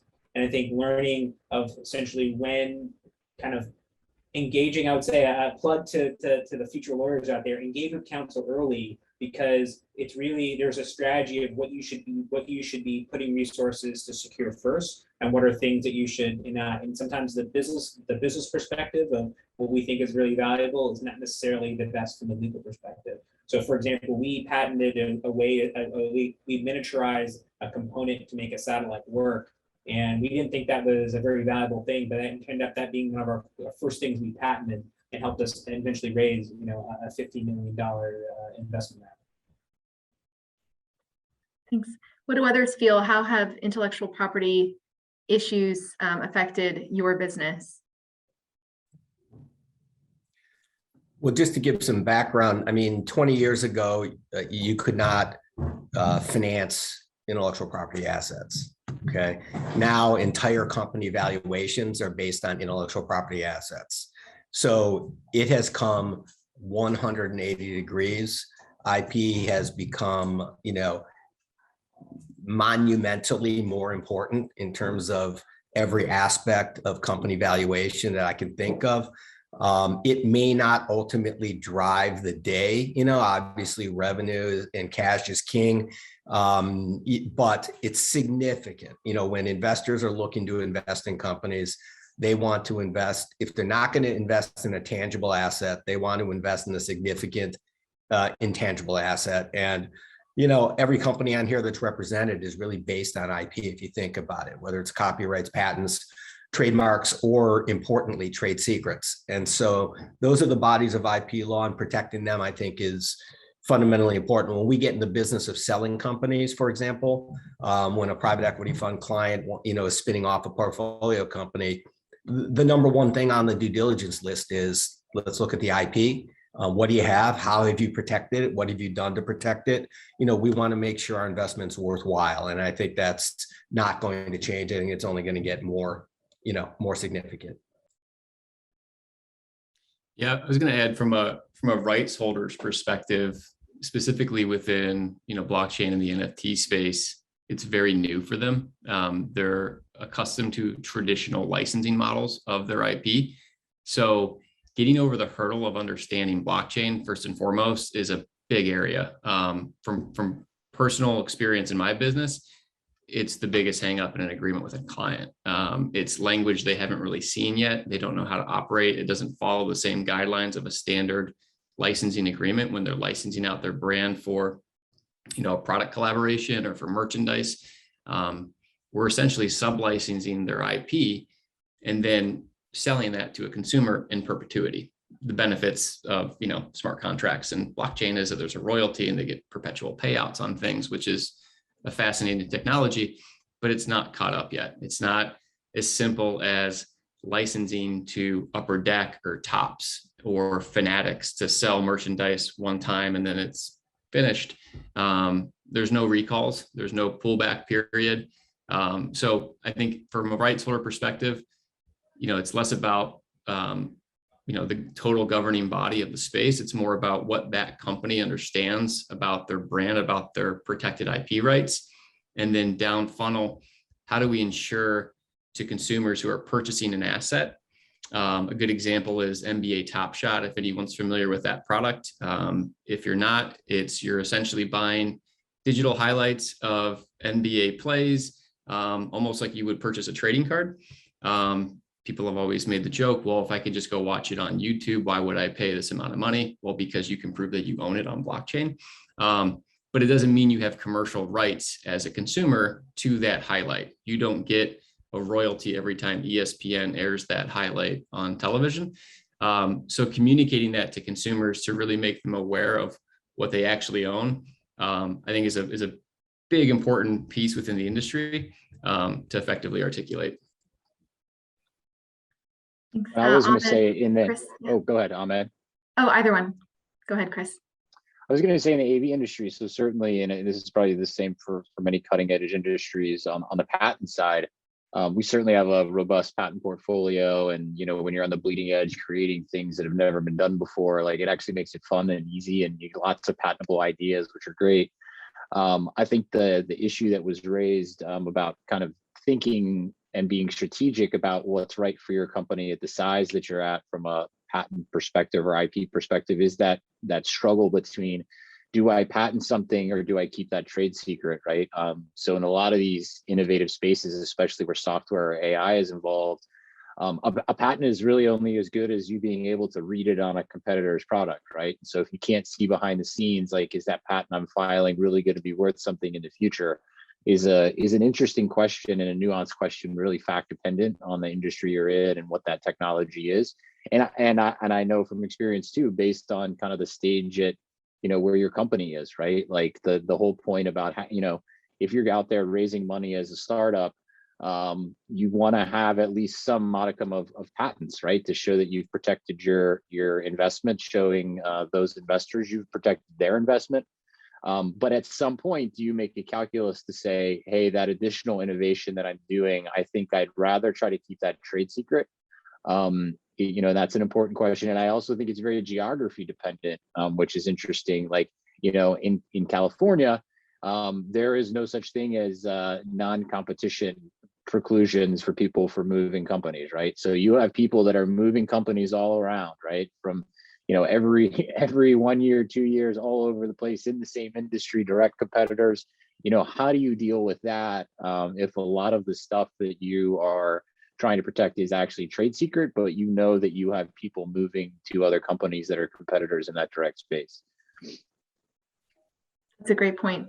And I think that ties in a little bit about some of what we saw in Judge O'Malley's keynote, where she was noting that as patent protection gets a little bit weaker, people rely more on trade secrets, but then you have to balance the fact that many of the laws around human capital, or this transition of people from one company to another, were built at a time when there was more robust patent protection and more use of patent protection, whereas now we do see a lot more reliance on trade secrets, so that undermines some of the policy bases for those laws. I also wanted to ask you guys, if regulators don't act in a space, how can the industry self-regulate in new technology, and how can we encourage more self-regulation? I can jump in here. I think the industry already is trying to self-regulate in many ways, and a lot of that is being done through just general educational practices. When it comes to software engineering and research, for example, it is now being ensured that a lot of engineers are being taught and being required to learn ethics, for example, alongside traditional software engineering and development courses. So this is something that is very new and is only being implemented now because of all the issues that have been brought up and the awareness that has been brought up around the potential impacts of the use of different types of technologies. And then also generally consumers, individuals are starting to realize that they can, in a way, vote with their dollars and vote with their data, because, you know, data is being now said to be the next, you know, gasoline or the next gold, right? People are starting to understand that where they pay attention to, where they share their information on, what platforms they utilize the most, that is essentially what they are supporting, right? And where honestly a lot of their rights are being either implemented, used, or being violated. So because of that, I think that the industry is self-regulating already, and citizens and society is starting to regulate the use of these technologies as well. Thank you. Do others want to jump in? So I'm sort of not seeing it. I think businesses are drag kicking and screaming into compliance. I think that there may be some of that going on. I used to think when privacy and security started to become a big issue, there was a lot of talk about self-regulation. Nobody wanted any government imposition of rules on them. But now, companies are really clamoring for it. I just, they want a defined set of rules that, even if they don't like it, they at least know what the rules are. So I'm not really seeing it. I'm more seeing companies wanting to do the minimum necessary under the existing regulatory regime. I think one area where companies will start to self-regulate is when we start seeing big lawsuits and fines and penalties being issued. Right now you got to drag boards of directors kicking and screaming into their own self-regulatory efforts. But when companies start to be the subject of lawsuits and governmental fines and penalties, and that's just beginning now in the kind of areas I've been talking about, at least today, then you're going to see them, taking efforts to, you call it self-regulate, but they're going to be more inclined to regulate. Yeah, I would say, in the life sciences industry, one that's highly regulated, depending on the context, people tend not to do anything unless there's regulation, or that tends to be the impetus to stop. I mean, for example, when you had, the first sort of development of CRISPR technology and an understanding of what it could do, and you had sort of that fellow, academic in China who engineered, HIV resistance in CRISPR babies, that was pretty widely condemned and not necessarily probably the way in which established companies would want to go, even if they, were like, oh, we could find a territory where we can do this because it's permissible. That would probably not be something that people would want to do in the absence of a framework for it. Thanks. I would add, in sort of the cryptocurrency space, there are big Trojan horses that are out there like Coinbase that really kind of lead and dictate what the industry can do and the boundaries it can push. And part of that is building a product, putting it out there, getting adoption, and then seeing what comes next. Seeing who comes knocking and saying, hey, you can't do a crypto staking product, or you can't provide an annual percentage yield against, compounded interest for these types of currencies. But really what that does is it shows what we can do, like kind of going to original questions, like where can we push the limits of what this technology can evolve into, testing it to figure out what adoption rate there can be from consumers. If enough people want to use it and find benefit from it, that's Coinbase's advantage to go back to the regulators and say, here's why we did this. Here's how you're going to earn tax income based on what our company is producing in terms of revenue. So I think in this space, there are big leaders in the space that are really kind of pushing those limits and the boundaries, and then working quickly with regulators to solve the problem. And so the regulators are very reactive to what actually makes financial sense. I think for a lot of other companies, self-regulation could get better. Right now, it's let's copycat, let's follow what other people are doing. And unfortunately, in the space, there's probably a lot of companies that aren't doing enough self-regulation, and that could potentially cripple things down the road within, crypto or decentralization or NFTs. Thanks. Chris, did you want to add anything here? Oh yeah, sorry. Let me get off mute. First time Zooming, right? No, not actually. So I actually think the auto industry is an interesting example here in that it is certainly a regulated space. So when you build a new vehicle, it's absolutely a regulated space, but they actually rely on self-certification. So it's a little bit of both, right? And so I think you've seen that work pretty well in the auto industry. Again, you've seen innovations happen, meeting those regulatory requirements, but then also exceeding those in certain areas. And again, I think you can have a debate on whether or not you should ever compete on safety. But the auto industry has traditionally in the past, right, with the advent of things like airbags and things what I mentioned before.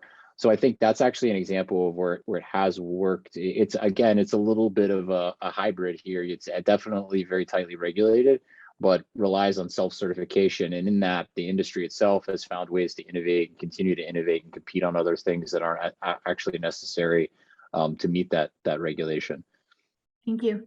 And Haley, would you mind launching the poll question? So for those who are seeking CLE credit, make sure to respond to the poll question so that we can get your attendance noted for CLE. And in our last couple minutes, make sure to put your questions in the chat if you have more. And while we're waiting for those to come in, I'm curious to ask our panelists, how much do you think that emerging technology affects economic growth, and how important is it for policymakers to get it right?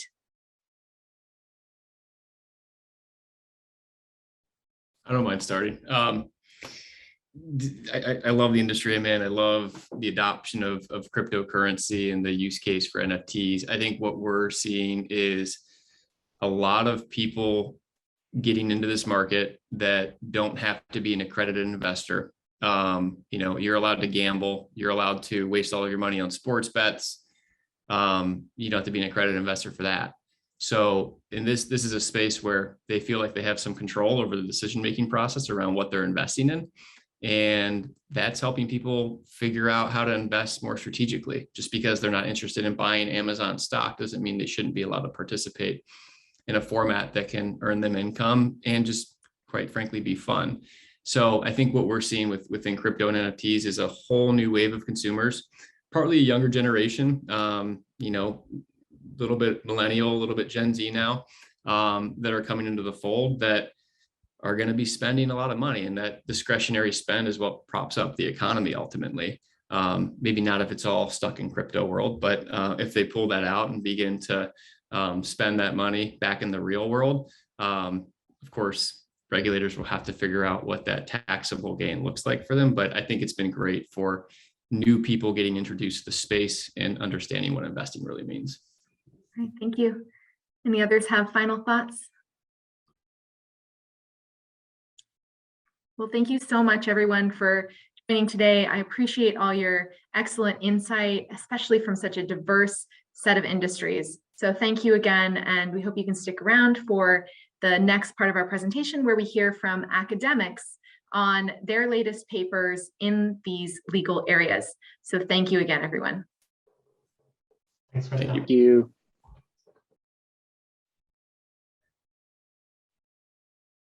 Okay, everyone, this is Haley Hillsman back with you.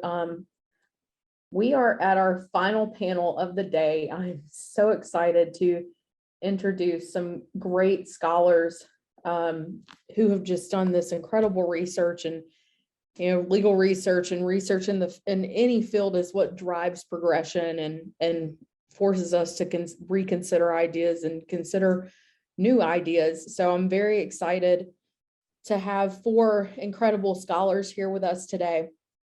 So we're going to do our poll a little bit differently for this one. I'm actually going to launch it at the beginning so that we ensure that our panelists get all the time that they need to present their topics. So our final poll is launching right now for the day. And as this poll is launching, I want to go ahead and introduce our first panelist for this session.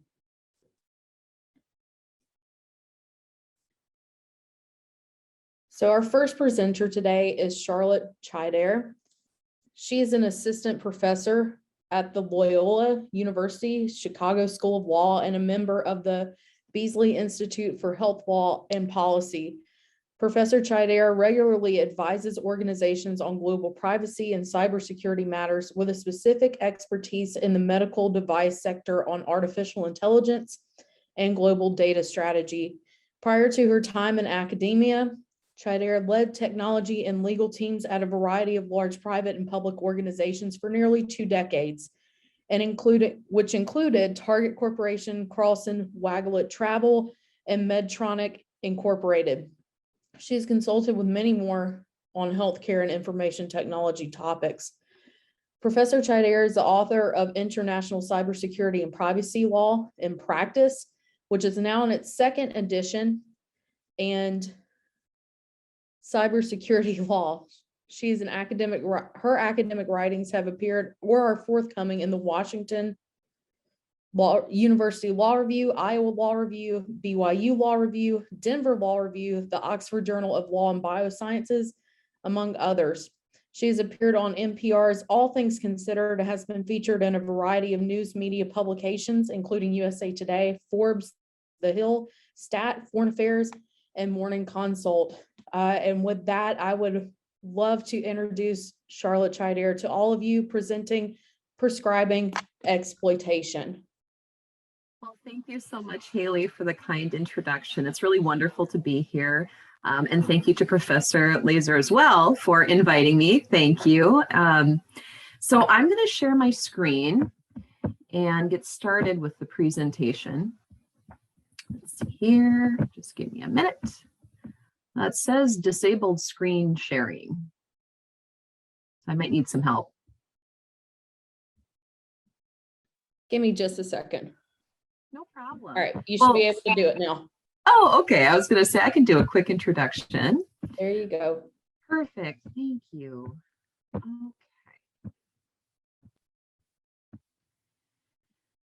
So I think just to provide a little bit of background about where a lot of my writing has gone recently is around the intersection of intellectual property, privacy law, cybersecurity, and artificial intelligence, and how all of those pieces sort of come together when we think about data strategy, the potential for data ownership, rights in data, and a variety of other things. So I've been kind of wrapped up in this intersection for quite some time. And I was actually working on a project with a co-author of mine where we were studying in detail connected hearing aids and what it means for hearing aid wearers who are using those technologies, and actually what they really understand about what's happening behind the scenes. And unsurprisingly, as we worked out the data ecology and thought a little bit about what that means for hearing aid wearers, there was a huge divide between what we know from a technology perspective and what the actual user knows at the time when they're contracting or agreeing to use a medical device.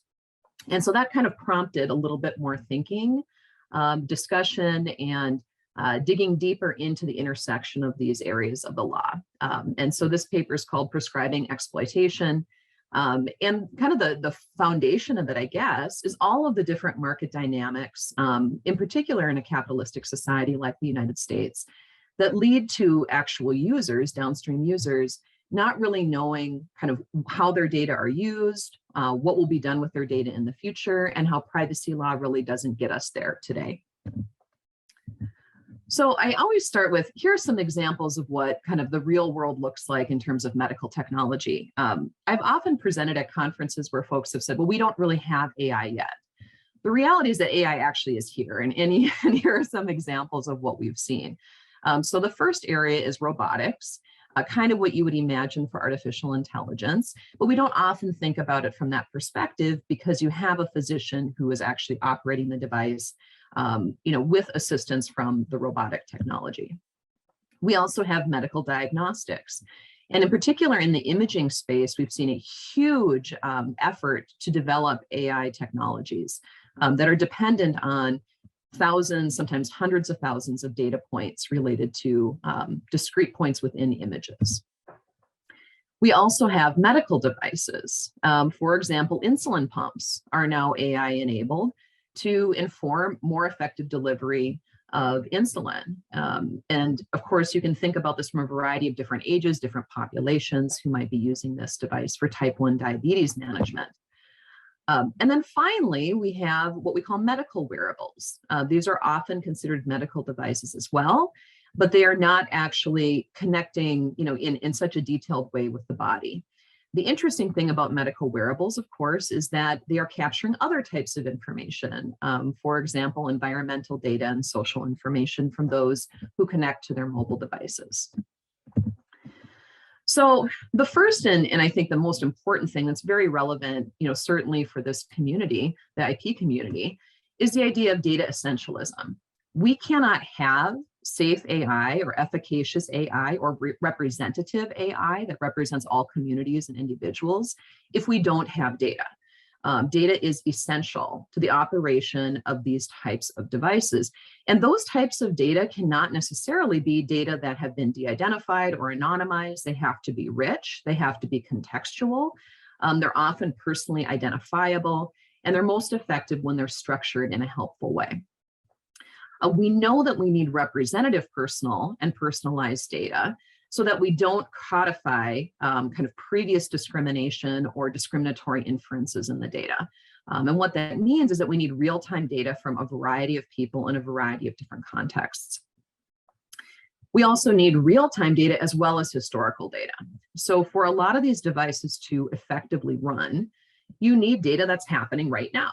But you also need historical data, or you can't connect sort of the today versus the past in terms of a frame of kind of normal operation. And especially in the medical space, that's critically important. And sometimes what we're talking about is the actual housing or embodiment of the device. So the physical movements of the AI combined with the biological human body. And so it's a different type of data than what we've seen before. It's almost like a biometric without being statutorily defined as a biometric. And we know that these can be collected, used, and shared in a variety of different ways. We're not just talking about that direct interaction, those types of data, but also behavioral data about individuals, information about their contacts, information about their location, GPS coordinates in some cases. And all of this is fairly sensitive and fairly identifiable data. So when we think about what we should be doing from a legal perspective, from an ethical perspective for users, we have to think about what is going to advance human autonomy. You know, we've gotten to a point now where we know that data are so useful, that they are highly identifiable. And yet the problem is we cannot really overcome that simply by asking for consent of an individual. There's just too much behind the scenes, and there is just too much layering in terms of the complexity of these devices and how data are used. And I'll show you a couple examples here in a second. But foundationally, if you look at the bottom of this slide, we're talking about broader commercial power dynamics. These could be a variety of different organizations involved in any kind of transaction: cloud providers, third parties, startups. There could be acquisitions. And there are a lot of discretionary choices related to what I call legal opacity, which is a separate paper published in the Iowa Law Review, around the idea that although we might have tool opacity, you know, sometimes what we talk about AI not being transparent, we also make a lot of discretionary choices within organizations of what information not to share. And that could be confidential information. It could mean that there are data ownership provisions in a contract. You know, even if data do not have any independent legal status, often they do have status within a contractual relationship, as well as trade secrecy. But we also need more and more data. We need more and more rich data. And sometimes from a tool perspective, we also can't necessarily understand how the AI are working. And moreover, in the healthcare space, we have a continuous lack of analog alternatives. You know, as technology continues to innovate, we have fewer and fewer options that are not dependent on ubiquitous data collection. And we have individuals who need these devices. You know, these aren't like a connected coffee maker, you know, or a home thermostat that connects to the internet. These are things that people actually need, whether it's for quality of life or simply to live, if we're talking about a pacemaker, something like that. And as I mentioned, we have a lot of sensitive data collection. And additionally, we have the presence of a fiduciary role. We have a doctor involved in the transaction, but false trust can result, meaning that although a doctor might be prescribing a certain type of device, they don't always understand actually how that device works and can't really explain it. It's really the manufacturer or even a third party of the manufacturer who really understands the implications from a data perspective.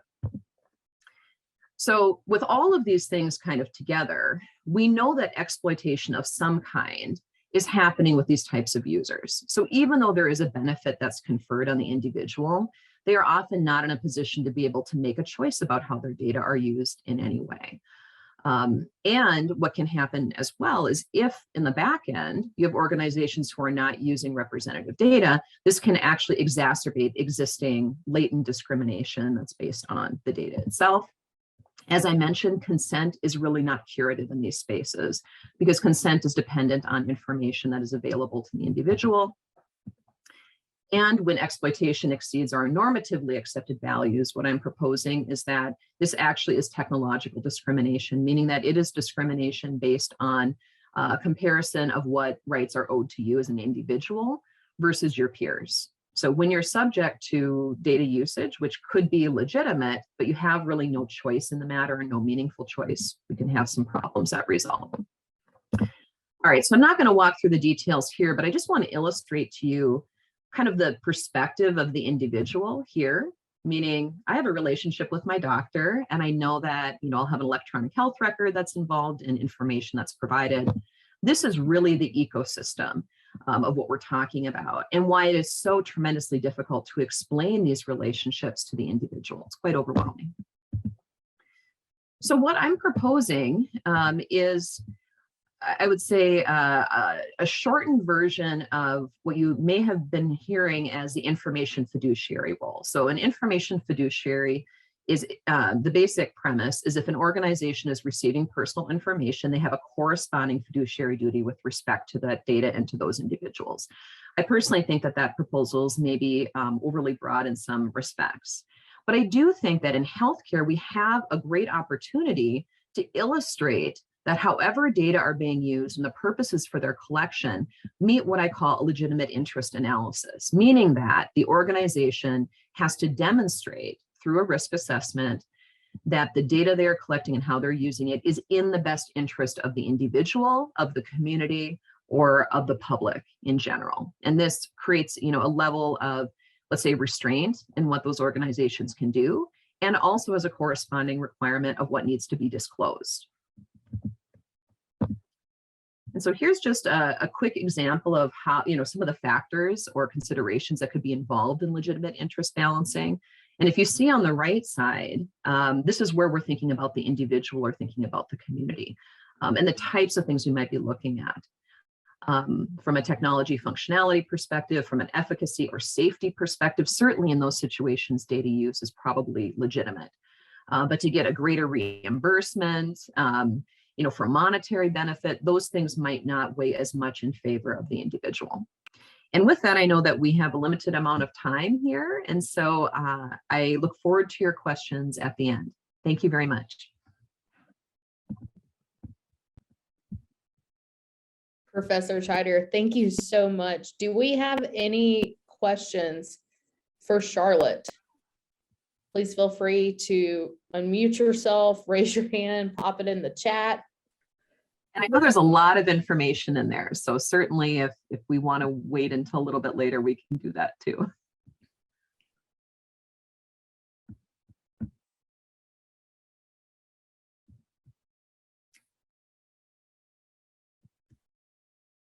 So I think just one last thing I'll mention, Haley, since we have just a couple minutes here, is sort of the intellectual property intersection here.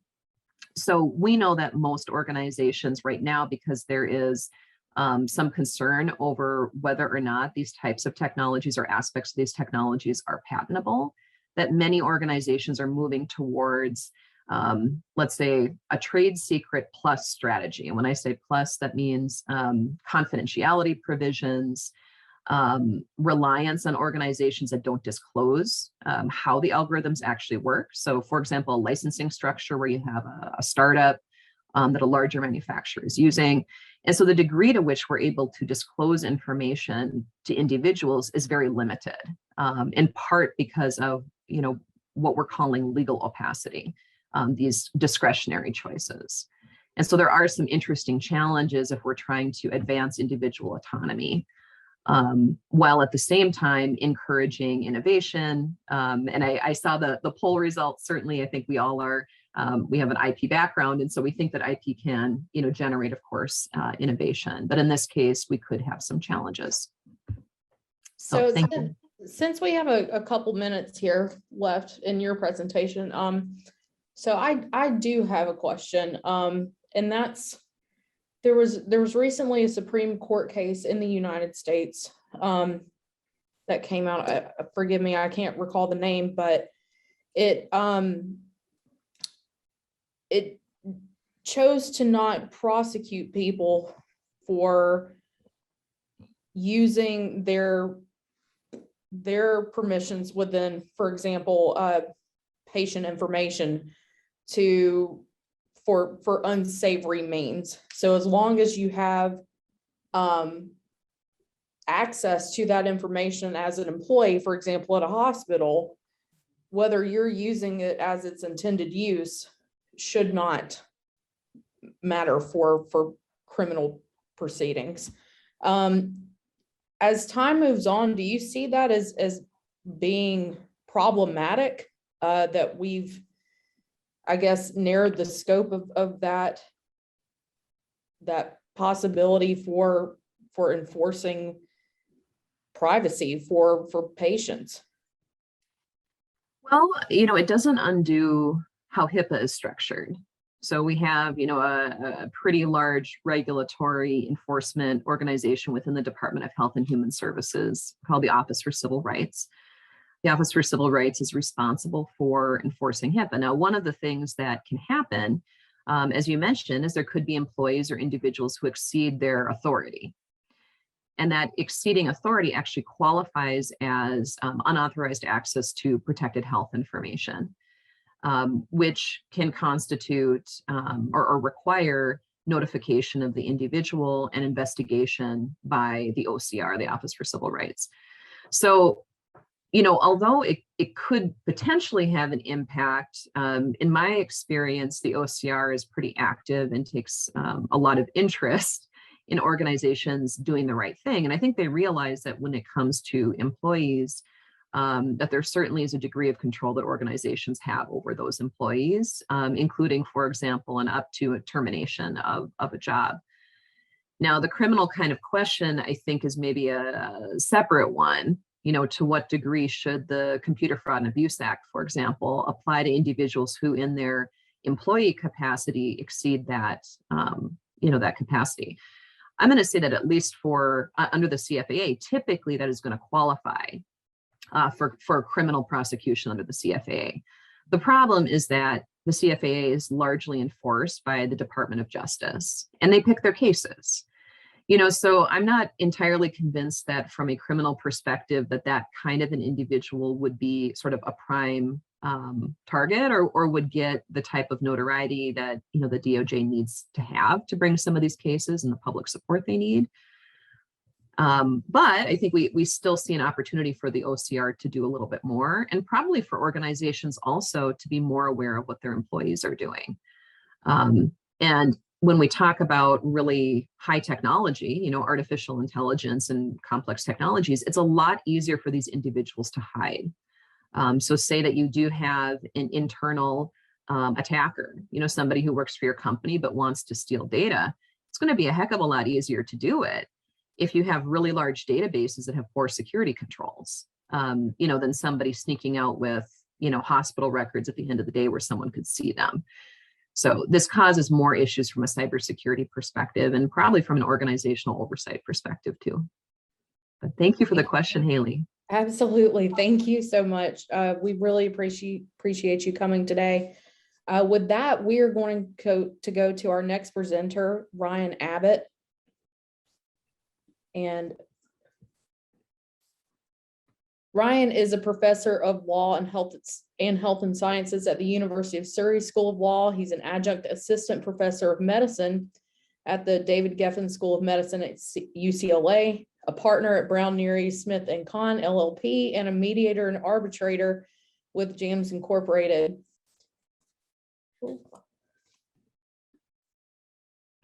He's the author of The Reasonable Robot, Artificial Intelligence in the Law, which was published in 2020 by Cambridge University Press.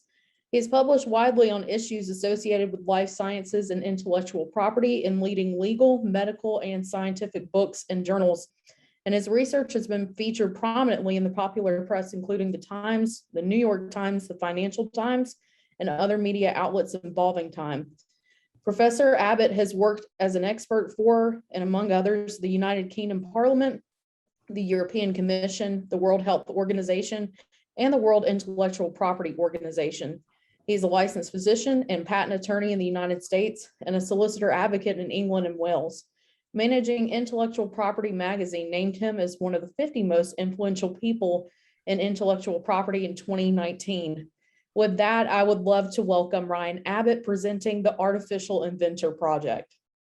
Well, thank you, Haley. I appreciate that very nice introduction. Not that I had any hand in it, drafting it. And I'm very impressed also that when everyone heard there was going to be a panel of academics, 80 participants didn't go down to 8. I think we're at 76 so far, so I think that's still a reasonably good number. And I'm going to tell you about why robots are awesome. And then Carrie's just going to tell you about why they suck. But, between the two of us, maybe we'll get over to Charlotte. This was a case study Siemens presented at the WIPO First Conversation on AI and IP. And the green thing there is a car suspension. And the not green thing there is a car suspension that came out of an AI. And apparently, it has some design qualities that make it a desirable sort of car suspension. And Siemens wanted to file for a patent on it, and ended up deciding they couldn't do so because when they started looking around for an inventor, all of the engineers in the project said that it wasn't them. That isn't just German vanity. Inaccurately listing yourself deliberately on a patent in the US can be a criminal offense, and if done in bad faith can render a patent invalid or unenforceable. The engineers essentially said, well, we have an AI that optimizes industrial designs. We told them what we wanted, which was well known. We gave it publicly available designs, which were well known. It spit out a design that was obviously optimized, but none of us did anything inventive. And thus, Siemens didn't get a patent, and a couple lawyers did get promoted to partner. As AI increasingly does more and more in research and development, I think this is going to be an interesting sort of thing. Probably sooner than later in copyright, where people have had or claimed AI has been making music for decades, but really, really bad music no one would ever want to listen to. And as you heard a bit in your last session, now there is a market for NFTs that is shocking for a variety of reasons, a number of which are AI generated in whole or part.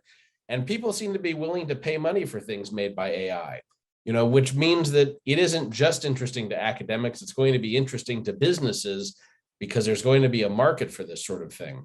And if AI keeps getting better, which I suspect it will do, and gets to the point where people even prefer AI-made stuff to some human-made stuff, that's going to be really disruptive. But if we were to take a step back from the Siemens perspective of, well, too bad we can't get a patent, that sort of thing has all sorts of interesting IP implications just in patent law. So if you have an AI that makes something that's patentable without a traditional human inventor, could you get a patent on that? Does an invention need to have an inventor? Does an invention need to have a human inventor, or could it be a corporation, or could it be an AI? And who or what would own the thing? All of these, a few years ago, were fairly unanswered questions. Now, the law of inventorship differs somewhat substantially by comparison to other sorts of patent standards by jurisdiction. And there are some laws in some countries that say inventors have to be natural persons. And then there are laws in places in the US that seem to suggest inventors are natural persons. But that isn't the case everywhere. Cyprus and Monaco, which are EPO member states, don't require inventors to be natural persons. Israel doesn't require an inventor to be listed in an application at all. But to the extent that there are laws like this or jurisprudence along those lines, it's largely been in the context of whether a company could be an inventor. And it's fairly well established a company can't be an inventor, but allowing IBM to be an inventor on all of their patents would not require them to list the human beings involved in this as inventors, and it would fail to acknowledge people who had done work. That's both a moral right and a potential economic right, because some employees, either under certain laws, say in Europe, or by contract, have some sort of benefit sharing associated with inventing things.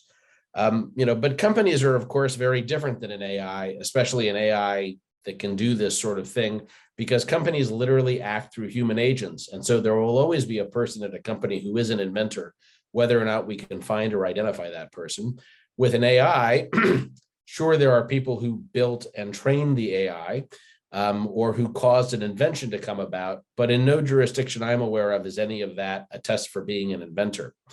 And if the people training and developing AI models aren't the people using them, the people building AI won't even be able to conceive of the claims that the AI is outputting because they won't know what it's being used for.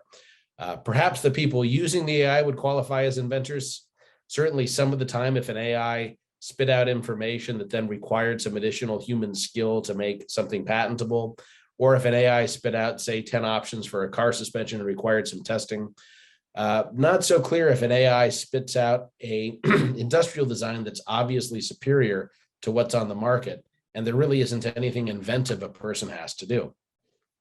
So wrote some academic articles about this and then thought, well, let's actually see what happens. So we went ahead and filed the patent at current count 17 jurisdictions around the world for an AI generated invention to see what would happen. Now, there was more law on this on the copyright side before these cases. The UK was the first country in 1988 to explicitly provide for copyright protection for computer-generated works. So those are considered works for which you don't have a traditional human author, and the producer of the work, like a film producer, is legally deemed to be the author, and you get a protection period of 50 years rather than life of author plus 70. There's only ever been one case on this. And even there, it didn't really come up much because no one was debating the existence of a copyright in the first place. It was more a question of whether there was infringement.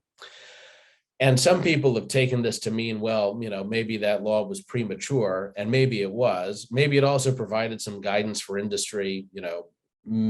Copyright in the UK is not registered, unlike in the US, And very rarely is the existence of a copyright an issue in copyright litigation, which is also fairly rare. But again, it may also be that hypothetically you had copyright in things computers were making, but it doesn't matter too much until someone's willing to pay for it and someone's looking forward to infringing it. That sort of work isn't protected in the US under Copyright Office policy. Since at least 1973, the US Copyright Office has had a human authorship requirement, though it didn't name it that until 2014. And they're still citing to the 1886 case of Burrough Giles v. Cerrone in support of that policy. This was the case where the Supreme Court decided a photograph could get copyright protection, and more broadly that any tangible expression by which an idea in the mind of an author is given tangible expression is eligible for copyright protection. According to the Copyright Office, machines don't have minds, so you can't have copyright for their output, and neither do monkeys. That policy was almost challenged in 20-something when a crested macaque named Naruto took its own picture using photographic equipment belonging to a UK nature photographer, David Slater. The monkey is not smiling happily. This is a display of aggression amongst macaques, but it's seeing its own reflection and trying to intimidate that monkey, perhaps not successfully. In any case, people like the photograph, started using it without Mr. Slater's permission. He initially claimed a right in the photograph. First, he said the monkey just picked up the camera and took its picture. And then he said, well, he carefully observed the monkeys and staged it so it would take its own picture. But in any case, there was enough question over whether a monkey's photograph could get copyright protection that the US Copyright Office clarified its policy and explicitly states now photographs taken by monkeys don't get copyright protection. And that seemed to resolve the issue until PETA sued in federal court in California, alleging that the monkey owned the copyright and they were going to help the monkey with the lawsuit. That got dismissed in the Ninth Circuit, but not on the basis of the policy, on the basis of standing. The court said monkeys don't have a right to sue, and so we're still waiting to see if this will ever be challenged in court. But let's go back to the patent case. You could imagine a jurisdiction like the UK saying, well, this sort of thing should be protectable, or one like the US saying, well, it shouldn't be protectable. We filed a patent for two inventions made by an AI. One is a flashing light to attract attention, and one is a beverage container based on fractal geometry. And we filed these in the UK and in Europe without designating an inventor so that they would undergo substantive examination, which they did. And they were found to be new, non-obvious, and useful. And then we corrected the inventorship and said that the machine had invented it and the machine's owner was the patent applicant and the owner of the applications and any issued patents. These were then rejected from the US, Germany, UK, EPO, and Australia. And we did this because, well, historically, some people have thought machines wouldn't need patents because they don't care about getting patents and it won't help generate invention. And that all certainly seems to be true. But companies care about getting patents, and companies have to invest an awful lot of money in AI like this that is used in sophisticated ways to make new car suspensions or antibodies to treat COVID-19 or all sorts of things. And the incentive here isn't as much for the machine, or it isn't at all for the machine. It's for the owner of the machine to make and use AI in research and development in ways that generate socially valuable sorts of outputs. The AI is listed as the inventor, not as a matter of a right to a machine, but because the machine actually invented, so it informs the public of how the invention was made, and to protect the rights of human inventors so we don't devalue human inventorship by letting me, for example, put my name on 10,000 things made by a machine. No one's ever suggested the machine would own a patent. The machine's owner would own the patent. And although there isn't a statute for that, there are common law rules of property ownership that suggest this is the right outcome, like accession, which says if I own a fruit tree, I own fruit from the tree. If I own a 3D printer and make a beverage container with it, I own that beverage container. And if I have an AI that makes a beverage container design, why wouldn't I own that? So in July this year, we got a patent in South Africa under this theory. South Africa doesn't do substantive patent examination, but the patents were already substantively examined. And they do formalities examination, and everywhere there had been a denial, it had been on a formalities basis. 3 days after this, Justice Beach of the Federal Court of Australia issued a 41-page reasoned decision supporting this approach. So Davis, the AI in our case, is named as the inventor, and Dr. Stephen Thaler, who owns the AI, is listed as the author or the owner of the patent in the absence of a compelling third-party claim. This decision is now under appeal by IPTA Australia. But not to give you the impression it's all going like this in other jurisdictions, the US Eastern District of Virginia just recently denied an appeal from a denial from the Patent and Trademark Office. This has just been appealed to the Federal Circuit as of this or last month, essentially on the theory that terms like individuals in the Patent Act refer to natural persons. And our position is that a more purposive approach is required and that individuals don't always mean natural persons. And well, I won't go into the whole thing, but there it is. And most recently, we had a decision from the Court of Appeal in the United Kingdom. This upheld a denial upheld by the High Court from the Patent Office in the UK, but the court did split, and Lord Justice Burse held in our favor that this sort of thing should be patentable. Justice Arnold and Justice Liang weren't quite as receptive. This has just been appealed to the Supreme Court in the UK, which is a discretionary appeal. And in other jurisdictions, there's discussion of statutory amendments. So India has just produced a parliamentary consultation suggesting the law should change to accommodate AI-generated inventions. And the president of South Korea, I think last month, although it's all blurring together at this stage, stated that this sort of invention should receive protection in South Korea as well.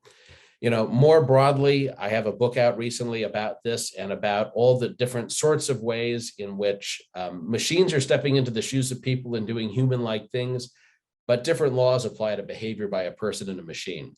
So you could have an AI or Katy Perry making a song, you know, but only one of those can get copyright protection right now in the US.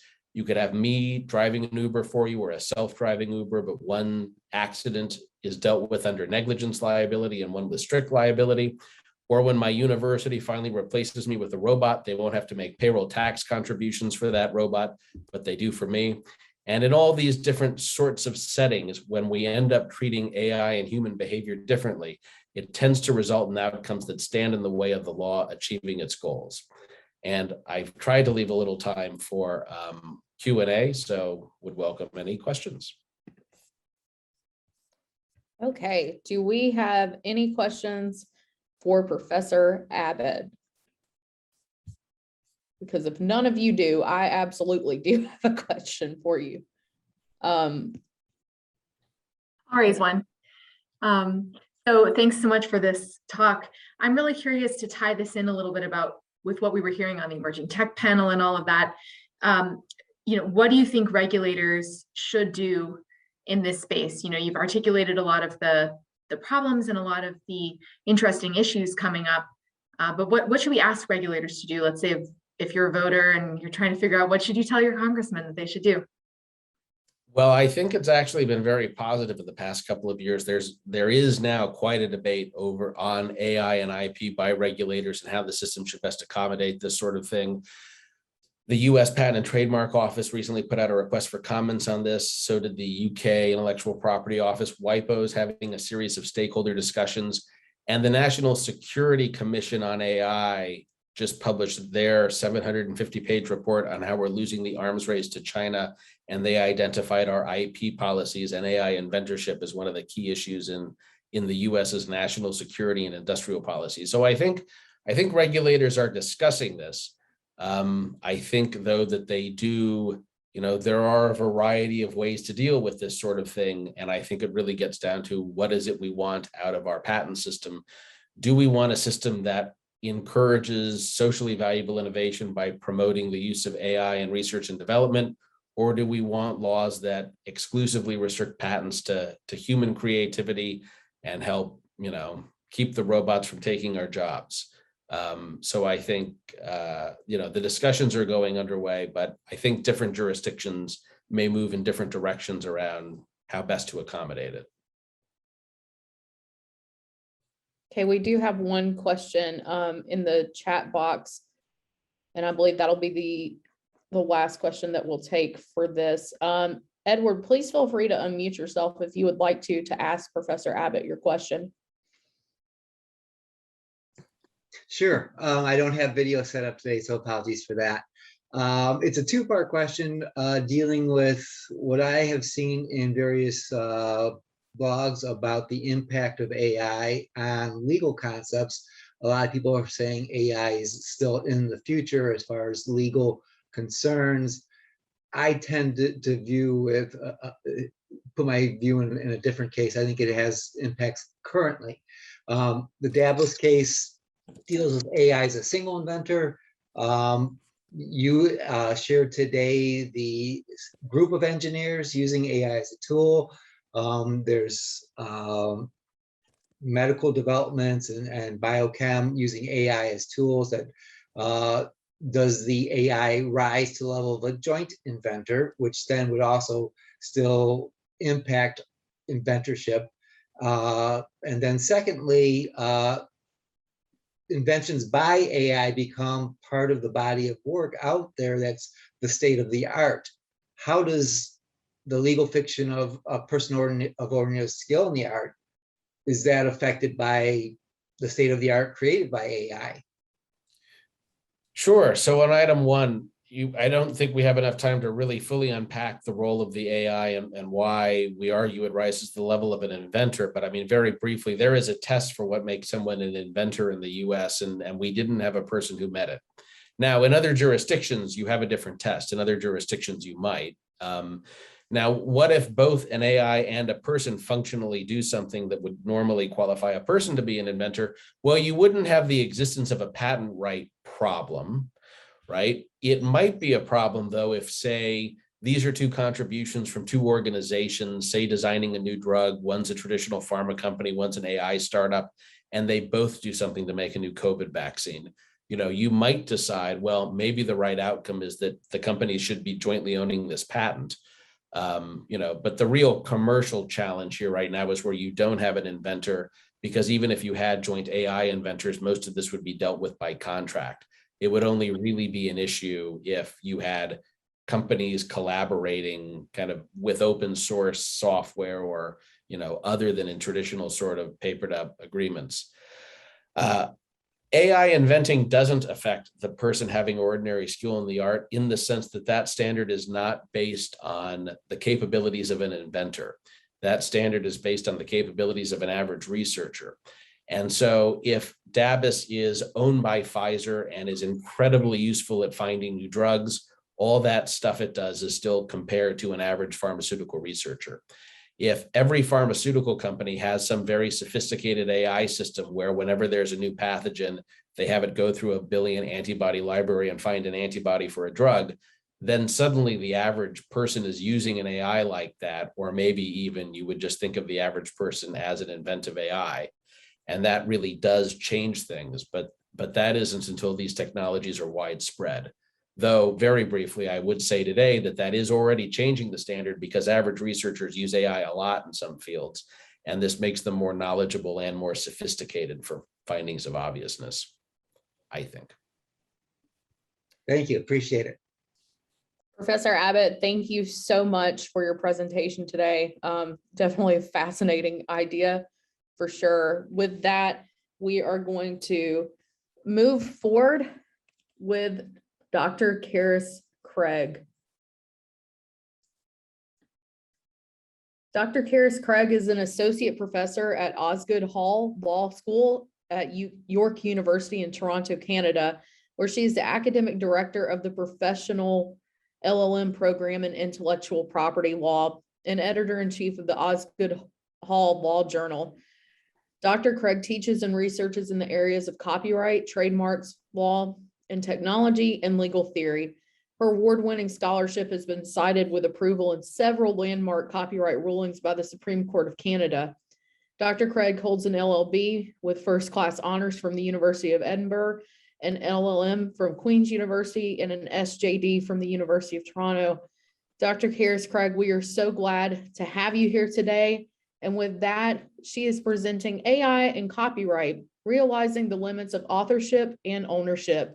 Dr. Craig, the floor is yours. Thank you so much. Thank you, Haley, and thanks for the invitation to be here today to participate in what was, I don't know, it seemed like a really exciting day. I was able to tune in at parts of it, but I love the idea of a non-IP IP conference. And my work in the AI area does relate to IP, specifically to copyright, but consistent with the non-IP conference theme, most of my work on AI and IP is aimed at showing kind of exactly the opposite of Ryan, what is not IP and what IP is not, and what, in my opinion, should be beyond the reach of intellectual property rights, beyond the reach of copyright, both in respect of what goes into AI, the training, data, inputs, and also what comes out in terms of AI generated outputs. So I'm going to focus my comments today on my academic work in respect of the outputs, the sort of so-called AI authorship question. And I also want to touch a little on work that I've done about the idea of technological neutrality in law and policy making, and what that should tell us about how policymakers should go about answering the kinds of policy questions that the emergence of new technologies like AI inevitably provokes. So, as we know, AI is a hot topic these days, and all the signs suggest that the rise of machines is upon us. But rather than the machines that we were taught to fear, they seem to be coming to us not quite as conquerors, but more often we're told as creators. Right? So we have these developments in machine technology that have made it possible for AI to generate works that have all the external hallmarks, at least, of original creative expression. As Anne-Marie Bridie has described this, we're moving into an era in which machine-made works will be facially indistinguishable from works of human authorship. The go-to examples here are probably familiar. So we have the AI-generated portrait of Edmund Bellamy, for example. This went under the hammer at Christie's auction house for almost $500,000. According to Christie's, this signaled the arrival of AI-generated art on the world auction stage. This particular GAN network can pump out one of these portraits every 3 days. So at $500,000 a piece, it could also be a pretty good income generator as well, if that had continued, which it didn't. Another example is the 2016 sci-fi movie, which was written entirely by an AI, which was trained on a data set of dozens of sci-fi screenplays from the 80s and 90s. And it produced this kind of quirky, surreal screenplay that did ultimately place the movie in the top 10 in London's Sci-Fi Film Festival.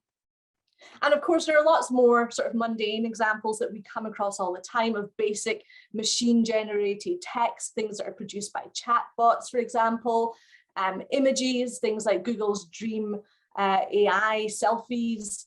We have music, there's everything from Schubert's Unfinished, Now Finished, Symphony, to Spotify's AI-composed music playlists, which I certainly don't recommend listening to.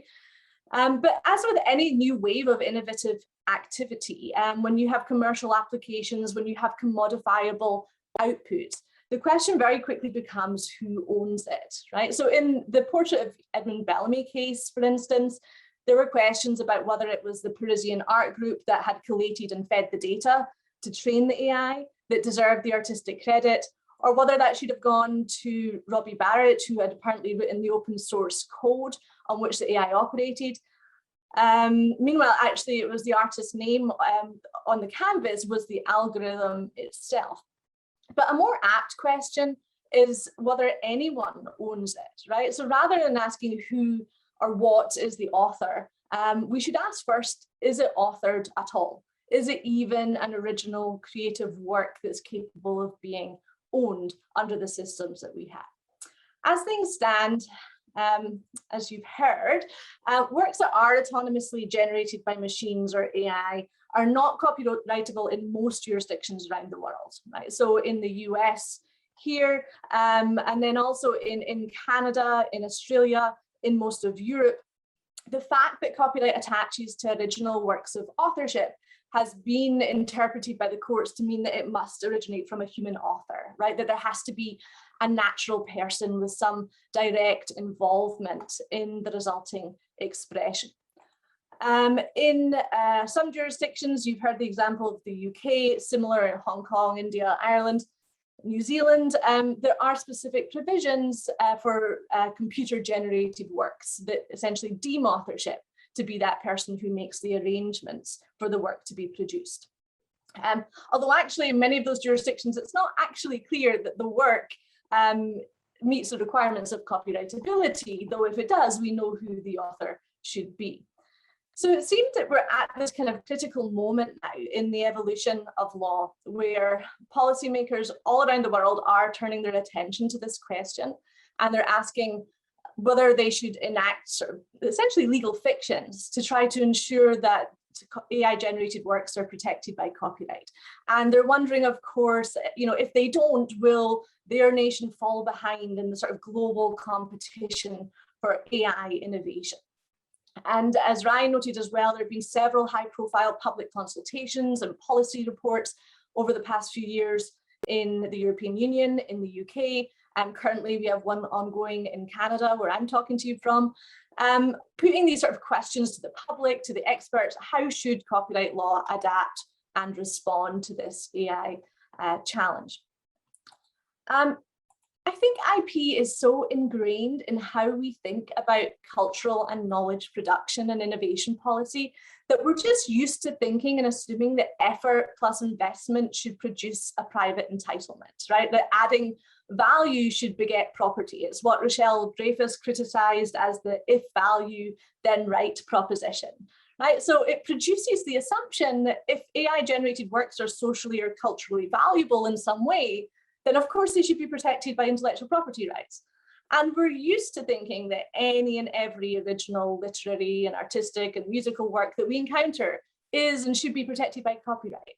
But are these policy assumptions sound, right? And should they extend into the realm of AI generated creations and works? Do we need them to? I think it's all too easy for the law just to continue to expand, right? Just to continue to cover all of the new innovations by extension or by analogy. And this reflects a certain kind of approach to how we think about legal regulation of new technologies. It's something that I've called a formal idea of tech neutrality, right? That the law should simply extend to apply to new technologies without discrimination, so that if a technology functions in an equivalent way as some prior activity, it should be treated by law in the same way. So if AI generates works that are functionally equivalent to human authored works, we should treat them the same. But scholars have repeatedly warned that this is a damaging default, right? To assume that IP simply expands to embrace the latest thing, that's going to lead to unnecessarily swelling our IP system. It's going to lead to a sort of continual encroachment of IP into the public domain, into our shared cultural sphere. So instead, what I've suggested in my work is that lawmakers need to adopt a more substantive version of this kind of neutrality. The default assumption here should be that we're regulating new technologies with a view to the same public policy goals and values that traditionally inform the law. So it's actually the larger normative objectives of the law that should be technologically neutral. So if the purpose of copyright is to encourage authorship and to foster a vibrant public domain, then we should be applying copyright law to emerging technologies in a way that advances those purposes. Right? We should be asking what approach to AI will encourage the kind of authorial and creative practices that we hope to foster in service of progress and a vibrant public domain. Would protecting AI-generated works encourage authorship in a way that coheres with these goals? And my answer is no, it wouldn't. And in fact, I think it would become an obstacle to authorship. And that's because what the AI is doing when it generates a work is not authorship. And the AI is not an author. Okay, so I'm going to tell you a little bit now about a piece that I co-wrote with Ian Kerr back in 2018-19 called The Death of the AI Author. And Ian's sort of prescient work in artificial intelligence and robotics was really focused on understanding how technology works in social and relational contexts. So when Ian and I discussed this AI authorship question, he thought people were kind of misunderstanding or mischaracterizing what neural networks were doing when they created these works. And I thought that they were misunderstanding what authorship is and what copyright is supposed to do. So together we wrote this paper arguing that the whole concept of the AI author is a category mistake. The AIs are just incapable of authorship. So I'm going to explain that a little more. We know, and a lot of research now demonstrates, that people are inclined towards anthropomorphizing robots, right? That we tend to ascribe human attributes and emotions to them. And even AI researchers do this. So here you have Kismet being described as showing surprise. This robot is said to be showing a happy expression. And of course, all it has is a representation of a smile. It's not showing or expressing anything at all, never mind a feeling. Okay, but the language that we use implies this kind of expressive agency, this kind of intentionality. I agree that AI is computational and intentions are not. Right? So the point here is that the two things are ontologically just different types. Recent videos of robots dancing capture the same issue. We say robots are dancing, but if that's true, then what even is dancing, right? They're not moving to music. They're not expressing their thoughts or their emotions to one another through movement. They're programmed to move mechanically in this way at this moment, right? The robots who are dancing are no more dancing than are the robot police dogs when they raise their weapons and point them at a human subject. It's just a movement that they've been programmed to do. So when we imagine robots to be creative authors, we're making the same kind of category mistake. We're attributing to robots qualities like expressive agency, intentionality, emotions that they simply cannot possess. When a neural network writes a screenplay, it's simply predicting the words that might logically be strung together into a sentence and then a paragraph and then another paragraph into a screenplay. Right? So it's tempting to kind of frame that as the ability to predict words, but then to say that that is like an act of authorship. It might look like it's the functional equivalent of what authors do when they string words together. But as Ian wrote, the machine neither knows, understands, nor appreciates the connotation of this word assemblage, let alone the meaning of the work. And he quoted as well Ryan Calo saying, the box is gorged on data, but has no taste for meaning.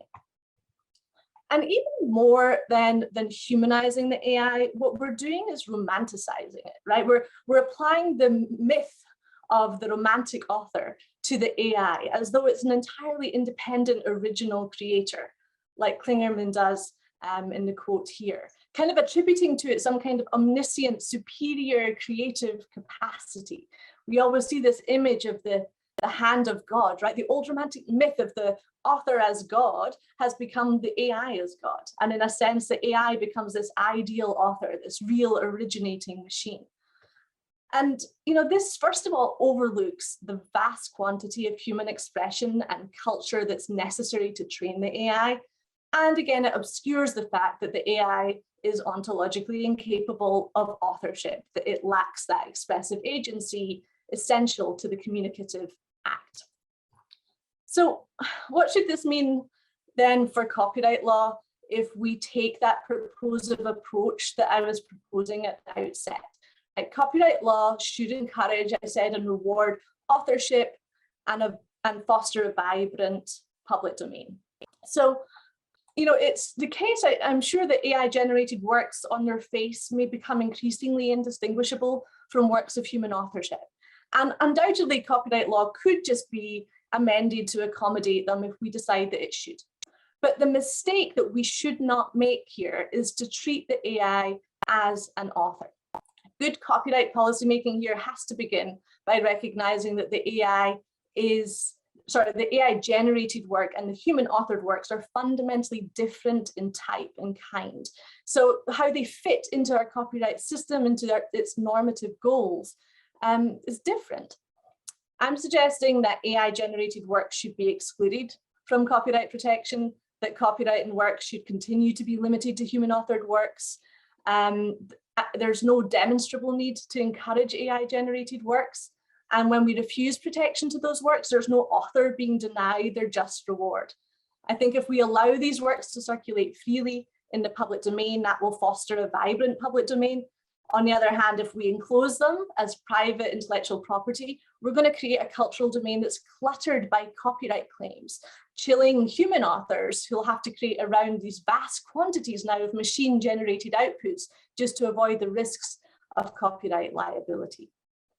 So to conclude, looking at the time, my concern and the impetus behind my work in the area really is my fear that we're not embarking on this policy conversation from the right place, that through this sort of combination of romanticism about robots and a complacency about the social costs of copyright, we're kind of poised at this policy precipice, and we're maybe about to make some really critical mistakes that could spell an unhappy future for human creators and for users and audiences, and harm ultimately the public interest that copyright is meant to serve.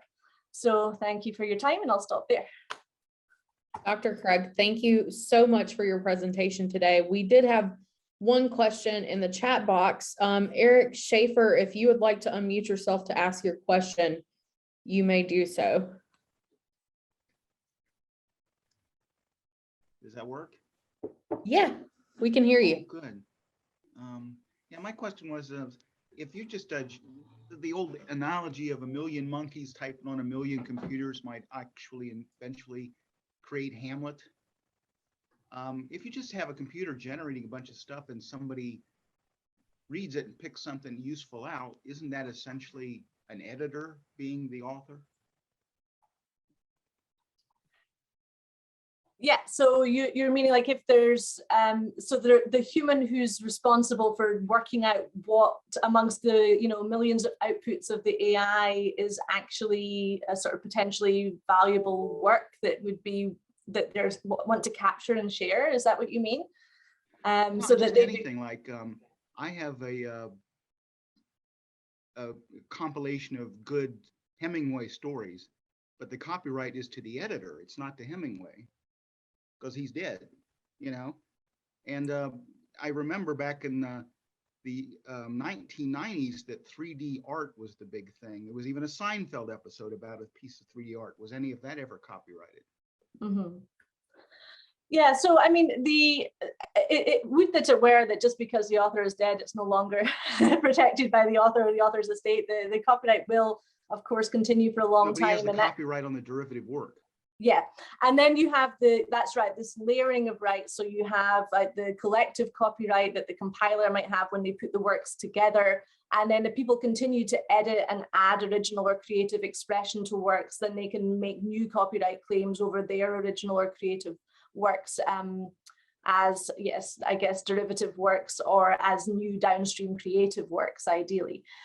So this is certainly the way that authorship always works, right? Authorship is always about pulling in from other sources, combining different sources of inspiration, and if that rises to the level of original creative, in Canada we say if it has enough skill and judgment, involves discernment between and choices between different possible options, then that might amount to authorship. I don't think there's any issue here in the sense that whenever you have a human author or person or editor whose contributions to the downstream works rise to that level of original creativity, then they're entitled to make the claim over those portions of the work or those elements of the compilation that they have contributed. I think it still remains the case that the underlying works, to the extent that they are generated simply by the machine without human involvement, are public domain, and like any other kind of public domain work, if you combine them in a new and original way, you'll have an additional layer of compilation copyright, but it doesn't give you any right to own the pieces underneath. Is that responsive? I guess so. I'm just happy I learned how to make the mute button go off. Thank you for your question, Eric. Thank you very much. Yes. Dr. Craig, thank you so much for being here with us today. We are going to turn to our final presenter, Professor Camilla A. Hurdy. She is the research professor in intellectual property law at the University of Akron School of Law. She's a visiting scholar at the Engelberg Center on Innovation Law and Policy at NYU Law, a CIP2 scholar at George Mason University Center for Protection of Intellectual Property, and an affiliated fellow at the Yale Law School Information Society Project. Her primary teaching areas are intellectual property, trade secrets, trademarks, patents, and civil procedure. Professor Hurdy's research focuses on intellectual property law, innovation and economic development, the history of patent law, intellectual property and federalism, the law and policy of trade secrets, trademarks, and unfair competition, and the relationship between intellectual property law and innovation and human well-being. Her articles have appeared in various law journals, including Stanford Law Review, American Law Review, Boston College Law Review, Florida Law Review, Colorado Law Review, Wisconsin Law Review, Lewis Clark Law Review, Berkeley Law and Technology Journal, and Michigan Technology Law Review. She is a 3-time recipient of the Thomas G. Byers Outstanding Faculty Scholarly Publication at Akron Law. And she's also a regular blogger on the IP Scholarship blog Written Description, where she writes on IP scholarship related to trade secrets, trademarks, patents, IP theory, and the history of intellectual property in America and numerous other topics. She holds a JD from Berkeley Law, a Bachelor's of Arts from Harvard University, and a Master's of Philosophy from the University of Cambridge, Department of History and Philosophy of Science. She received Harvard's Hoops Prize and a Redhead Prize from the University of Cambridge Department of History and Philosophy of Science.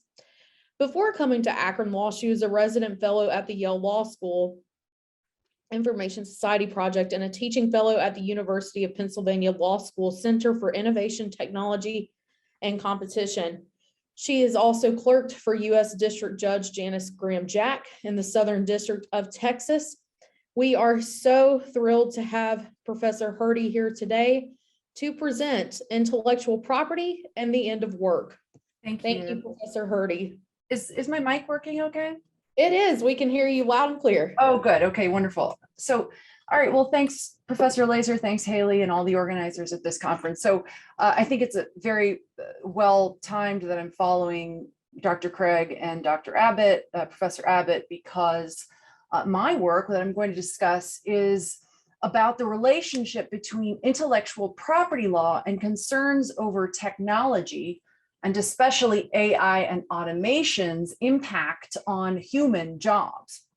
And so the big questions that I'll touch on in a very short time are, does IP really, quote, create jobs, as is commonly asserted by politicians and government officials and recently the USPTO?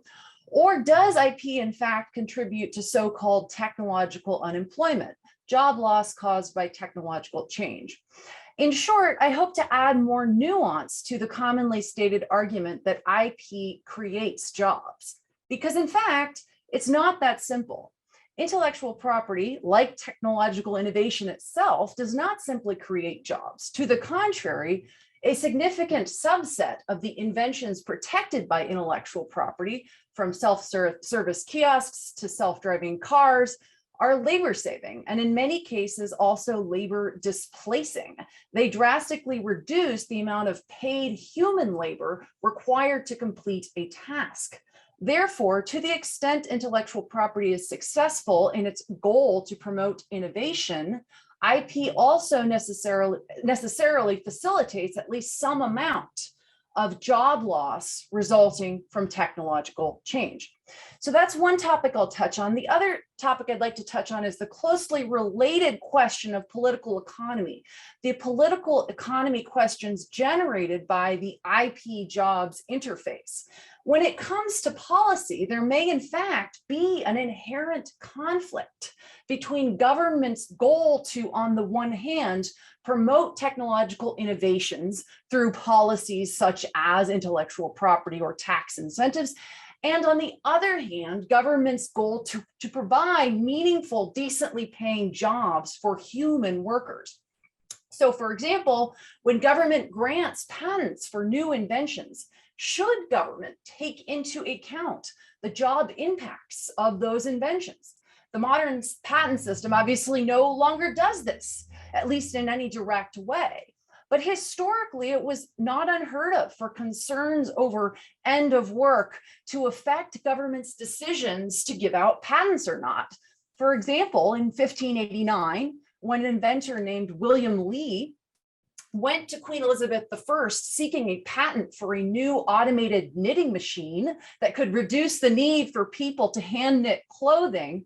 The Queen refused to grant the patent, observing that she was concerned about the livelihoods of her subjects and concerned that this invention would bring them to ruin by depriving them of employment. So obviously today, patent examiners do not and cannot deny patents for, say, self-driving cars or AI inventions that would replace humans.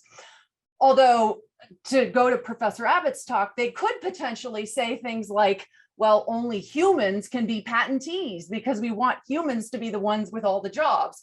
And also, what about when government does things like uses non-IP incentives, such as research grants and tax incentives? Here, federal and state governments do this all the time. They do take into account the job impacts of those innovations. And in my research that I'll talk a bit about, I've shown that some state-funded so-called innovation grants or research grants tend to reward projects that bring jobs to the jurisdiction. So I'll start with the first question. Let's start with the first question. What is the effect of intellectual property rights on jobs and on this so-called question of technological unemployment, job loss brought about by technological change? So the common view, which you may have heard, is that IP creates jobs, right? This is what you'll hear from politicians. So for example, during discussions around the America Invents Act of 2011, the patent reforms that were being generated, Senator Leahy stated that the AIA would create jobs by improving the patent system. Now, of course, that may just seem like standard political rhetoric, but in fact, other government officials and indeed the US Patent Office itself have gotten way more specific. You may have seen some of these reports that the Patent Office has released suggesting that IP-intensive industries generate more jobs than other industries and that wages in those industries are a lot higher. So here, for example, is a graph from one of those reports purportedly showing that IP-intensive industries with more IP per size contributed to 30% of all new jobs in the economy, and that wages in those IP-intensive industries were 46% higher. So the message is IP creates jobs. So my thesis in my paper, IP and the End of Work, which is published in Florida Law Review, my thesis is that in fact, it's not that simple. IP does not simply create jobs. Even if individuals working in IP-intensive industries get jobs, and even if those jobs were somehow created thanks in part to the incentives generated by IP, well, that's only half the story, because on the other end of that phenomenon are people whose jobs may actually be put at risk due to those same IP rights. Uber drivers, factory workers, because after all, the subject matter of a lot of IP is labor saving, and in some cases, labor displacing technology. Just to give a few obvious examples, self-driving cars. Here, Oracle is advertising a self-driving database that can reduce human labor, half the human labor involved, no human error. And then, of course, another labor displacing invention, massive online courses that potentially are putting people in my profession under the gun when it comes to work. So here is a simple Google patent search for the terms labor saving and automation. And you'll see, you can get a sense that in fact, the main benefit of a lot of patented inventions is said to be that they are labor saving, that they reduce the amount of work needed to complete a task. Here is one of my favorites, and indeed these labor-saving consolidated checkout systems. This patent is for a labor-saving consolidated checkout system that can allow you to check yourself out of a drugstore or supermarket. Now, there's maybe one human around sort of supervising, but not many, and it's otherwise done by you and the machines, not by a paid human. So here's the upshot, here's the thesis. So to the extent to the extent that IP is serving as it's supposed to, as an effective incentive to innovate, to the extent, for example, that the availability of patents made it easier or quicker to invent and commercialize this self-checkout system, then IP is, in a sense, partly responsible for any of the job losses that are experienced by some humans as a result of those new technologies. Okay, but it's not that simple either, right? And I'm not arguing that IP kills jobs. That is not the argument. Rather, it's that it's complicated, and there are two sides to any issue. There are two sides to almost any labor displacing technology. There's the dark side, so to speak, which is technological unemployment, job loss, fewer humans needed to man the checkout lines. But there's also, of course, a bright side, right? The light side, which is, I cutely call it in the paper, technological employment, but it's essentially job creation brought about by a particular new technology. It's a two-sided phenomenon, and we can see this just by looking at one well-studied historical example, the ATM, the automated teller machine, right? An ATM is a classic example of a seemingly labor-displacing invention because it replaces the role of the bank teller, gives you money automatically without human interaction. Before ATMs, this would have had to be done by humans. So did the introduction of ATMs destroy the job of bank tellers? Well, there's significant research, including by economic historians like Jim Besson, that in fact, on aggregate, the jobs for human bank tellers increased both because of job generation. ATMs created new demand for new kinds of jobs, people to install, manufacture, deliver the ATMs, and also because the new technology made it more efficient to offer banking services, thereby lowering the price, increasing demand, allowing banks to open more branches. They had to hire more tellers, etc. So the upshot is, it's very complicated. But what we do know is that it's not correct to say simply that IP creates jobs, and it's not simply correct to say that IP kills jobs. IP's impact on employment is double-sided. Any given invention has the capability to make new jobs for IP generators and to bring in profits for IP owners, but it can also have an impact on the jobs of others, from Lyft and Uber drivers to people who check out your groceries to the people who used to work in factories. I have a few minutes left, and I just want to also touch on, as I said, the political economy issues, the multitude of political economy issues raised by this situation. And that is, what happens when government gets involved? Is there an inherent conflict between government's goal to promote innovation and technological innovation on the one hand, and its employment policies on the other? And I assert that there may well be an inherent conflict there. On the one hand, government wants to provide healthy incentives to innovate, right? That's why governments around the world protect IP rights like patents and copyrights. That's why governments offer research and development tax credits, not to mention research grants. And yet, on the other hand, government also wants to create jobs for its citizens, right? That's a great political message. Vote for me. I created X number of jobs in the jurisdiction. And this is a great book, by the way, Incentives to Pander. It argues that politicians often use subsidies to satisfy their near-term political goals, including job creation. The cover is, of course, former President Donald Trump talking about how he's going to use state money to prevent a factory from moving to Mexico.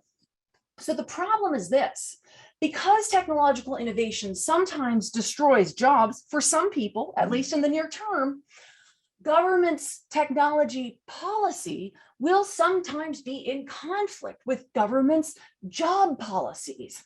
And this is obviously especially true when politicians are directly in the picture with discretion to determine which projects are awarded. When Trump is in charge, what kind of technology would get funded? If politicians were more directly in charge of the patent system, what kinds of effects would we see? And we obviously saw this back in Queen Elizabeth's day when she denied William Lee his patent for his automated knitting machines, not because it wasn't new, but because it would put the Queen's subjects out of work. So what about today? we don't, like I said, necessarily directly see that in the patent system anymore, but what about elsewhere in government policy, right? One of the subjects of this conference is non-IP incentives, but what about when government directly funds research and innovation? And so in my paper called Innovation or Jobs, an Inconvenient Truth About Public Financing for Innovation, which you can download online, I looked at 35 distinct state programs that provided money, grants, loans, and the like that were allegedly directed towards innovation, technology development, research. But what I found was that, in fact, most of these so-called innovation incentives came with job creation requirements. Just to give one example, in our state of Ohio, there is a program called the Innovation Loan Fund that is supposed to be there to reward people who take technical and commercial risks, but there's also a job creation requirement that's taken into account for determining funding. And there's many other programs like this that you can look at in my paper. I have an entire chart looking at all these 35 programs. And also, by the way, if you have a company and you're looking for funding, paper might be useful for that too. But so the upshot is, the point here is that there is a conflict here when it comes to policy, because it perhaps is the case that the government can't do both. It can't both promote true innovation in the sense that patent law supposedly cares about, and promote these other goals such as job creation. There's an inherent conflict here. And so to end, I'll just leave you with the famous anecdote from the economist Milton Friedman. The story is that Friedman visited a work site in China under Mao, the socialist leader, and was surprised to see that a new canal was being built, not using the newest machinery, but using workers, using shovels. And Friedman asked why. And he was told, that's my clock. He was told, you don't understand, this is a jobs program. And his response, he quipped, was, oh, I thought you were trying to build a canal. If it's jobs you want, you should give the workers spoons, not shovels. And so the point here is if government is trying to promote innovation on the left hand, trying to create jobs on the right, will government end up investing in spoons instead of machines? And the follow-up question, is this actually a bad thing? What kind of society do we want to live in? So thank you very much for listening. I look forward to your questions. Professor Hurdy, thank you so much for your very, very intuitive and informative discussion. Do we have any questions? I want to open it up for 1 minute for Professor Hurdy before we get to our next section.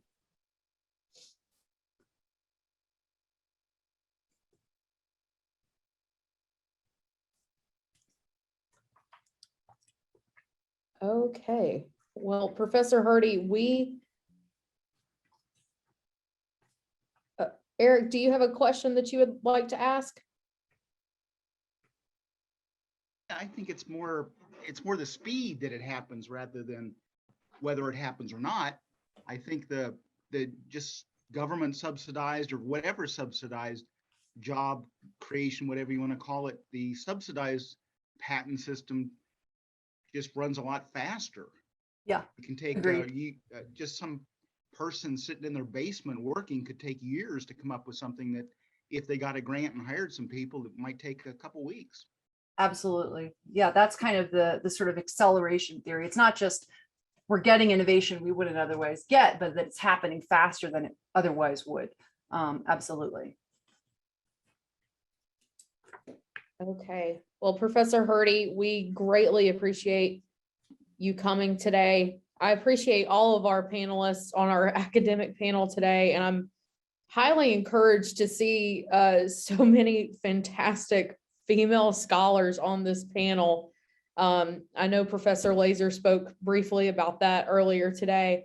Ryan, we're super glad that you are here too. We don't want to leave you out. But thank you all so much for coming and presenting your fascinating work. And I'm sure that you've definitely all shared some ideas that are going to get some gears turning in people's heads today. So thank you so much. With that, I am going to turn it over now to our IPTA president, Lydia Fuzi, for some good, clean family fun to round out our day here with some pub trivia. Thank you so much, everyone, for coming, and we hope you enjoy trivia here in just a minute. Hello, everybody. Hey, everyone. Yep. Okay. Okay.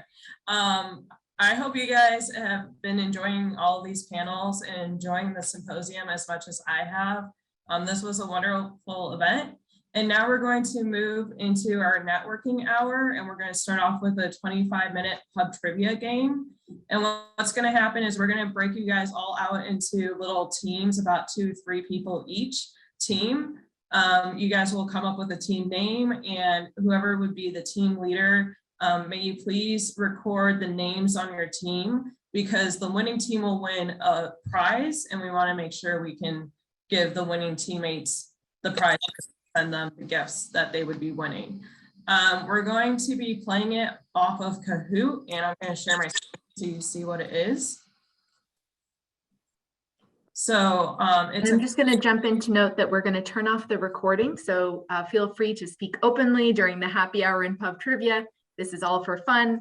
Recording is going to be turning off now, and then I'll turn it back over to Lydia. Go ahead. Lydia, actually, give me 1 second because I just had a question about polls in the chat. So there are no more polls for today.